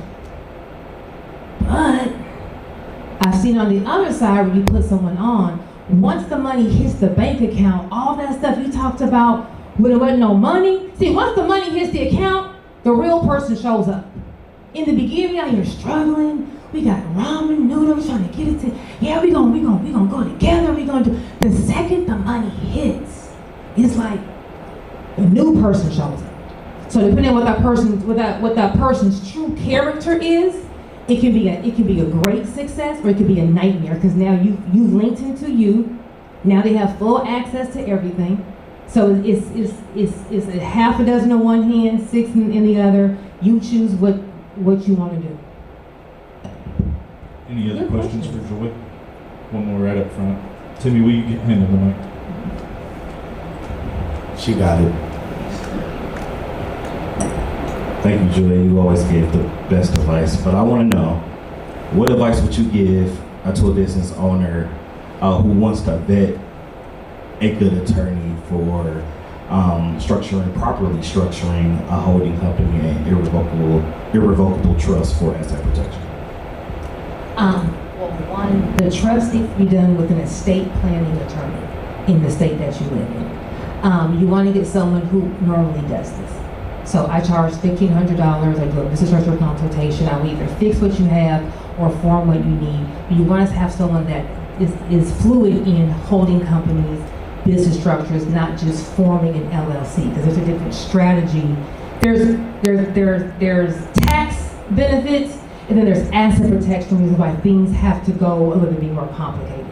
And here's the thing, a lot of people get information, it's not wrong information, right? Like your banker gives you good information from the banking side. You ain't gotta have all the LLCs, just get one LLC, and get a whole bunch of DBAs, and I can keep everything separate, and they're not right. I mean, they're not wrong. But for asset protection reasons, you about to get whooped. Your CPA goes, oh my God, but he's only giving you information from the CPA's perspective, right? He's not wrong.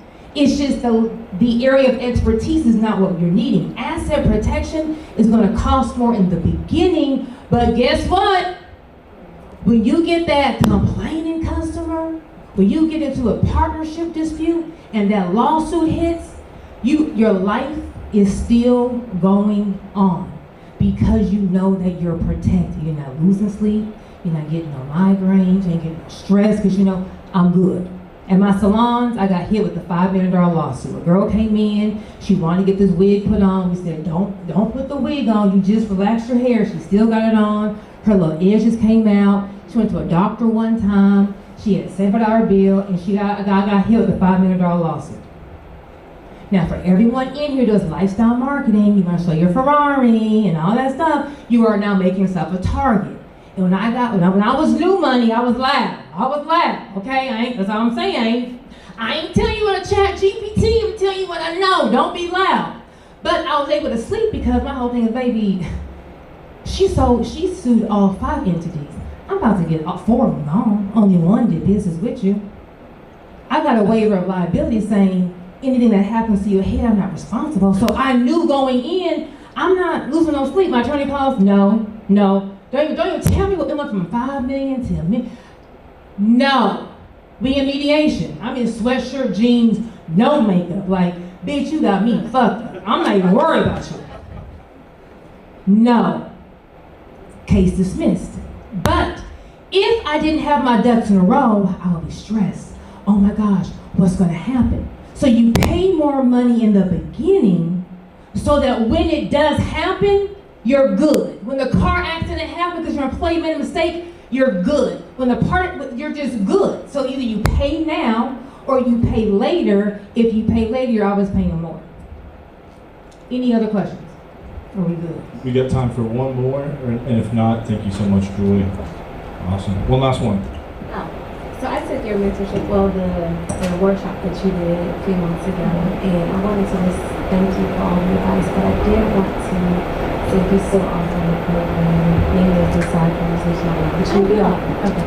So I'm interested in that. So that's what I'm Any other questions? Are we good?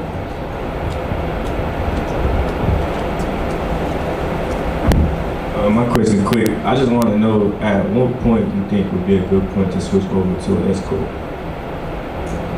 Once you're making about 60 grand in profit, that's when you can really afford to be on payroll. So that's when I'll make that switch. Profit. That's 2 different things. That means you put 60 grand in your pocket at the end of the year. When you're there, that's when you're going to become an S-Corp. You just file a form 2553 with the IRS. Because then now your business has to file 2 tax returns. See, there's more cost once you become an S-Corp. So that's about that 60 grand, you can afford the additional cost of being an S-Corp. All right, see you out the bank. Look, give it up for Joy, give it up for her right now. So much valuable information has been given. You guys, what she talks about is so real.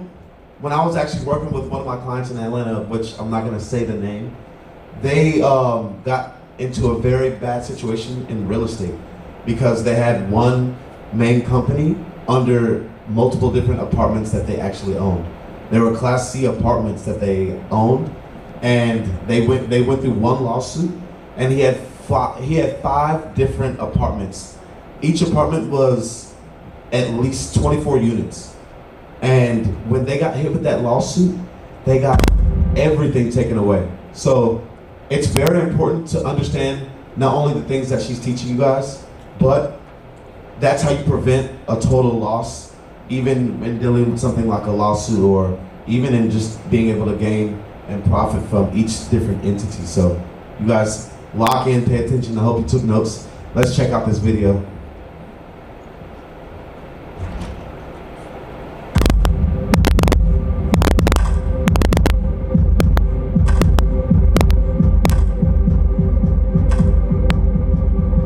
We have my man JD on Airbnb Go. JD. Jarrell, JD. My guy, JD. Are some people just born with this special thing, or Is it based on environment? Is it what are your thoughts? I think entrepreneurs are made, but I think winners are born.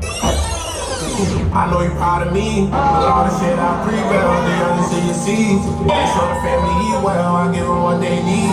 How far we always be well, I told bro to change the ways. I'm praying you don't see jail to live another day. I'm praying I don't see jail.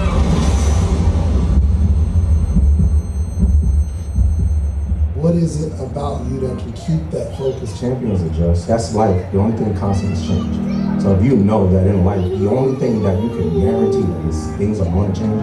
If I know that, why am I fighting against it? I know it's going to change. I'm ready for the change. And I always put myself in a space where I'm learning. The projects to the speedboats, yo. We on an ultralight beam. We on an ultralight beam. This is a God dream. Ain't this what they've been waiting for? You ready?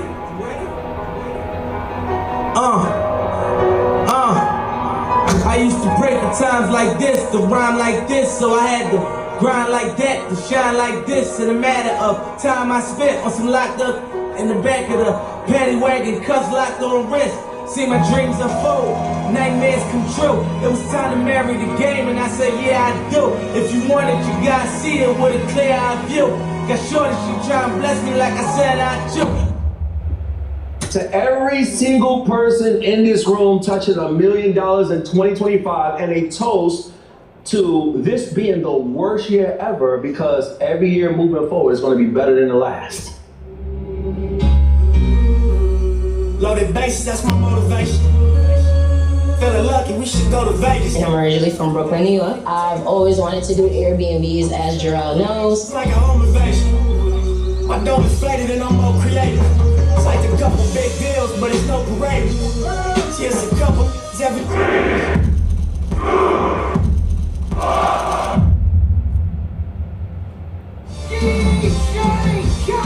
Uh-oh! Everyone! It's that season! Stand to your feet! Welcome, my guy, my brother, family man, JD! Yes! And it stays there! Yep! Go! Yeah, come! Yes, sir, Ski. Hey, give it up to Timmy. Let me. Hey, you got tight pants on. Get on these steps. I just want to stand up here just to see how it felt. All right, good. Did it. What's up, y'all? How y'all feeling? Good. Oh, let's change that real quick. Never again will I sacrifice a great life for a good life, for good is the enemy of great. So I ask you how you feeling. I need y'all to say like great or something, all right? Amazing. So there you go. What? I like that.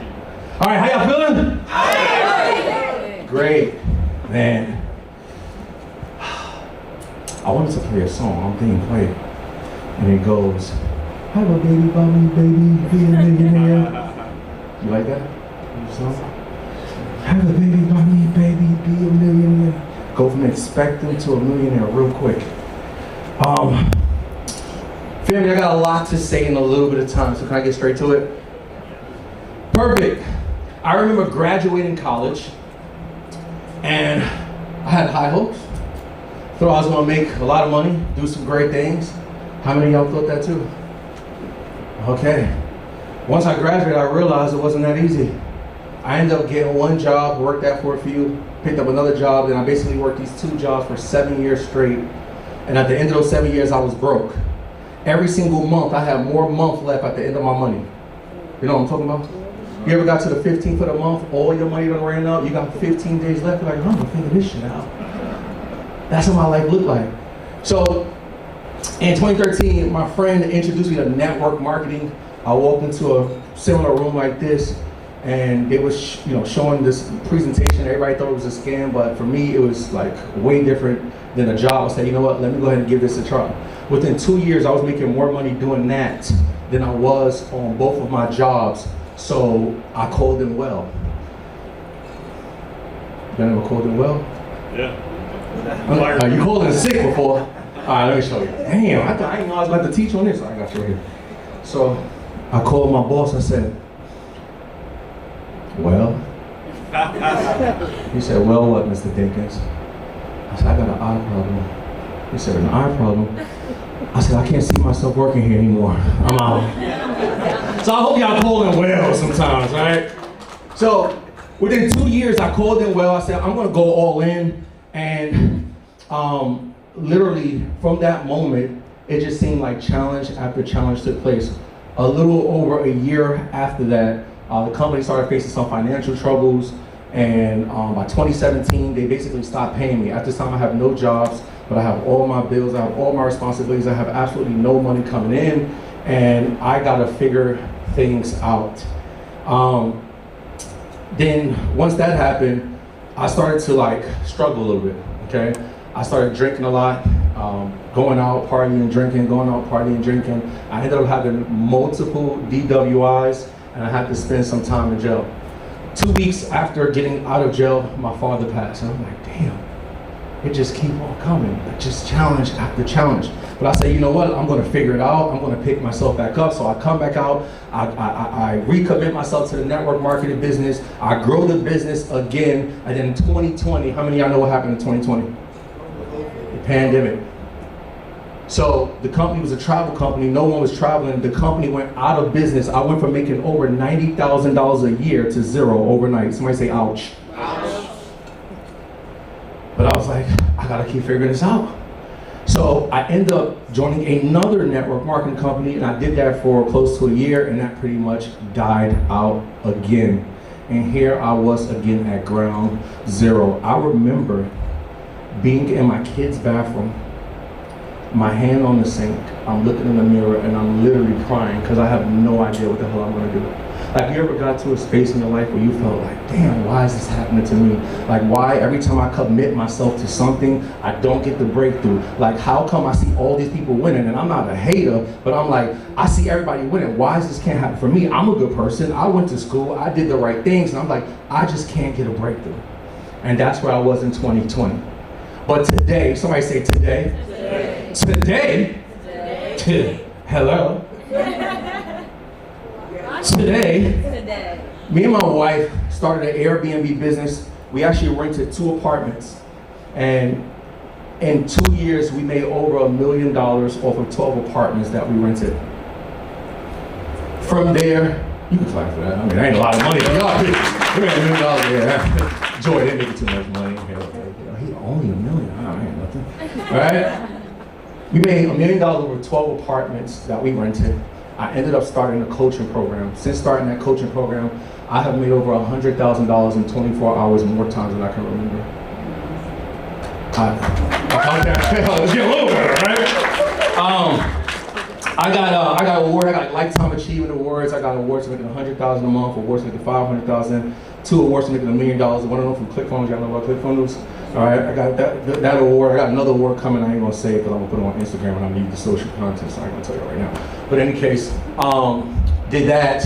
I remember going to get this Rolex. I love this Rolex, the Sky Dweller. I like research everything about it, and I went to go get this Rolex. I told my wife, "Come with me to get the Rolex. I need to get this content." She come with me to get the Rolex. The jeweler goes, "Hey, why don't you try this on?" To my wife, a different watch. She goes, "Oh, it's nice." I said, "You like it?" I said, "Cool, because I purchased it for you." Fellas, I might get y'all in a little bit of trouble today. They're like, damn. Look, now your lady looking at you like, Went to go pick up my dream car, AMG GT. Took my wife with me. I said, hey, just record me walking in so we can see the car. I walked into the dealership. A few seconds later, the confetti popped, and she realized I bought her dream truck. I'm from New York City, so we like renting. You know, I'm a renter. I never wanted to own a home. And we moved over to Georgia, and then I looked online to see a nice house that I could rent. But we ended up stumbling upon a neighborhood. We walked through this neighborhood, and they were building these homes from the ground up, and it was absolutely amazing. I never purchased a home. In fact, I'm like, I don't even know how to start. I don't have like pay stubs or any of that stuff, so I didn't know what I was gonna do. I called one of my mentors. He connected me with some people, and they said, you could do something called an entrepreneur loan. Never heard of it. I said, okay, cool, what's that? And she said, well, basically, you can get it right away, but you got to put a large lump sum of money up front. So my wife kept looking at this house. I said, you really want it? And she said, yeah. And I asked her, I said, well, how much, based on this price, approximately how much am I gonna put up? She said a little over $130,000 cash. I looked at my wife and said, do you really want it? She said, yes. I said, we'll take it.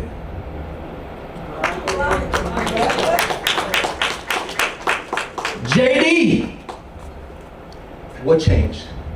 How do you go from all those struggles to how your life looks like right now? Can I, family, share with you guys one word that I believe that if you start applying it today, say today, that your life will change forever. Can I share it with you? Yes. Are you sure? Yes. All right, perfect. Here's the word. Expect. Expect. I just started expecting the life that I have today.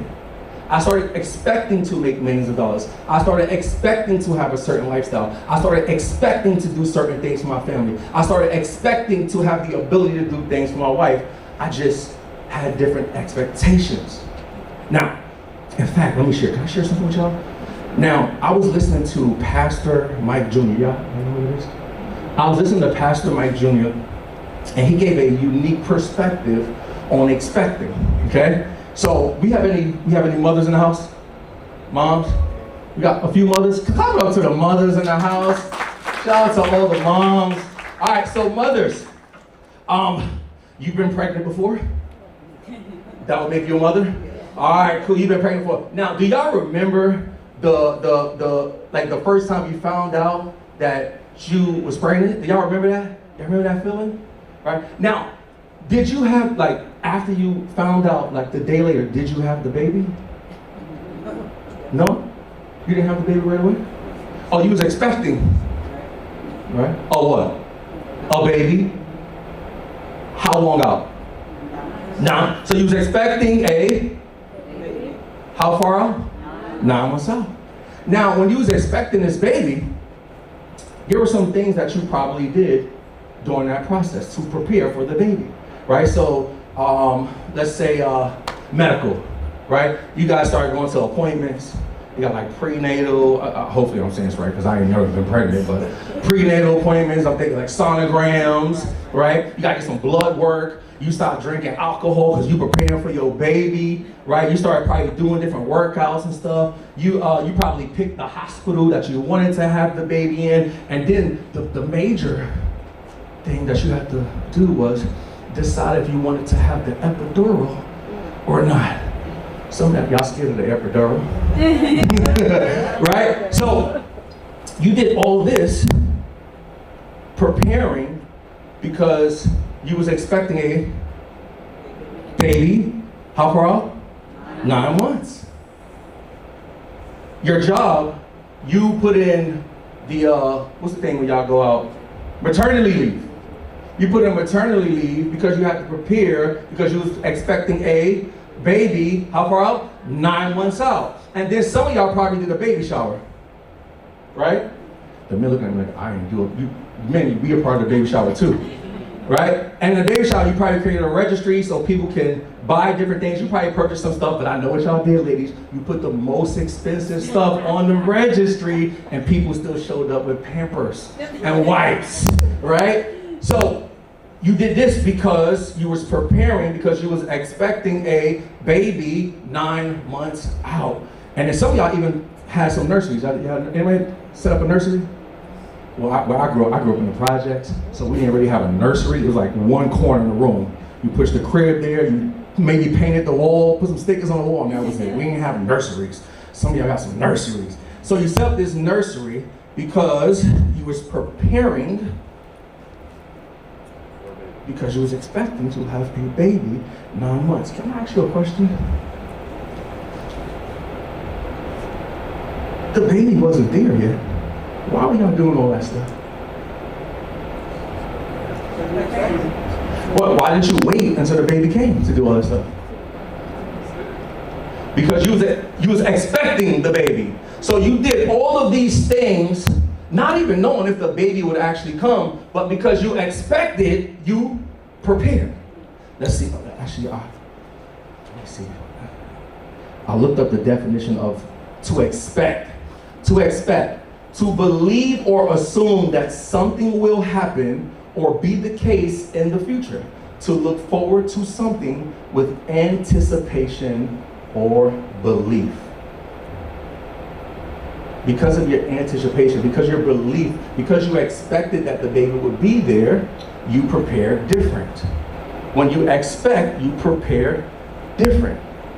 So, JD, what are you talking about? Why don't you do that for your business? Like, why don't you keep that same energy for your business? Like, there's literally no difference between a woman birthing a baby and you starting a business. A woman may birth a baby and you just birth a business. So if you expect your business to do $1 million plus, multiple, if you expect your business to thrive, if you expect your business to go out there and just do whatever it is that you wanted to do, then you should be prepared. So it shouldn't matter about the challenges. Am I making sense? Y'all follow me? Y'all follow me? Say I follow? You're preaching good. Perfect. You're preaching good. I'm preaching good. Can I get a hallelujah? Hallelujah. Perfect. So, expect it.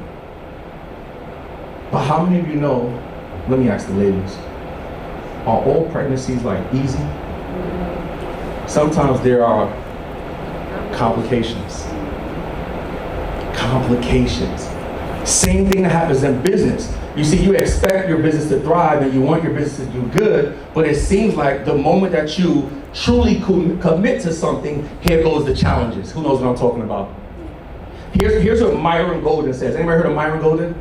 Myron Golden, he said, disruption always follows intention.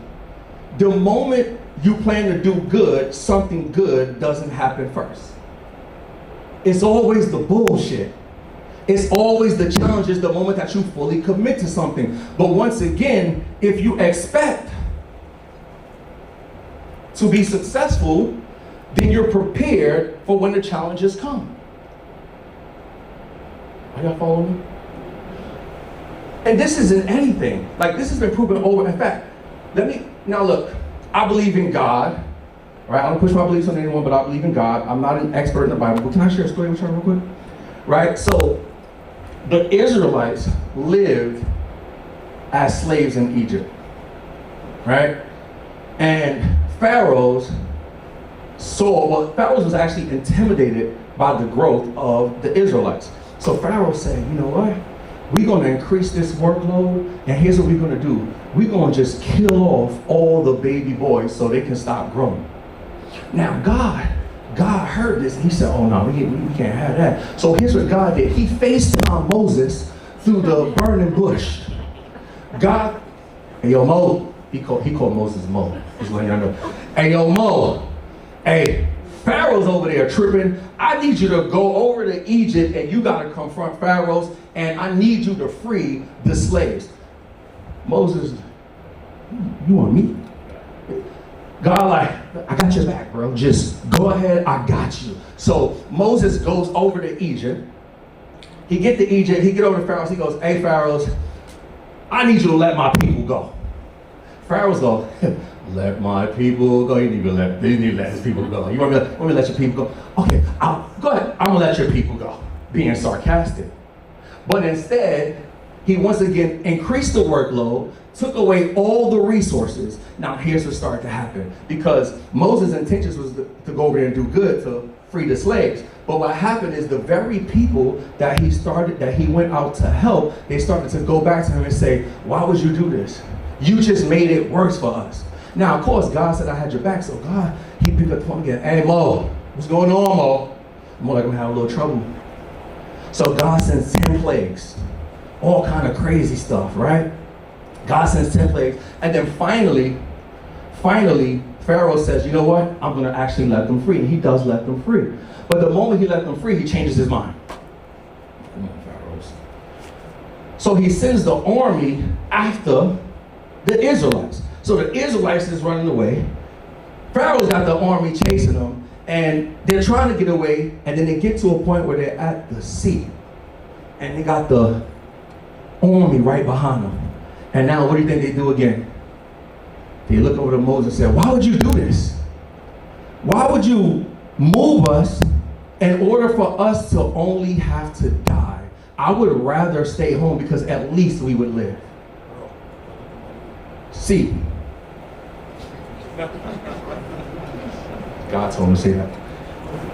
So, of course, God, he says, Moses, go ahead, lift your rod and split the sea. So he splits the sea, and now the Israelites go through. Of course, the army tries to follow, they get wiped out, and that's how you have the Red Sea, right? Here's the point, right? Moses intended to free the slaves. His intention was to do good, but the moment he committed, he was met with challenges. It happens all the time, over and over and over again. These challenges always arise, y'all. When me and my wife was expecting our first child, right?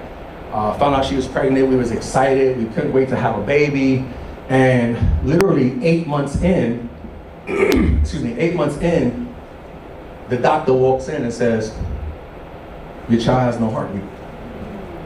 So now you have a stillbirth, and devastated, obviously. But guess what? We tried again. Hello. So we tried again, y'all.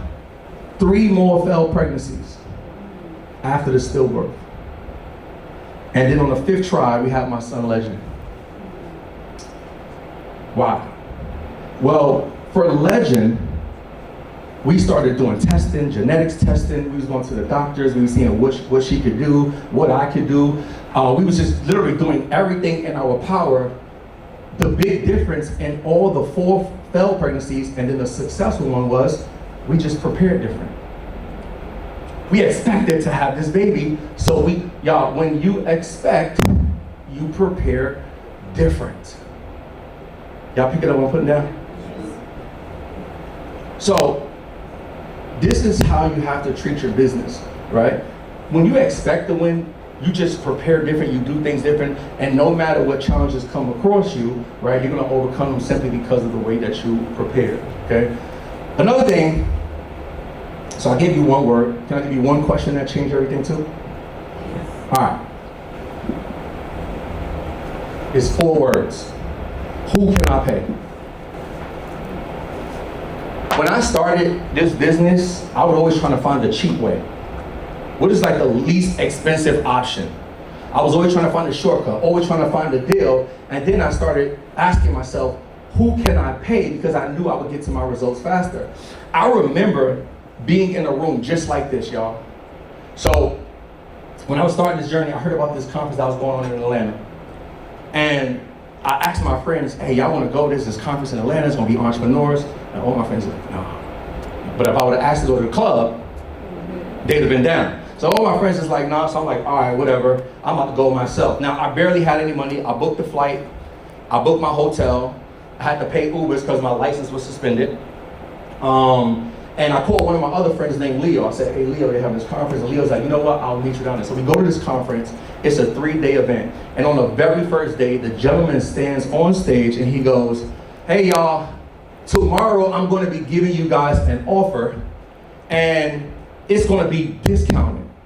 He said, it's usually $75,000, but it's going to be $55,000, right? And he said, so I'm going to give you guys this offer, but it's going to be a one-time promo that I'm going to give you tomorrow. So everybody's like, okay. I look at my boy Leo, like I'm sitting like back here. Let me show y'all. I'm sitting like back here, right? And I'm looking at my boy Leo. Leo looking at me. I said, he said only $55,000. I said, I don't care if it was only $35,000. I ain't doing this. So we go through the training. The very next day, we get to the event. He do exactly what he says. He's like, all right, y'all, this is the opportunity now. We're going to make this offer for you guys. You guys get to join us. It's only going to be $55,000. And for those of you who want to join, I want you, hey, raise your hand in the back team. I need you guys to see the team in the back. Go ahead with the team. People started actually getting up. I'm looking at Leo, Leo looking at me. I'm like, these people really got $55,000. He said, you gonna do it? I said, no, here's what we gonna do, Leo. We gonna record this event. And we gonna take copious notes and we'll share notes after and we gonna go out there and kill it. Let's go, Leo. Live, baby. 55,000. Ooh, ooh, do your thing. Go through the training. Very next day, here's a guy by the name of Myron Golden. He gets up to speak. It's the last day, like one of the last talks. And anybody know Myron? Myron doing what Myron does. And Myron speaking, I'm still sitting there, Leo's still sitting there next to me, and Myron is just teaching. And Myron started to say, like, listen, y'all, if you want this opportunity, if you feel like you could take your life to the next level, we're gonna give you one more opportunity to do this. But when Myron is talking, I start to get a little confused because my head is saying no, but my heart's saying go. Some start to change up in here, like, I don't know why, because the whole time I'm like, Leo, I ain't doing this. They must be crazy, I ain't coming no damn $55,000. 50 only. So Myron starts to talk, he says, all right, here's what I need to happen. He said, this is your last opportunity. If you feel like this is the right decision, I know this person. If you work with this person, I'll be working with this person. He goes through this whole spiel. He says, what I need you to do, if you're one of those people that know this is your last opportunity, I need you to grab your things and I need you to get to the stage. Now when he says that, now my heart's really racing at this point. My heart's really racing because the whole time my head's saying no. I'm looking at Leo, Leo looking at me. I'm looking back at Leo, Leo looking at me. I'm looking back at Leo, he's still looking at me. My heart is saying, you gotta go. My head's saying, hell no. My heart's saying go, my head's saying no. My heart's saying go, my head's saying no. I'm looking at Leo, Leo looking at me. I don't know what the hell to do. So I grab my bags as fast as I can. I get up and I come down the aisle. I run all the way to the stage and I get up there and I'm a big fella. I'm a big guy. So I run and I get all the way to the stage and I'm up here with my stuff. And when I get to the stage, you know what I'm thinking? I ain't got $55,000. It's 300 people looking at me and I ain't got $55,000. Now Myron, once again, he goes and gives this talk. Everybody out there, they're standing, they're clapping. Myron's talking to us like I feel like it's a life-changing moment. Everybody is happy and Myron says, listen, so here's what I need you to do. I need you to take the things that you brought to the stage. I need you to go to the back. Team in the back, raise your hand. I need you to go meet with somebody from the team, all right? And they're gonna give you the next steps. All right, y'all, let's go. Everybody starts to stand up. Everybody clapping. And here I am walking down the aisle. Everybody standing, high-fiving. I'm like, woo, yeah. And I'm like, oh, shit. I ain't got $55,000. So I go to the back, y'all. Now, when I get to the back, I go meet with the team. I remember the person. Her name was Tanisha. They sent me over to Tanisha. I go to Tanisha, and Tanisha, she pulls out this paper or whatever the case is, and she starts to say something. She starts to say, okay, cool, how are you going? I say, stop. Do you have a payment plan? Because I ain't had a $55,000. Tanisha goes, yes, we do have a payment. I'm like, I knew it. Payment plan me, take me through here. Payment plan, give me the payment plan, let's go. She goes, all right, cool. So, you're gonna put $15,000 today, hold on. Wait, hold on. I said, she said, you gotta pay $15,000 today, and then we'll pay the rest. I said, $15,000. I said, for how long? She said, well, you have to end it. So promo, you have to end it. Say we got the last speaker speaking. I said, all right, cool. I can have a few minutes? She goes, yes. All right, let's go to the side, y'all. Pull out my phone. I start checking all the apps. I log into Chase. Chase checking, $1,262. Let's just start. Then I go to the savings. You don't really got no money in the savings. Savings, $2.32. So I go to my notes and I'm writing it down. Chase checking, $1,200 whatever. Chase savings, that shit gonna add up. $2 and change. I'm logging to Capital One. Capital One never give you no money. Capital One, $76. I'm going through. I literally have a note. I'm looking at every option, savings, checking, everything, and I get there. Now, I got some money, so I'm like, all right, cool, I'm still short. So I pick up my phone, I start calling my friends. I thought they were my friends. Friends, family, I call them like, listen, y'all. Now, y'all know how it is when you're excited about something. Like, you just know, like, you expect your life about to change. Like, I'm over here like this is it. I know this is it. I know I need to figure out a way to make this happen. So I called my friends, excited, I said, listen, I need, y'all know I'm coming to y'all, I need help. I need a little loan. They're like, all right, well, how much? 50,000. You know when you're not supposed to ask me something, you just say, look, 15,000. You said what? 15,000. Everybody said no, but 2 people gave me $1,000. Now I had no idea how I was gonna pay these 2 people back, but I took that money. So I finally get up enough money. I'm over here, I'm making calls, I'm checking savings, I figured out I got the $15,000. So I go back to Tanisha. Yeah, confident. I go to Tanisha, I'm like, Tanisha, I'm ready. She goes, okay, cool, which card would you? I said, well, take $1,260 off of this one. I need you to take $76 off of this card. I need you to take $26 off of this card. Do you have Cash App or Zelle? I'm a Cash App or Zelle you the rest. Here's the point. I figured that shit out. See, people may laugh at me, but I figured that shit out because I knew I needed that. If I expected to go to the next level, I knew that this was going to take me there. Can I give y'all the truth? No? Yes. Can I give y'all the truth? Yes. The truth is, if you knew what it took to get to where you desire to be, you would be there. I've never, in the history of people, came across somebody who said, I know how to make millions of dollars, I'm just waiting the next year. So if you knew what it took to get to where you desire to be, you would be doing it. Let me say it a different way, because I don't think y'all getting it. I don't think this side of the back, y'all ain't understanding. So I'm gonna say it a different way. The thinking, she looked around like, you ain't talking to me, because I get it. I get it. The thinking that got you into a situation, it doesn't possess the ability to get you out of that situation. If it did, it would have never got you here in the first place. This is some simple shit. The truth is, most of you, the only reason, and I'm not saying that you're in a bad place, but I know you're looking to do more. Somebody say more? More. The only reason you are not where you deserve to be is because you've been hanging around you your entire life. And you trust in your own thinking, knowing that you're not where you desire to be. So, you have to find the thinking that outthinks you. You have to find people who can see things that you can't see. Y'all don't understand on this side? I'll say it a different way. If you do today the same thing that you did yesterday, then chances are your tomorrow is not like today. This is simple stuff. So, I knew,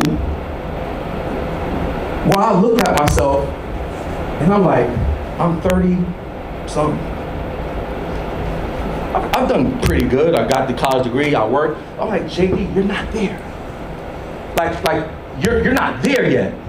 I knew that. And I had to do something that's hard for people to do, and most time men. Most time men. Here's what I had to do, family. Submit. Somebody say submit. I had to submit. I had to say, you know what, JD? I'm going to release my thinking, release my beliefs, because it hasn't gotten me to where I want, and I'm going to have to place my beliefs into this person who I barely know, and I have to trust this person to take me to where I desire to go. That's pretty hard. But I promise you, if you submit to somebody else who has the answers, you would get there so much faster. I went from being on the kids' bathroom sink, looking in the mirror, crying, to making hundreds of thousands of dollars multiple times in 24 hours. Only one reason.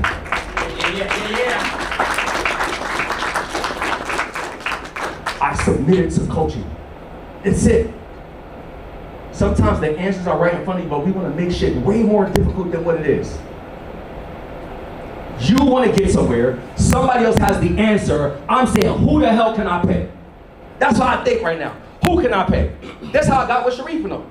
I said, hey, my content ain't growing, I ain't doing this. Who can I pay? I need, who's the best person out there? That's what I did. Everything that I do in my life, who can I pay? And you get there quicker.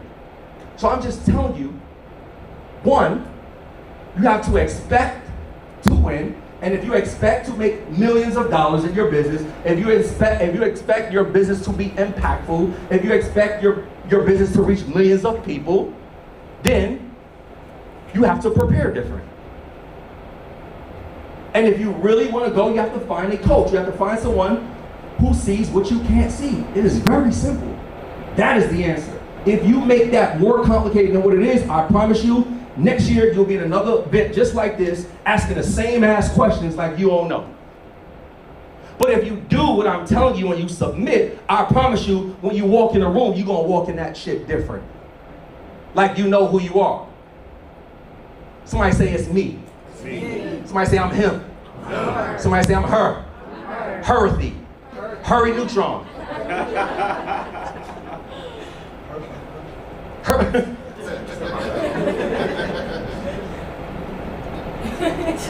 Y'all gotta start acting like y'all you. You gotta start showing up like you know who the hell you are. Like when you walk in the room, they need to be whispering like, there she goes. Whenever you walk somewhere, you need to demand that presence. If I walk past, y'all better be, I think that's here I am. Somebody say, here I am. Here I am. Here I am. Here I am. Y'all got it? Sure. All right, I'm gonna end it right there. I appreciate y'all. Much love. Is Sharif over here? Okay, bring y'all back up. Or Timmy? Timmy. Thank y'all. I appreciate y'all. There he goes. Here he is. There he goes. Here I am. Yeah. What such great, valuable information and such a great testimony. That brother has been through so much, but as you can see right here, he stands strong on this stage today, being able to inspire and influence you. We all might not have the same trials and tribulations, but we all have the ability to take the next step and keep it rocking and rolling. All right, so you guys go ahead and stand back up, get up your feet, get off your feet, get off your feet. Yeah, I don't think anyone in here is injured, paralyzed, or, I mean, it seems like y'all look good, so let's get some energy back, restored, and involved in your heart and your spirit in the physical nature. All right? Now, you guys have gotten so much information in the past 2 days, but what are you gonna do when you leave here? Are you actually gonna leave here with the information invested in yourself, or are you gonna be the same person that you were 2 days ago, or the same person that you were yesterday? Change happens and transformation happens when you make the transaction in your mind. Everything starts off with a mindset. I said it yesterday, if you guys were listening, that the thought first occurs, but then the action comes. But you actually have to think it first. You have to have faith. I always tell people, faith is belief in the things not yet seen. And when you envision excellence, that's where you can start to transform. But then you also have to put in that action. You have to put in that actual work. All right?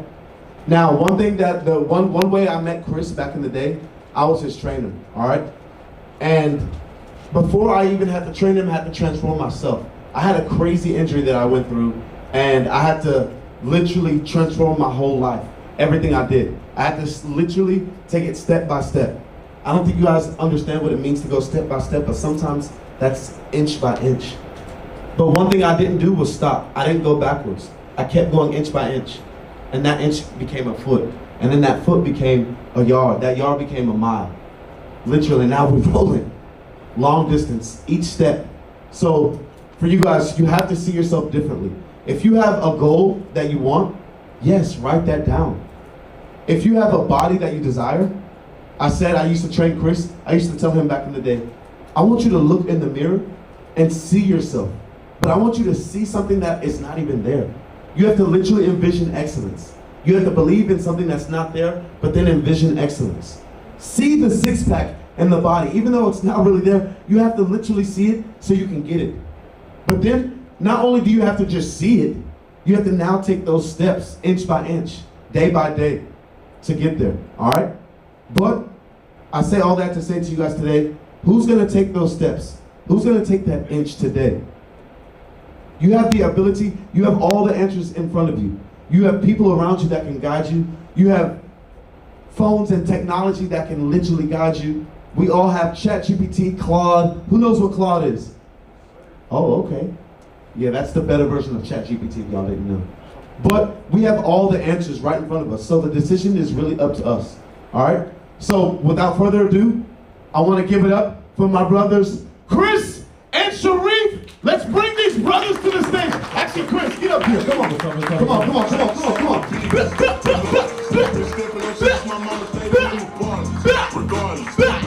If you're having a good time, make some noise real quick. Make some noise. Yes, sir. I appreciate everybody who came here. We're gonna wrap it up, and I'm gonna wrap it up with some value, right? I'm gonna wrap it up with $1 million. You guys can sit down real quick. I'm gonna wrap it up with $1 million worth of game real quick for you guys, real quick. Make sure you guys are taking some notes. We're gonna be talking about how to leverage AI to blow up your personal brand, how to go to that next level utilizing tools that you need. And at the end, I'm gonna give you guys an opportunity as well. But we're gonna start off with the value. Let's get into it. Cool, so who am I? If you guys don't know me, my name is Christian Crenshaw. I'm the founder and CEO of a business called CommunityLaunch.com. I've been able to win the school games not once, not twice, but 3 times, if you guys are familiar with school. I've also done a top 10 performance. Anybody know what the school games is? Okay, cool. If you guys don't know what the school games is essentially a competition that Alex Ramosi and Sam Evans, who are the co-owners of school, they put on every single quarter now. It used to be monthly. And essentially whoever makes the most money, like top 10 usually wins, right? I actually have a top 10 performing school games, I guess, performance ever. We did $178,000 in recurring revenue in one single month. And I was mad because we actually came in second place, which shows you people are making money out here. All right, so that's just one thing to know, all right? There's me winning my trophy. I've also been able to work with some pretty cool people in the space. There's Neo Davis and Him 500.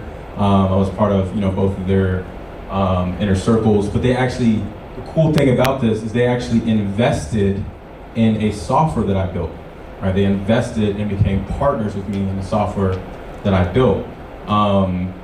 And let's see. And the last software was called Socialmize. Has anybody heard of Socialmize before? Raise your hand if you ever heard of Socialmize.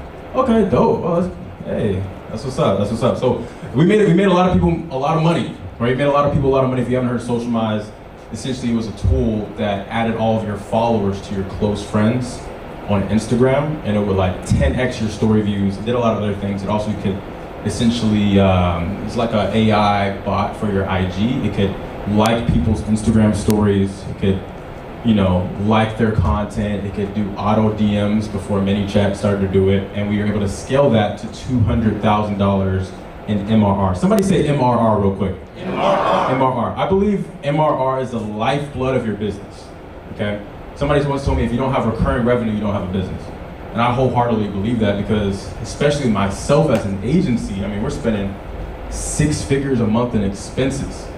You know how scary that would be if I didn't have recurring revenue every month, and every month I gotta oh wow, I gotta come up with 200K, just selling high ticket. It doesn't make sense, right? So you need recurring revenue in order to scale, I believe. If you look at any big business, whether it's even a Fortune 500 business like Netflix, Amazon, they all have some sort of subscription. So something for you guys to just think about as well is to make sure you guys have some sort of subscription revenue coming in. But we were able to do this in only 6 months and do it with a scalable system that I've been able to help other people with their communities or in their softwares as well, okay? Now, I want to put you guys on a brand new AI-powered software that is going to change the way the world does social media forever, okay? Raise your hand if you continue seeing people blowing up in your space, even though you have way more experience than them. I would thought I would see some more people than that. Okay? So you guys gotta get your experience up then, because there's some people who are blowing up who don't know anything. All right? I'm gonna be honest, right? So the people, essentially, I would tell it's not about who's the better business owner, it's about who's the better marketer at the end of the day, right? We have to think about that. That's why you guys are here right now. It's not about who's the better business owner, it's about who's the better marketer. So we always wanna make sure that we're leveraging tools, we're leveraging things that can help us to grow that the way it needs to be, okay? Now, I'm gonna get into this software, but question, raise your hand if you have trouble sometimes thinking of content ideas. Okay. Yeah, probably most people, right? Sometimes you're like, I need to post, but I don't know what to post, right? Right? So this tool has a content ideation feature that will give you viral-worthy content ideas. It's able to scrape what other people in your space are making content on, and it's able to then delineate that information to you to be like, hey, this is what's top performing in your space right now, so you have the ideas to go about. plus the framework, okay? How many have trouble staying consistent making content? Raise your hand. Probably most people, right? Most people have trouble staying consistent with content. I mean, that was the biggest thing I think when we brought on the panelists earlier that I thought was like really interesting is that you have to almost post for super consistent for like 3 to 4 months to really pop off and even have a viral post with no end in sight, right? So it's kind of scary like to stay consistent with content. But this tool helps you stay consistent by essentially gamifying it. So I liked what Jaden said earlier. He said he thought about social media as a video game. So this essentially turns social media into a video game. It also allows you to essentially have competitions with your friends, who's posting the most.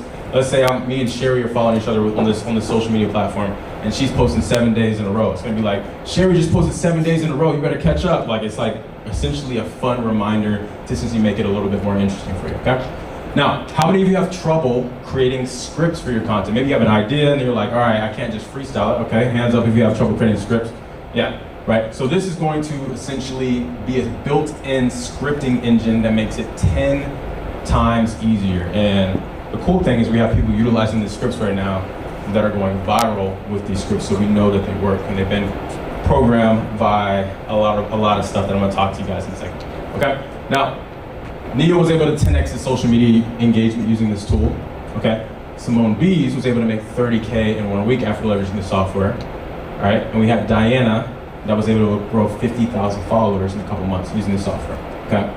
And the name of the software is, which might be interesting to you guys, is actually Socialmize, all right? So what I did was essentially, I sold the last tool I had that was called Socialmize, but I kept the brand name because I thought it was strong.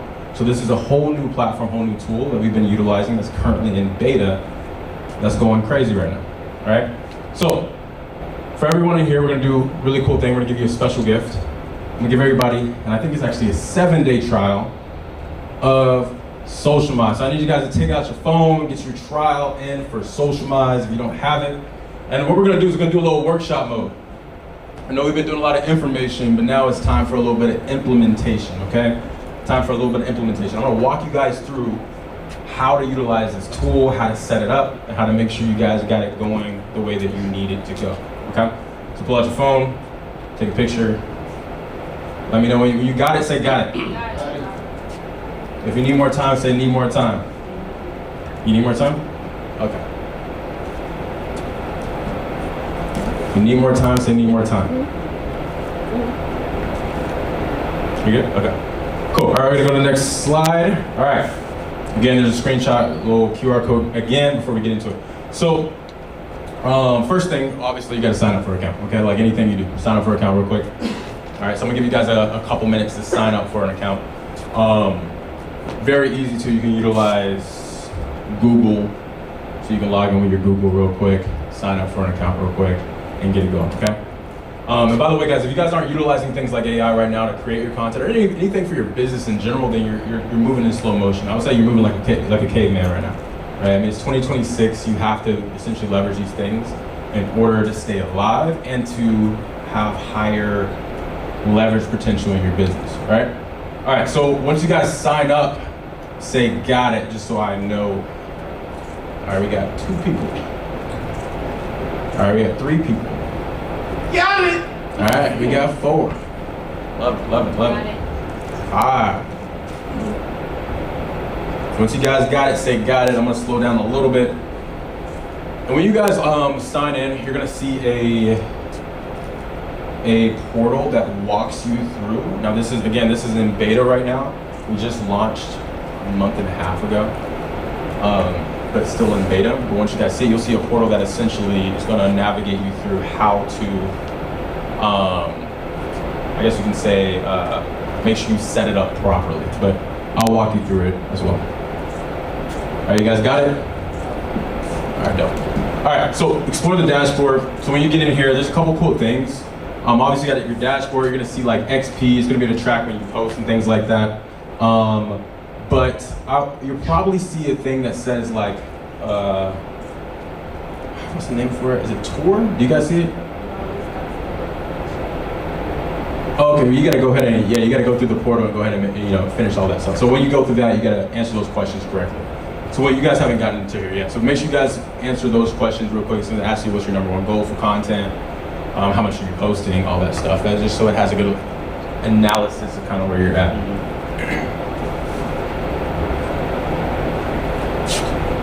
All right, but once you get in, you're gonna have, the word I'm looking for is onboarding. I don't know why I couldn't think of the name. But when you're gonna have an onboarding box, probably to your like bottom right. That's gonna show you exactly where to go inside of the tool. That way you know how to navigate it, you know how to do all the things you need to do. Okay, so make sure you guys are utilizing that. The next thing I want to talk about is content strategies, okay? So this is a really cool thing. We've been leveraging this for ourselves as well as, you know, some of our people that we're working with. And it's been doing super detailed content strategies that help, and then we, you know, can go in there and also be able to optimize it further. But essentially you have a strategy chat, so just like ChatGPT, just like anything like that, you can chat with it, but just think of like a super powered GPT that's focused on content creation, okay? So that's where I would look at it as well. And essentially it's gonna be able to build out the strategies for you, okay? So if you need a full built out strategy for how to get to your goal, we talked about this a little bit earlier. Some of you guys say you want 100,000 followers, 250,000 followers, 1 million followers. Build out that strategy. How much do you need to be posting? What type of content do you need to be making? All those things. All you need to do is go into the strategy chat and make sure you feed it enough information and ask it. Again, we have videos already about this, but I won't be able to go into it in super detail right now. But that's the cool thing about that. Okay. Now, one of the best features of this tool is the script building feature. Okay, one of the best features is the script building feature. Now, anybody on it right now? On the script building feature? Okay, so if you go to the script building feature and you go to build a script, it'll toggle into this tab that says frameworks. And that is super dope because there's nothing that I've seen that's doing that right now. So there's a lot of different frameworks for scripts online when it comes to short form content and reels. You have, you know, just talking head content, you have duets, you have overlays. But then you also have like talking content that are niche specific. So you have like skit style content, okay? You might have like point of view content. We have one that's called AB content. And then we have one that's called bad, good, excellent framework, okay? So if you click on one of that, it'll build the script off of that framework. So for example, the bad, good, excellent framework, it's like when someone's like, let's say I'm a fitness person, right? And I'm trying to tell people how to diet. I might say, eating fried chicken is bad. Eating a steak is good. And I might say eating, you can tell I'm not a fitness person. I might say like eating grilled chicken is excellent, right? And then I'll go into it, and that's the framework. So if you feed it in information about you being a credit repair, you being in taxes, you being in, you know, tech, you being in whatever you do, you'll have that script in that framework, which is, I think, one of the craziest things, because most script things, they just feed you like a basic talking head script with a good hook, right? But this actually allows you to pull it into an entire framework, okay? So I'll play with those ones, that's really good, all right? The other thing with this scripting engine is you can put it into how you want it to sound, right? So if you want it to be more creative, you want to be more humor, you can do that as well, okay? All right, boom. And this is the social spy feature, which is in beta right now. This is literally insane. So one thing a lot of people do, a lot of creators do, I guess we got Bam Josh in here, right? All right, Bam, you got 1 million followers. How do you, let me know, have you ever taken someone's content and recreated it before? 100% yeah, right?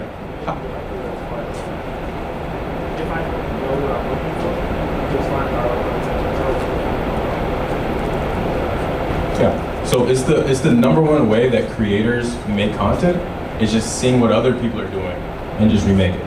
So what we have right here is we have a script transcriber and a content spy engine, and what it does is it can actually find competitors in your space, find their top performing reels, and then just transcribe all their top performing reels so they're ready to go. Okay, so you can have viral content ready to go based on what's already working in the space. And then, like I said beforehand, we have the bulk content scripts. So if you have a fire video or a fire piece of content, what you can do is you can then make it into several different types of framework. So let's say, Leandro, you create a script that's going crazy right now, right? But you don't want to utilize the same exact video. You can then create it in a skit style format. He can then create it in an overlay content. He can then create it in the A/B format or in the good, bad, excellent framework. All these different frameworks, and essentially it's the same type of information that was already going viral in like 10 different ways, right? Which makes it really easy to dish out a bunch of different content, okay? So, top performing things, but as I said, this is in beta right now. It's already going super crazy. You guys have a 7-day trial. I think it's $49 a month, so definitely check it out real quick, all right? Now, I want to get into something a little bit different. Sharif, you want to come real quick? I'm going to bring up Sharif real quick. Y'all clap it up. Yeah, let's clap it up for Sharif real quick. Y'all clap it up for Sharif. So I wanted to bring up Sharif real quick. My goal with Socialmize, and I'm going to get into it, is not necessarily, you know, of course we had a last software I built that we built to 200K in MRR. My goal with Socialmize is to be very competitive, right? We want to scale this to a $500 million to $1 billion business, right? That's my goal, okay? So what I did actually recently, a few months ago, is when I was building this new one, I brought on Sharif. Yeah, exactly. So Chris brought up the idea of Socialmize and everything like that. And, you know, I looked at it, I'm like, yo, this is absolutely amazing. I definitely want part of this without a shadow of a doubt, because if we can have a software like this, because I know the one thing that helped me when it comes to the concept process, which I don't know if you mentioned about the accountability part. Did you mention about that? No, yeah. That's okay, the best cool. one, yeah. So the accountability portion, which is being added, essentially what it does is going to hold you accountable for staying consistent with content. As Carl was talking about earlier today, he was my accountability partner when I was getting to social media. Also, one thing that helped me stay consistent, because a lot of people issue if you're not staying consistent. Along with not knowing the right type of content to script out and post, they don't know, they're actually not staying consistent. So having an accountability partner helps you tremendously, right? So this accountability component, how it's gonna work is you're gonna pick the personality of the actual Minds bot, and then you can choose nice, motivational, or a little bit rude. When you choose a little rude one, it's gonna be cussing you out, like, why the hell you ain't post today? You know, all types of stuff like that, just to make sure you're staying accountable, sending you post notifications, so you make sure you're posting your content, is gonna track everything and gamify it, so you're getting streaks and rewards and points for actually posting. You can actually redeem to either real cash or something of value, right? So when I saw all of this, the potential, and they didn't even have all of that yet, right? So I just saw the skeleton, the idea, the scripting. So I actually invested $100,000 with Chris to get equity into the software. I'll clap it up real quick for that. And y'all know I would not put my name behind anything that I did not believe in. So this software is an absolute game changer. You know, our agency was utilizing this, and it's absolutely changing everything. Absolutely. Cool, and we're gonna keep it going, guys. So what I actually wanna walk you guys through is, because we're actually entering our pre-seed round. So as I said, we're wanting to scale this to $500 million to $1 billion. All right, in order to do that, we gotta do things a little bit by the book, cause for VC funding, and making sure that we're building it at a large scale. So I'm not trying to build something, 200K MRR for my last software was great, right? But I'm not trying to end it at that, right? I wanna be bigger than that, and I wanna actually be able to help a lot of people with that high leverage as well. So real quick, walking you guys through something, there's a huge pain point, as you guys know.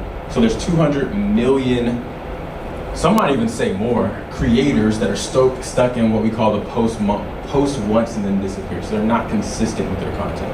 That's the biggest thing that I've personally heard from everybody that I've worked with, including myself, right, is not being consistent with actual content, right? So we're gonna be solving that issue with a tool that can essentially change the game, but also by making it a lot easier to create really high quality content for people who already exist in the posting content. Okay? So global creator economy, right? So as you guys know, I mean, we're literally in a mastermind right now for content. That should tell us something, right? We're literally in a mastermind right now for content. You guys know that there's money in content. Content creators know there's money in content. Huge businesses, huge, you know, billionaires know there's money in content. Okay, so the opportunity is huge. I'm not going to get into all the little numbers, but it's growing and it's not going back down. Can everybody agree to that? Yes, right? sir. It's growing, it's not back going down. We're in the intention economy. It's not going anywhere. The creator economy, whatever you like to call it. So we're going to essentially be putting ourselves directly in this economy. That way we cannot lose, right? So I walked you guys through the platform, but essentially we got a lot of stuff we're doing. Anybody ever heard of a tool called Duolingo? Yeah. Duolingo. You guys heard of tool? Oh, she's clapping. What do you expect? 500. You got crazy streaks. 500 days? 513. 513 days. Anybody else got a streak on Duolingo? Yeah, I've been seeing it. Well, Duolingo is huge, guys. And Duolingo is actually evaluated right now at $11 billion, right? $11 billion. So what does that tell us? There is a alternative space where the same sort of capacity and venture can belong, right? Which theirs is, language learning, and ours is content creation, which is a gamified habit tracker at the end of the day, right? That's what it is. So again, a gamified aspect of a habit tracker, you can essentially be able to scale a business to $11 billion, right? Has anybody heard of the tool MyFitnessPal? Yeah. Anybody work out use MyFitnessPal? Okay, MyFitnessPal, again, gamified habit tracker. You can track your calories. They make it really easy. You take a picture, boom, boom, boom, boom, and it tracks to your Apple Watch, all that stuff. And they actually sold to Under Armour for $500 million. Okay, $500 million. So what does that tell us again?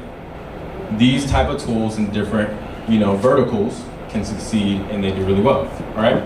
So essentially, our product vision is essentially to create the Duolingo for content creation. But then the goal next is essentially to build it as an all-inclusive, one-purpose tool, similar to Go High Level. Okay. So thinking about a tool that you can script, you can edit, you can post, you can have a gamified habit tracking in, you can, essentially utilize it for maybe your content agency. A lot of people have AI content coach. Literally everything all in one, right? And obviously to do that, you need some funds, right? Obviously to do that, you need some developers in order to make that happen. But that's the tomorrow vision for it, okay? We've been able to scale this already after just, launching, for a small time, to around $11,000 in MRR, okay? So that's what we were able to do. We started off at $20 and then scaled it to $49 a month as well, and it stayed pretty consistent. But I would say our competitive advantage is that we're not just a tool, we're actually like a system that people are gonna be utilizing for a lot of different things. So it's not just like, hey, this is, you look at like Jasper and Canva. And by the way, Canva is another tool, $2 billion, Jasper, 200 million. So all these tools inside of the content creation do really well, okay? Now, we have a huge strategy for growth, but a part of that is going to be organic reach first, right? So organic reach, we're going to be building a huge internal team of creators, right? If anybody's interested in that, definitely holler at me. The next thing is going to be an affiliate program, right? Which we just launched, and we do 30%, right? And we're going to be building out a huge affiliate program of people who are creating content, promoting the tool. And then we're going to be running ads, and then we're going to have more of a natural creator fueled growth as well, okay? So this is going to be our go-to-market strategy. Again, we haven't even launched yet, and we're already making pretty decent money. So that tells us that there's definitely sustainability for this, okay? As you guys know, team is me and him, right? We got a couple developers and me and him, right? So we're building this really ground roots, but it's very, very scalable right now. So we're ready to rock with it, okay? And our ask right now, we're actually starting our pre-seed literally today. I waited till today to do this, but we're raising $1 million at a $10 million valuation to essentially supercharge everything we're doing, okay? And with this, we want to finalize the development of our core habit and AI engine. We're actually launching our app in around 2 weeks, okay? So we're currently pending the Apple development backend to put it on the App Store. And then we're going to be pushing heavy on affiliates. That's our main thing, pushing heavy on affiliates with the bare bones of what we're doing, okay? Boom, and it's the future. Cool. So, what do you guys think about it so far? Cool? All right, cool. All right, thank you. Appreciate it. Hey, we're trying to do something big here. We're trying to do something big. And when I launched originally Socialize, I didn't want anybody to know that I owned it, because I know that, honestly, I know that people just be hating, right? So I'll be like, oh, I'm partnered with this tool, it's really cool, and people would actually get it, right? But I said, this one I want to kind of do different, and I don't want to have that mindset that people don't want to work together, they don't want to support somebody, they actually want to grow together as a unit and as a community.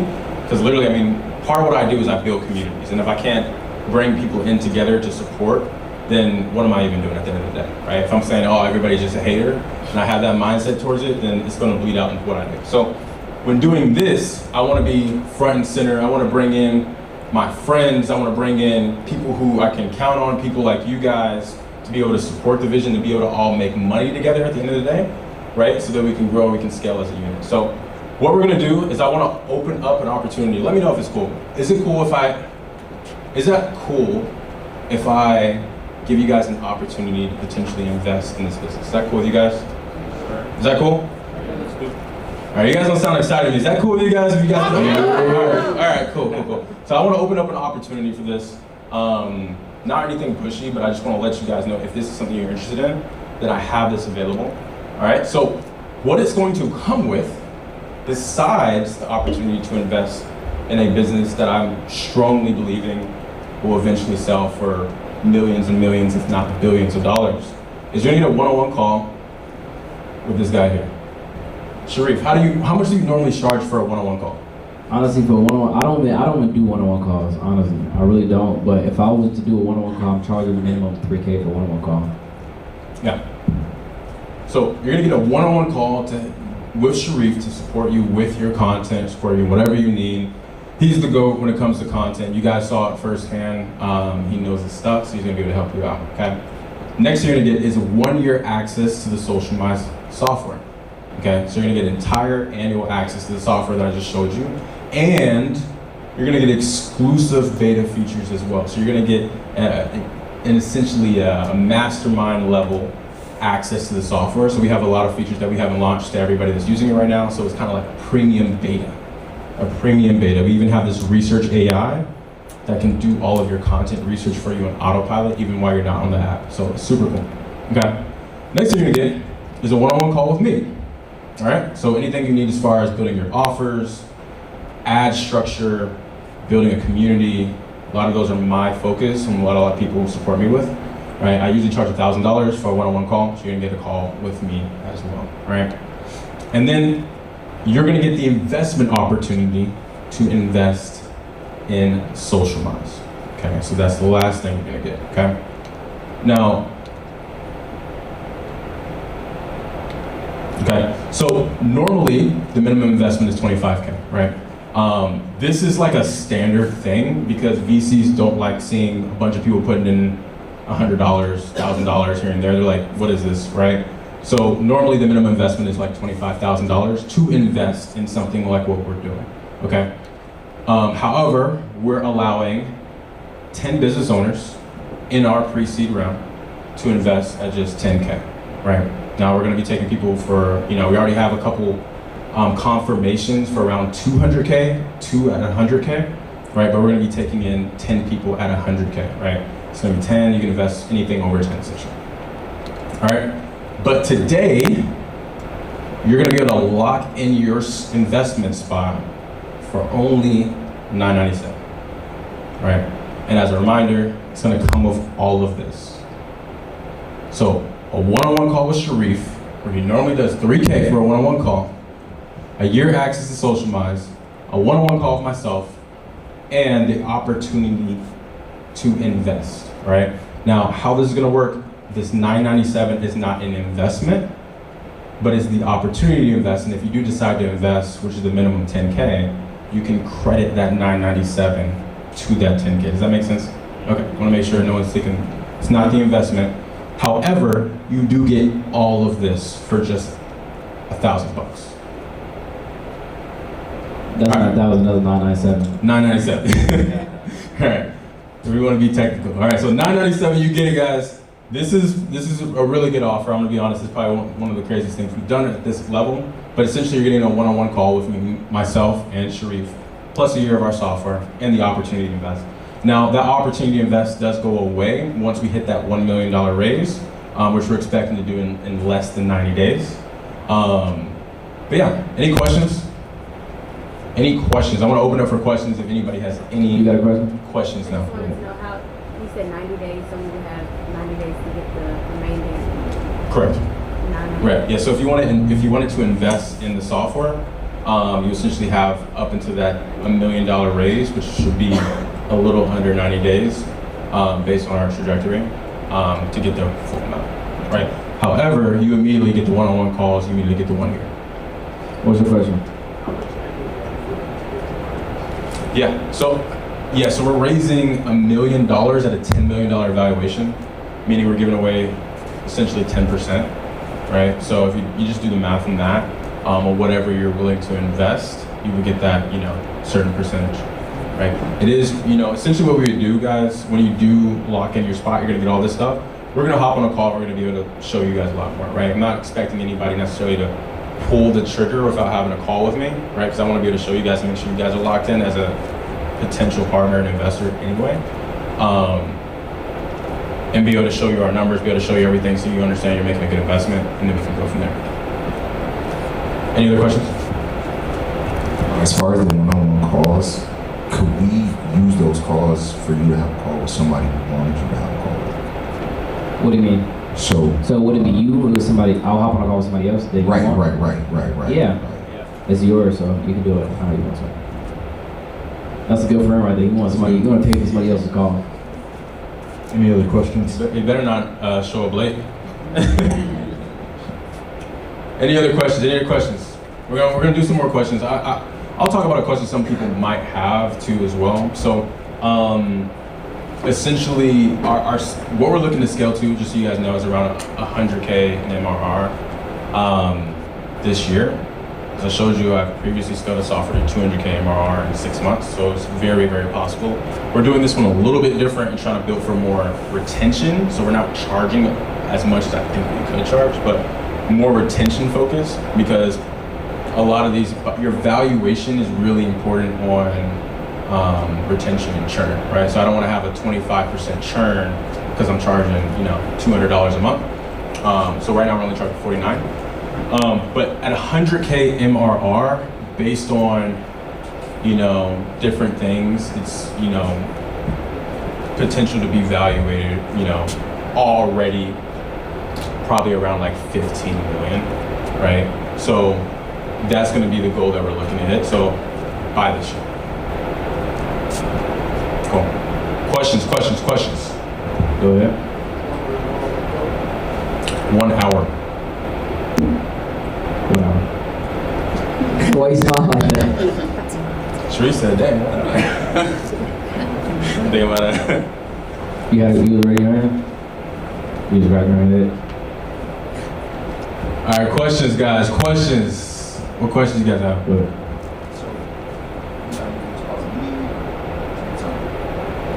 No, it's no time frame. No, I mean as long as within the 90 days, Yeah, I guess within 90 days. Yeah. Yeah. Go ahead. One person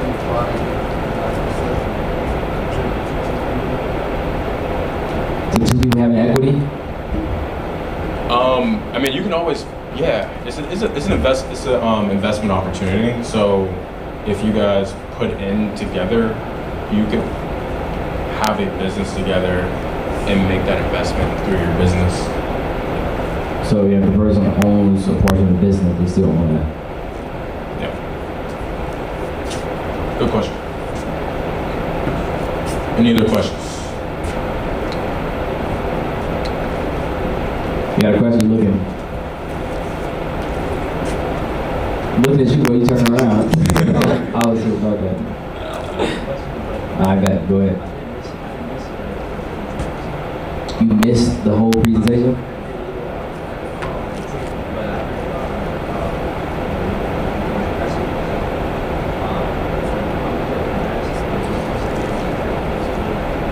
Yeah, good question. So I'll kind of give you the rundown real quick. So we're raising $1 million for our pre-seed at a $10 million valuation, and the minimum investment, right, that we're looking for, we're taking on a few We're taking on 10 people.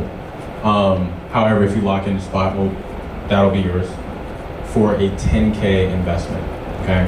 To secure your spot for an investment, it's just $997, but that spot you're securing also is gonna come with a one-on-one call with Sharif, a one-on-one call with myself, and then a year of socialize as well, the software. And of course, the one-on-one call is not for us to just talk about random stuff. Of course, talk about your business, Yeah, so it's not just anything. It's anything you want to. Yeah, exactly. It's a consultation call, right? So it's not a one-on-one call to talk about the investment necessarily. We'll be in contact talking about that, and give you any details for that. This is a one-on-one call where we'll focus just on your business, whatever you're needing help with. All right, cool. Anybody have any other questions? All right, cool. Can I get team to stand up real quick? So we have Alexis in the back. You guys should know her by now. And we got Jasmine in the back. Wave your hand. You should know her by now as well. If you guys do have any questions, if you guys want to lock in, you guys can talk with them, or you can just scan this. It's $997 and get started, and then come holler at me. You got a question? Yeah. Yes, we do. Yeah, that's another thing. So we do have that offer. We did. Somebody did take that last spot, right? The third spot. So shout out to them. However, I was talking to Sharif about it, and we're gonna do one more spot for that. So that offer from yesterday, if you guys don't know, it's a full year, 720 scripts, 720 posts, 720 edits, 2 VIP. What is it? 2 VIP content day. So literally, I normally charge $15K for those. I don't even take too many people on that. I took Darius, y'all know Darius vendors, content day, film a whole entire filming session, brought the shooters, and of course paid for that, paid for the studio time and everything of that sort. I normally charge $15K for that, and you get 2 of those. So every 6 months, so 6 months, you get 2 of those, or you can use it within the first 2 6 months if you want to. Yeah. So if you are interested in that, you can go talk to our team, and also if you do want support and content, talk with our team as well. We do have an inner circle, right? We're not, some of the people know about the inner circle where it's more coaching based, and if you're interested in that, you can talk with them as well. If you're not able to do that full investment because you need help with content, then we're here for you guys as well. Okay. Cool. Let's get it. Payment plan options we'll do for anything, and we reach out right for sure. Yeah. A lot of people know we done got them right with content. Khalil, Jaden, everybody up. All right. Yes, sir. Yes, sir. How you guys feeling? You guys feeling good? Awesome. Hold on, real quick. I gotta make sure we gotta do like a video. You know what I'm saying? With everybody. We gotta do a little video right quick. Yeah, where we at? Where we at? Everybody come to the stage real quick. Everybody come to the stage. Come on. We're all a family. We're all a community here. This is why we're doing it. Come to the stage real quick. Come to the stage. Like on the stage or like No. right here? Okay. You wanna go on the stage? Yeah, we can't. I know. We're gonna come to the stage, and you guys get to face this way. But try to get everybody. Yo, Timmy, get everybody here. Get everybody here. You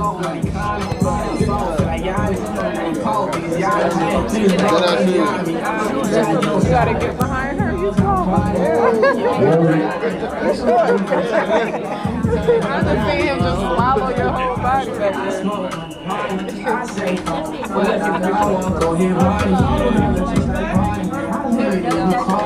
Oh, no judgment.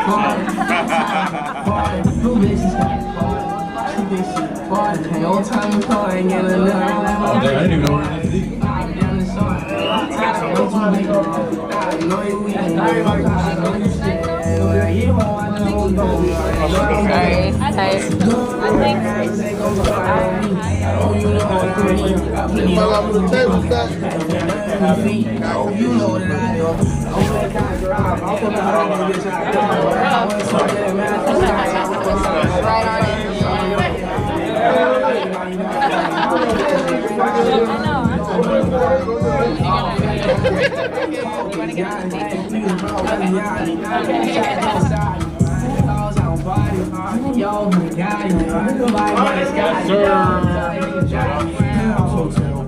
Yo, Timmy, so we gonna do some pictures and then you gonna do a little video. this little bitch my body. Forever locked in with my click, let's turn them on. Can we turn this off? Niggas be trying to push up, cause we off alone, that's the my bitch. A lot of shit got shit right now, it's too far gone, I can't fix. Praying then I'll look up. Can we like turn this off? This light? Yeah, you can turn it off.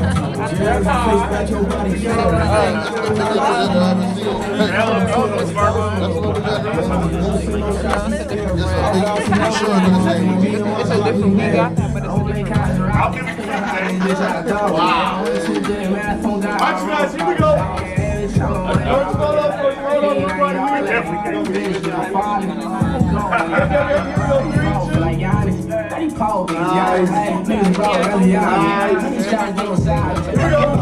Yo, come here. Yeah. Very nice. Get in there quickly. Quickly! Alright, look at this camera right here. Sorry. Right here. I bet. Photos, eyes right here. I'm gonna count y'all down in 3, 2, 1. That eyes right here. 3, 3. What? We gotta get. Yo, Levi, get over here, man. What you doing? I gotta get Levi in there. Oh, Levi. No. You're not. Go ahead. Lock in.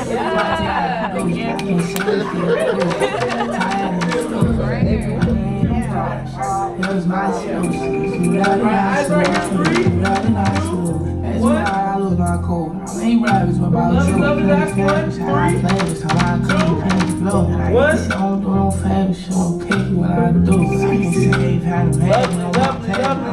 Don't move.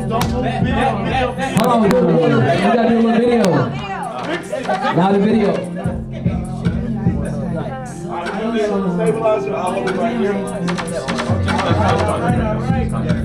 Levi, can you turn off the music for the video? Alright guys, we're gonna do a video real quick. On the count of 3, I want you guys to scream content cartel. Alright, on the count of 3, I want you guys to scream content cartel, alright? Alright, we gotta go crazy. We gotta go crazy. Remember what T said about the You let it talk. Hey, you gotta come back here. Alright, y'all ready?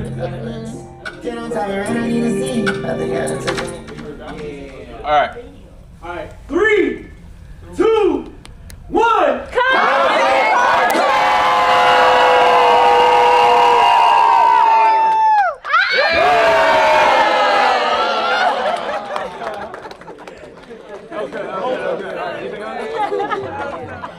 Rolling. Ads, you gonna add? Yeah, shrink to the front. Oh, it gets to the front? Market King. Yeah, it's gonna be better if you do it right there. Market King. Yeah. Squeeze in real tight on the side. Squeeze. Tight squeeze!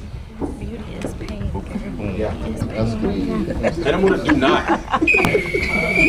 Hit him with one of them do not. Should I be niche specific? Like, No. Stay right there. Yeah. 1 second. Actually, my sister did all the mics. You want the mics there? Coach Case, you can use the other one. I'm coming to see you. Oh wait, so the last. Oh, where's the awards? It's all good, bro. We just gotta get it in. So the last content cartel was a no mic. We have a no. It didn't have a mic, but you guys are so loud, it was all good. Yeah. In that scenario, you might not even want that mic. You want the sound from all the matriculates currently in the establishment, coaches and consultants. Correct? All right. Like they have this, they say this.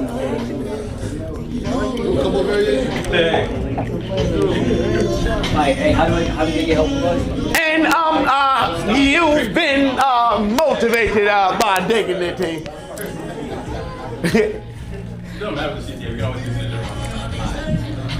Yes. You alright?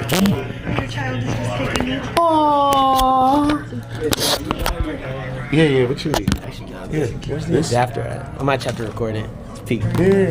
Just do it off this. Give him this. My thing doesn't sync, Tim. I don't know what doesn't work. Okay. The other one's dead?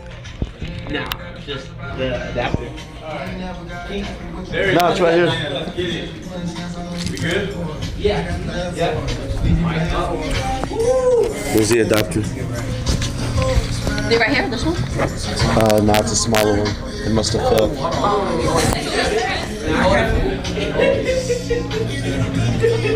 You have your phone in your pocket real quick? Yeah. Oh, here it is, Emmanuel. I need a flash. Oh, I got a light. Perfect. Say less. Good look. You need a light, you said? Just up here. You want to use that for this? Okay. It might be for Coach Cates. Coach Cates! Are we acclimated? Very. Chin up. Chin up. Chin up. We're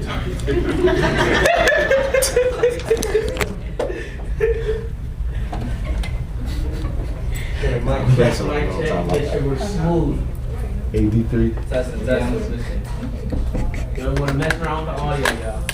Where's Clark? See,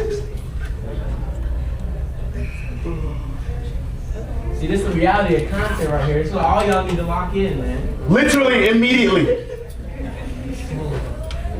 All right. Count it down. We're going to be ready to roll. Everybody ready? Wait, hold on. Y'all hear me say, all right.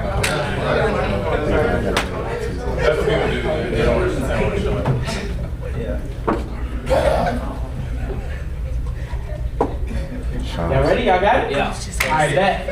It's about to be rolling in 5, 4, 3, 2. Wait, how close it is? Oh, it's not. You can't see it first. Because you gotta be close to me. Yeah. I'm gonna come into you. All right, bet. Oh, pause. Oh, shit. Nah. That's very bad.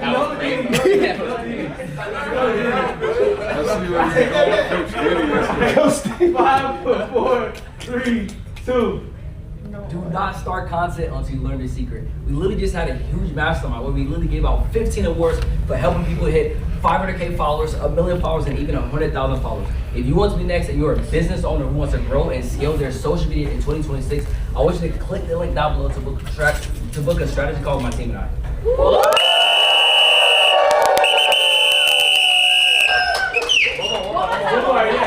Hey, do we need to tap him in? No, let's tap him in. Oh, whoa.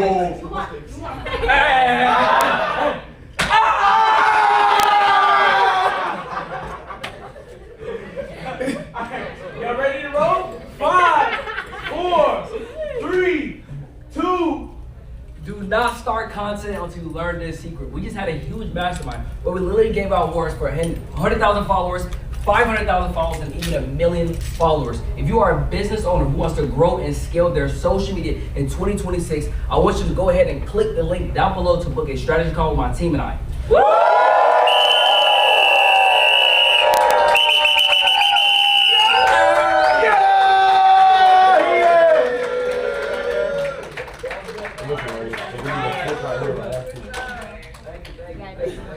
Is that it? One more? No, we're good. Hey, everyone, turn up! Can you play the Diddy music, please? If you're interested in the investment opportunity, make sure you see Jasmine or make sure you see Alexis, guys. Yo.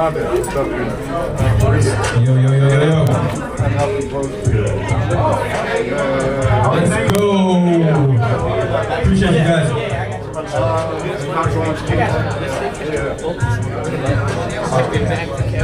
Saw the faces. Yeah, but it was, I was. Because they wouldn't get it. Oh no, this is the, my ND is gone. I don't know where it is. I think I left it when I shot last. It's fine. I need to get a new one next week. They got a new one that came out. Yeah. You still need the light right now?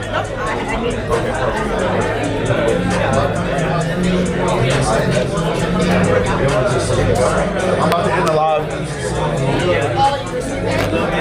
Say it again? Yeah. Look how it looks. I want to do, since we're both dressed up, I want to do a video with you. Yes, sir. Yes, sir. Real quick, if you guys are interested in the investment opportunity